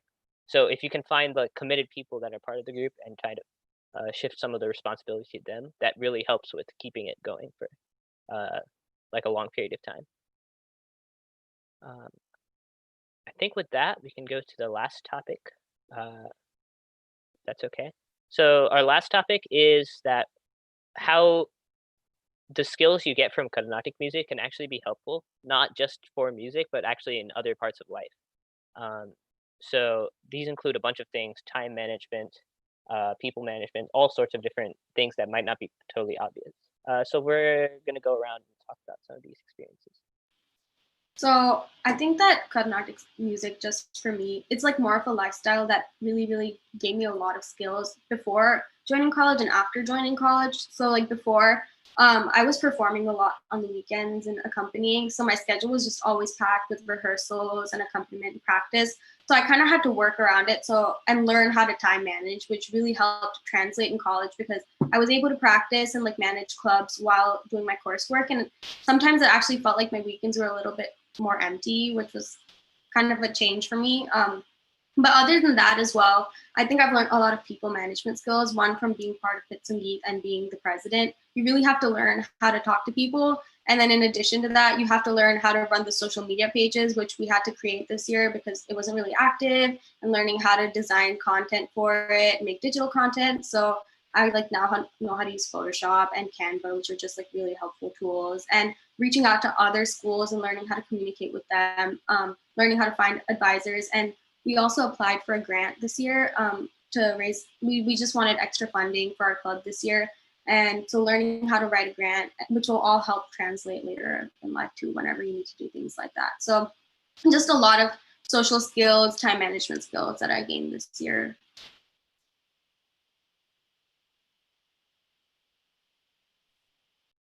Rohan, do you want to go next? Yeah, sure. So I think ultimately, like, through music, like obviously by practicing and all, you learn time management, and that's really important. But for me, within music itself, I learned a lot about the first most important thing I learned is like the attention is with the details. Everything is in the details. If I don't get a detail right, then essentially everything will fall apart. It's really all in the details, and you want to get everything down. And then the other thing is you want to make sure that you know what you're doing and then explore. You don't want to just explore at the beginning itself. And I know that, like, of course, you want to learn Manodharmam after some years. You don't want to start off with like an Alaapana. That won't make sense.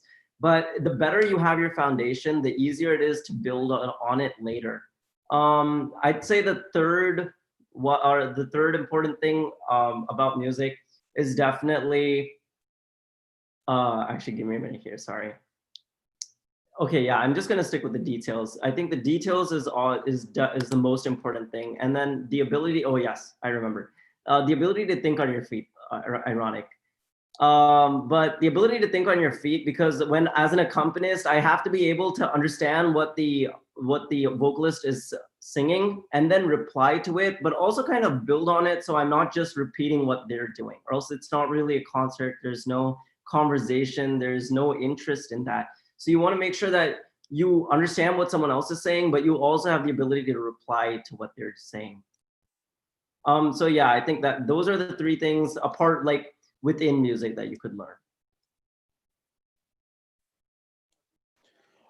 So yeah, we're talking about, applying the skills. You get a lot of different skills in these organizations apart from, you know, your music growth and your community as well. I mean, a lot of it is, for me, the event management, and as Gohan said, you got to get every detail right. It's you got to think about things or be prepared for if something goes wrong. What is your plan B, right? Or what is your plan C? So that is when we put on a concert. Do you know everything that is happening in the back end? Who's bringing what? When are they coming? How much time do we need for this? You know, so some of those event management skills I really picked up a lot watching my seniors. You know, watching people a year or two, you know, older than me, kind of do those things and say, okay, this is the way I want to do it, and this is what I want to improve upon. And then the other thing is just, you know, not being afraid to do work on things that maybe you might not be comfortable with. When I went in to college, I was not comfortable with graphic design. I'm not an artist, but if they say, hey, we need a flyer for tomorrow, you know, you have to know, you know, oh, hey, go make a flyer. And so what is the best way to do that? You know, learning Photoshop or learning some of these online tools that are easy to do.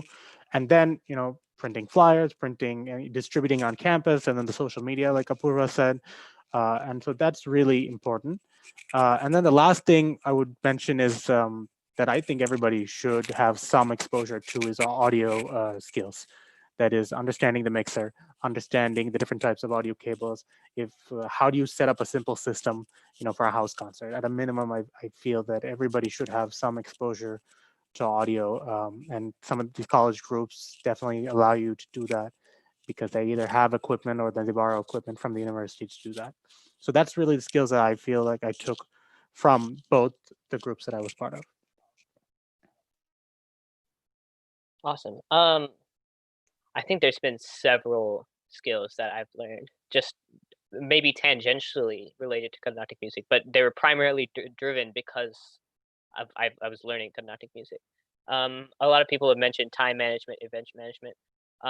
As part of NCYCAC, I was the president for several years, just until last year, and just managing the people and getting things done as a group is just a huge task that's relevant to several things.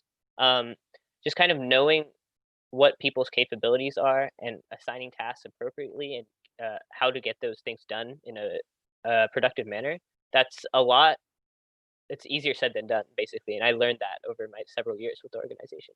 And that kind of skill is essential when you go to college and you have a group project. Well, a lot of times in college, you're going to have group projects with people you don't know and you've never met. And just managing those group projects, if you know how to, if you have experience with that from Carnatic music, it just makes that whole process easier. You kind of know what strategies work and what doesn't, and when you need to kind of apply the pressure and when you can let off, and how to get those things done. Requesting funding for events. As part of NC State Sangeet, I had to do I did a funding request one time, and that whole process, that can be convoluted the first time. And if you know how to do that once, you know how to do that for other things, like grant writing for grad school. If you're going to grad school, that can be useful. And all these are related skills. One thing, so one of us mentioned in our like in our planning phase is graphic design. I don't know, like everybody sees all these like flyers of kacheris and different events on Facebook, and you can always tell when like some like mama did it and when some like kid that actually like knows how to do it did it, because like the ones that we do are like learning how to make a good looking flyer is like a task, and I did that, and the first ones I did were really bad, and then now they're somewhat decent. They're not great, I won't say they're great, but you know, getting there is it's a tough task. But yeah, so the point is there's so many different skills you'll learn from doing Carnatic music that are just not obvious that you will learn when you start doing Carnatic music. You think it's about the music, but it's actually way more than that. Just the fact that you do music will lead you to all these other things. Shreyas, if I can add a point, it just occurred to me that obviously you also learn to work with other people, not just as an organization, but like when you're giving a concert, you want to make sure that you understand the rhythm, quite literally, obviously, of the mridangam, but also just how the group is gelling. You want to gel with the people on stage. I gave a duet once, and I need to sync up with the other violin, right? Or else if there's no communication, if there's no understanding, then it's really obvious, not only to the players, but also to everyone off stage. Everyone who's watching knows that there's something missing. It's not, the gelling will elevate the entire concert to a different level, and it'll also bring an understanding amongst the players. So I think that's another skill that everyone can learn, especially when you give concerts or through jamming in any group type of, when you're physically playing. Yeah, so something else I think that you kind of learn from doing these groups or organizing these big kind of concerts like SRGMPDN or NCYCAC is how to respond to public criticism. And so however well or however smoothly you run an event, there'll always be those people who are like, hey, why didn't you do it like this? Why didn't you do it like this? So it's really important for you to be able to, professionally and politely address these types of criticism, and also be able to take that into mind when you're running the event for the next time. And this is a kind of skill that will really help you, not just with running events, but also when you're doing things like in your career, like if you're managing a project for some company, and your manager wants to know, like, hey, why are you doing it like this? You want to be able to let them know why the way that you're doing it makes sense to you, and also be able to understand what the criticism is, and hopefully be able to incorporate that into the way that you run things in the future. Another thing is that in addition to these types of graphic design and video editing type of thing, another skill that I've really learned from NCYCAC is random coding, I guess. So like, for example, this year, we wanted to start doing an anonymous audition system. And so for that, I had to learn how to use Google Apps script, which is really a hassle, and it looks like a bunch of gibberish if you look at it the first time. But actually, it allows you to do a bunch of really cool things with Google Docs and Google Drive and all the things that you think that you should be able to do just by clicking buttons. But unfortunately, they haven't implemented those. So like little things like this that can also enhance your life greatly for other things outside of that. For example, you can use this type of app script thing for all types of school projects, all types of Google Forms that you send out for anything. And so it really is what you take from it that matters, rather than if you think Carnatic music is solely for that, then it'll just be for that. But if you think I can turn this into something else, then you can definitely do that. Awesome. Thanks, Sridharan. So I think that kind of covers the main topics of our presentation. We're technically 5 minutes over. Sanjeev, do we have time for a couple of questions, or? Yeah, go ahead. Take your own time. Awesome, cool. So one of the questions I think I see in the YouTube chat is about jamming. I think they were talking about young professional jamming. Well, I think we'll talk about jamming in general. So I guess Rohan had some thoughts on that if you want to start. Sure. I personally find jamming really fun.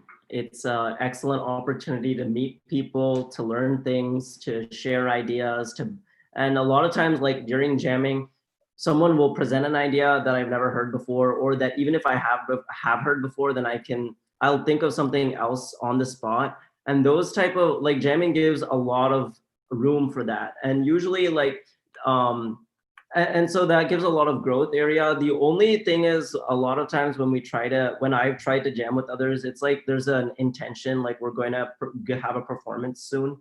So we're trying to prepare for that. In general, when we've tried to do like a random jam session, it's not really structured, or there's no idea of what we're going to do. So we all just kind of sit around staring at each other with our violins out, but no one's actually doing anything. So I would just say, I just want to bring out, like, either have a point that you all want to get to, or just be open to doing whatever. It's okay if you sit around for 15 minutes not doing anything and then come up with an idea, but don't say, or I'd encourage everyone to jam just because you get to meet a lot of new people and you get to hear a lot of new ideas. Yeah, so adding on to that, I think there's like two types of practice. There's the sit down and work on your like lessons and kirtanams and kritis and just your repertoire. And then there's also net practice where you're performing with others and thinking on the spot and kind of training your mind on how to respond and accompany or sing. And I think that jamming is really helpful for net practice, especially if you don't maybe get as many concert opportunities to do that. You can do it when you're jamming with other people. And it's like an exercise that's pretty fun, I would say, where you can be with other people who are pushing you to also think in a way that like helps you improve and you're challenging them at the same time. So overall, it's like fun and you're also practicing without thinking you're practicing. So. Well, one of the things I was going to say with the jamming is that it kind of helps you relate to maybe art forms you're not familiar with.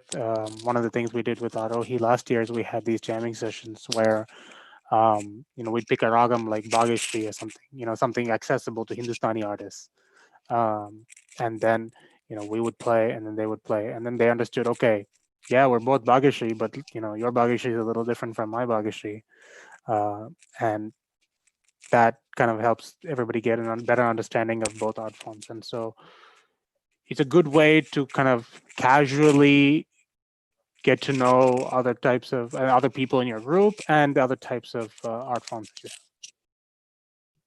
Another thing I want to mention is that so like Ragam Tanam Pallavis are the like probably the most advanced form of Carnatic music, and generally like it takes a while before you get to the level where you can perform that in like a kacheri. So one of the things that jamming is really nice for is that you can take RTPs that you've heard on like a concert recording or whatever, and you can get together with a group of friends and try to sing the pallavi, and that just gives you like it's essentially will be random manodharmam. You can do whatever ragamalika. You can figure out how does this trigalam come, or how does this tisram come, or where can I sing the swaram to in different yadams and make it look complicated but also come out nice.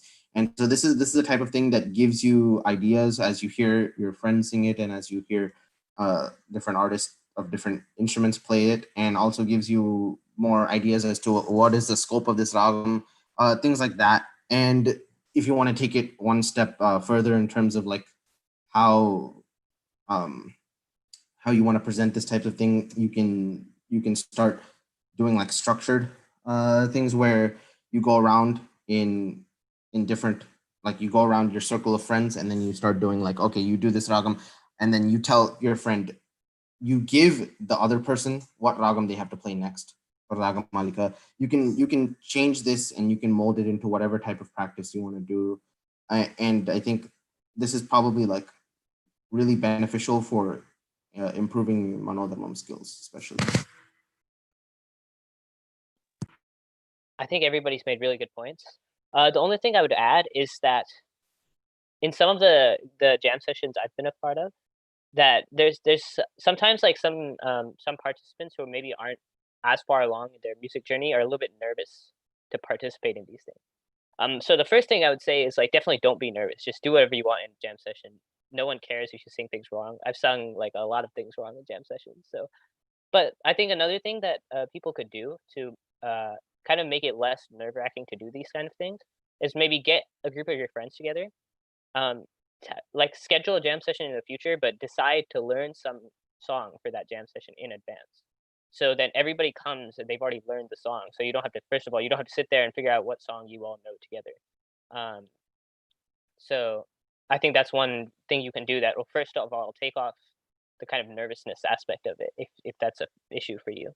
And it can make your jam session more productive in a sense. There's one more question in the group chat, in the YouTube chat that I can see.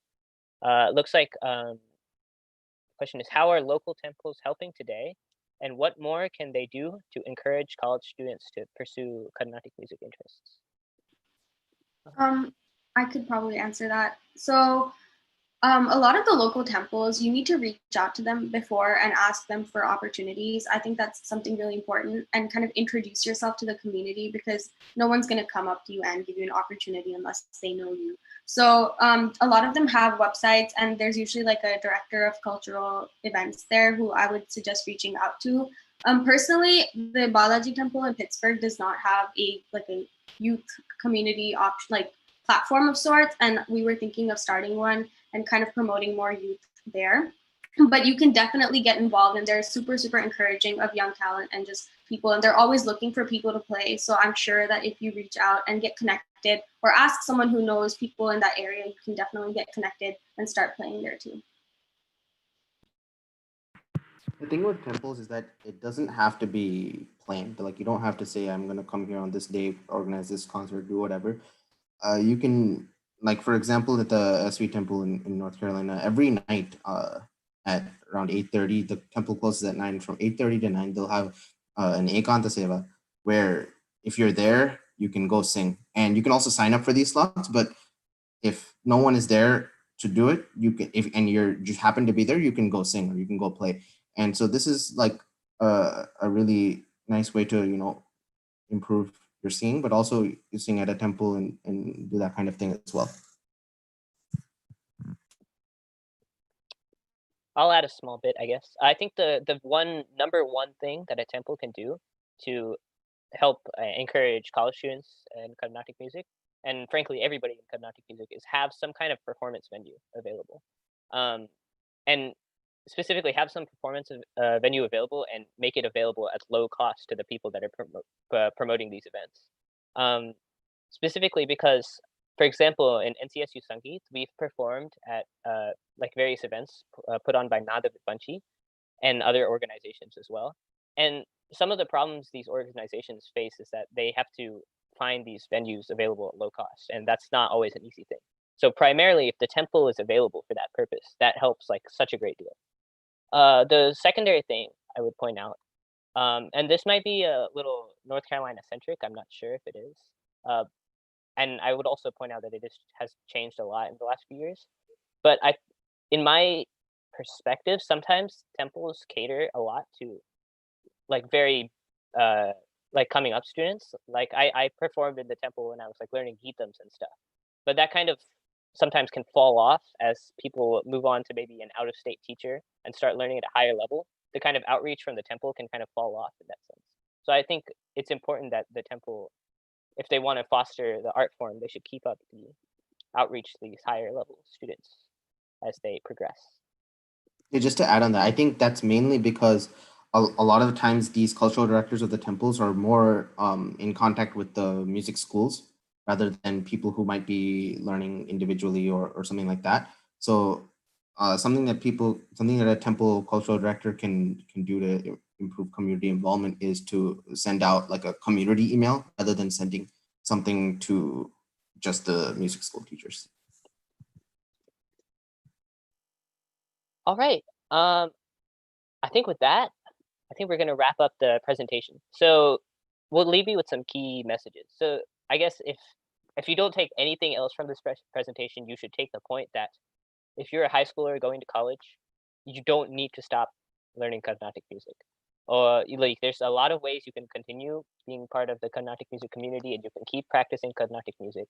And there are resources available to you, like using your network, people involved in Saragama Padani, people elsewhere. There's a lot of people that can help you be part of Carnatic music in a continued fashion. And moreover, by continuing to do Carnatic music, you improve your skills in other ways. And you might never realize it until it happens, you know? So there's a lot of benefits to doing it that you can't really quantify as you're doing it. You'll just find out when it happens. Does anyone have any other closing points? Yeah, I would just say being a good Carnatic performer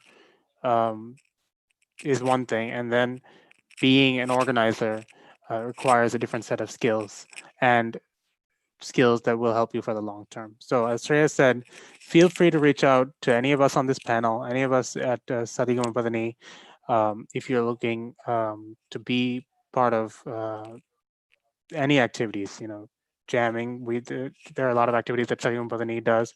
There are, if you want campus resources, we'll be able to point you in the right direction. And of course, personal practice, how you're going to improve your personal practice and maintain that as you leave high school, go to college, and beyond as well for the young professionals as well. There are opportunities. So with that, I think, Shreyas, do we have anything else?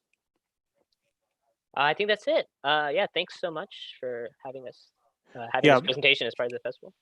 Yeah, definitely want to thank Guhan, Apurva, Sriram, and Shreyas for putting this together and really breaking it down for all these high school students and the parents and for everybody out there.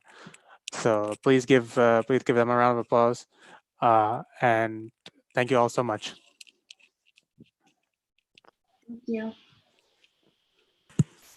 Thanks, Sanjeev. Okay, so that brings us to the end of day one. I hope you all had a great session today. We had, remember, we started at 1 o'clock with the Alaapana, and we had various events throughout the course of today. We will be back tomorrow, Sunday, 1 p.m. Again, 1 p.m. through 7 p.m. Eastern time. We have 6 activities tomorrow as well. If you give me a minute, I will show you the schedule as well for tomorrow.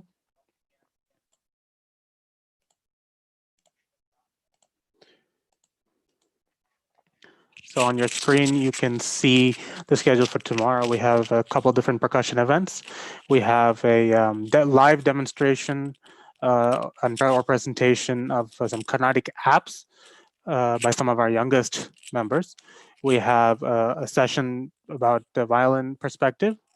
And then we have a final kind of more theoretical session called rule breaking and Carnatic music. So it's going to be another exciting day tomorrow, and we'd like to see you all on the YouTube live stream and commenting on the live chat as well.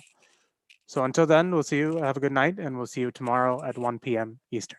Good night.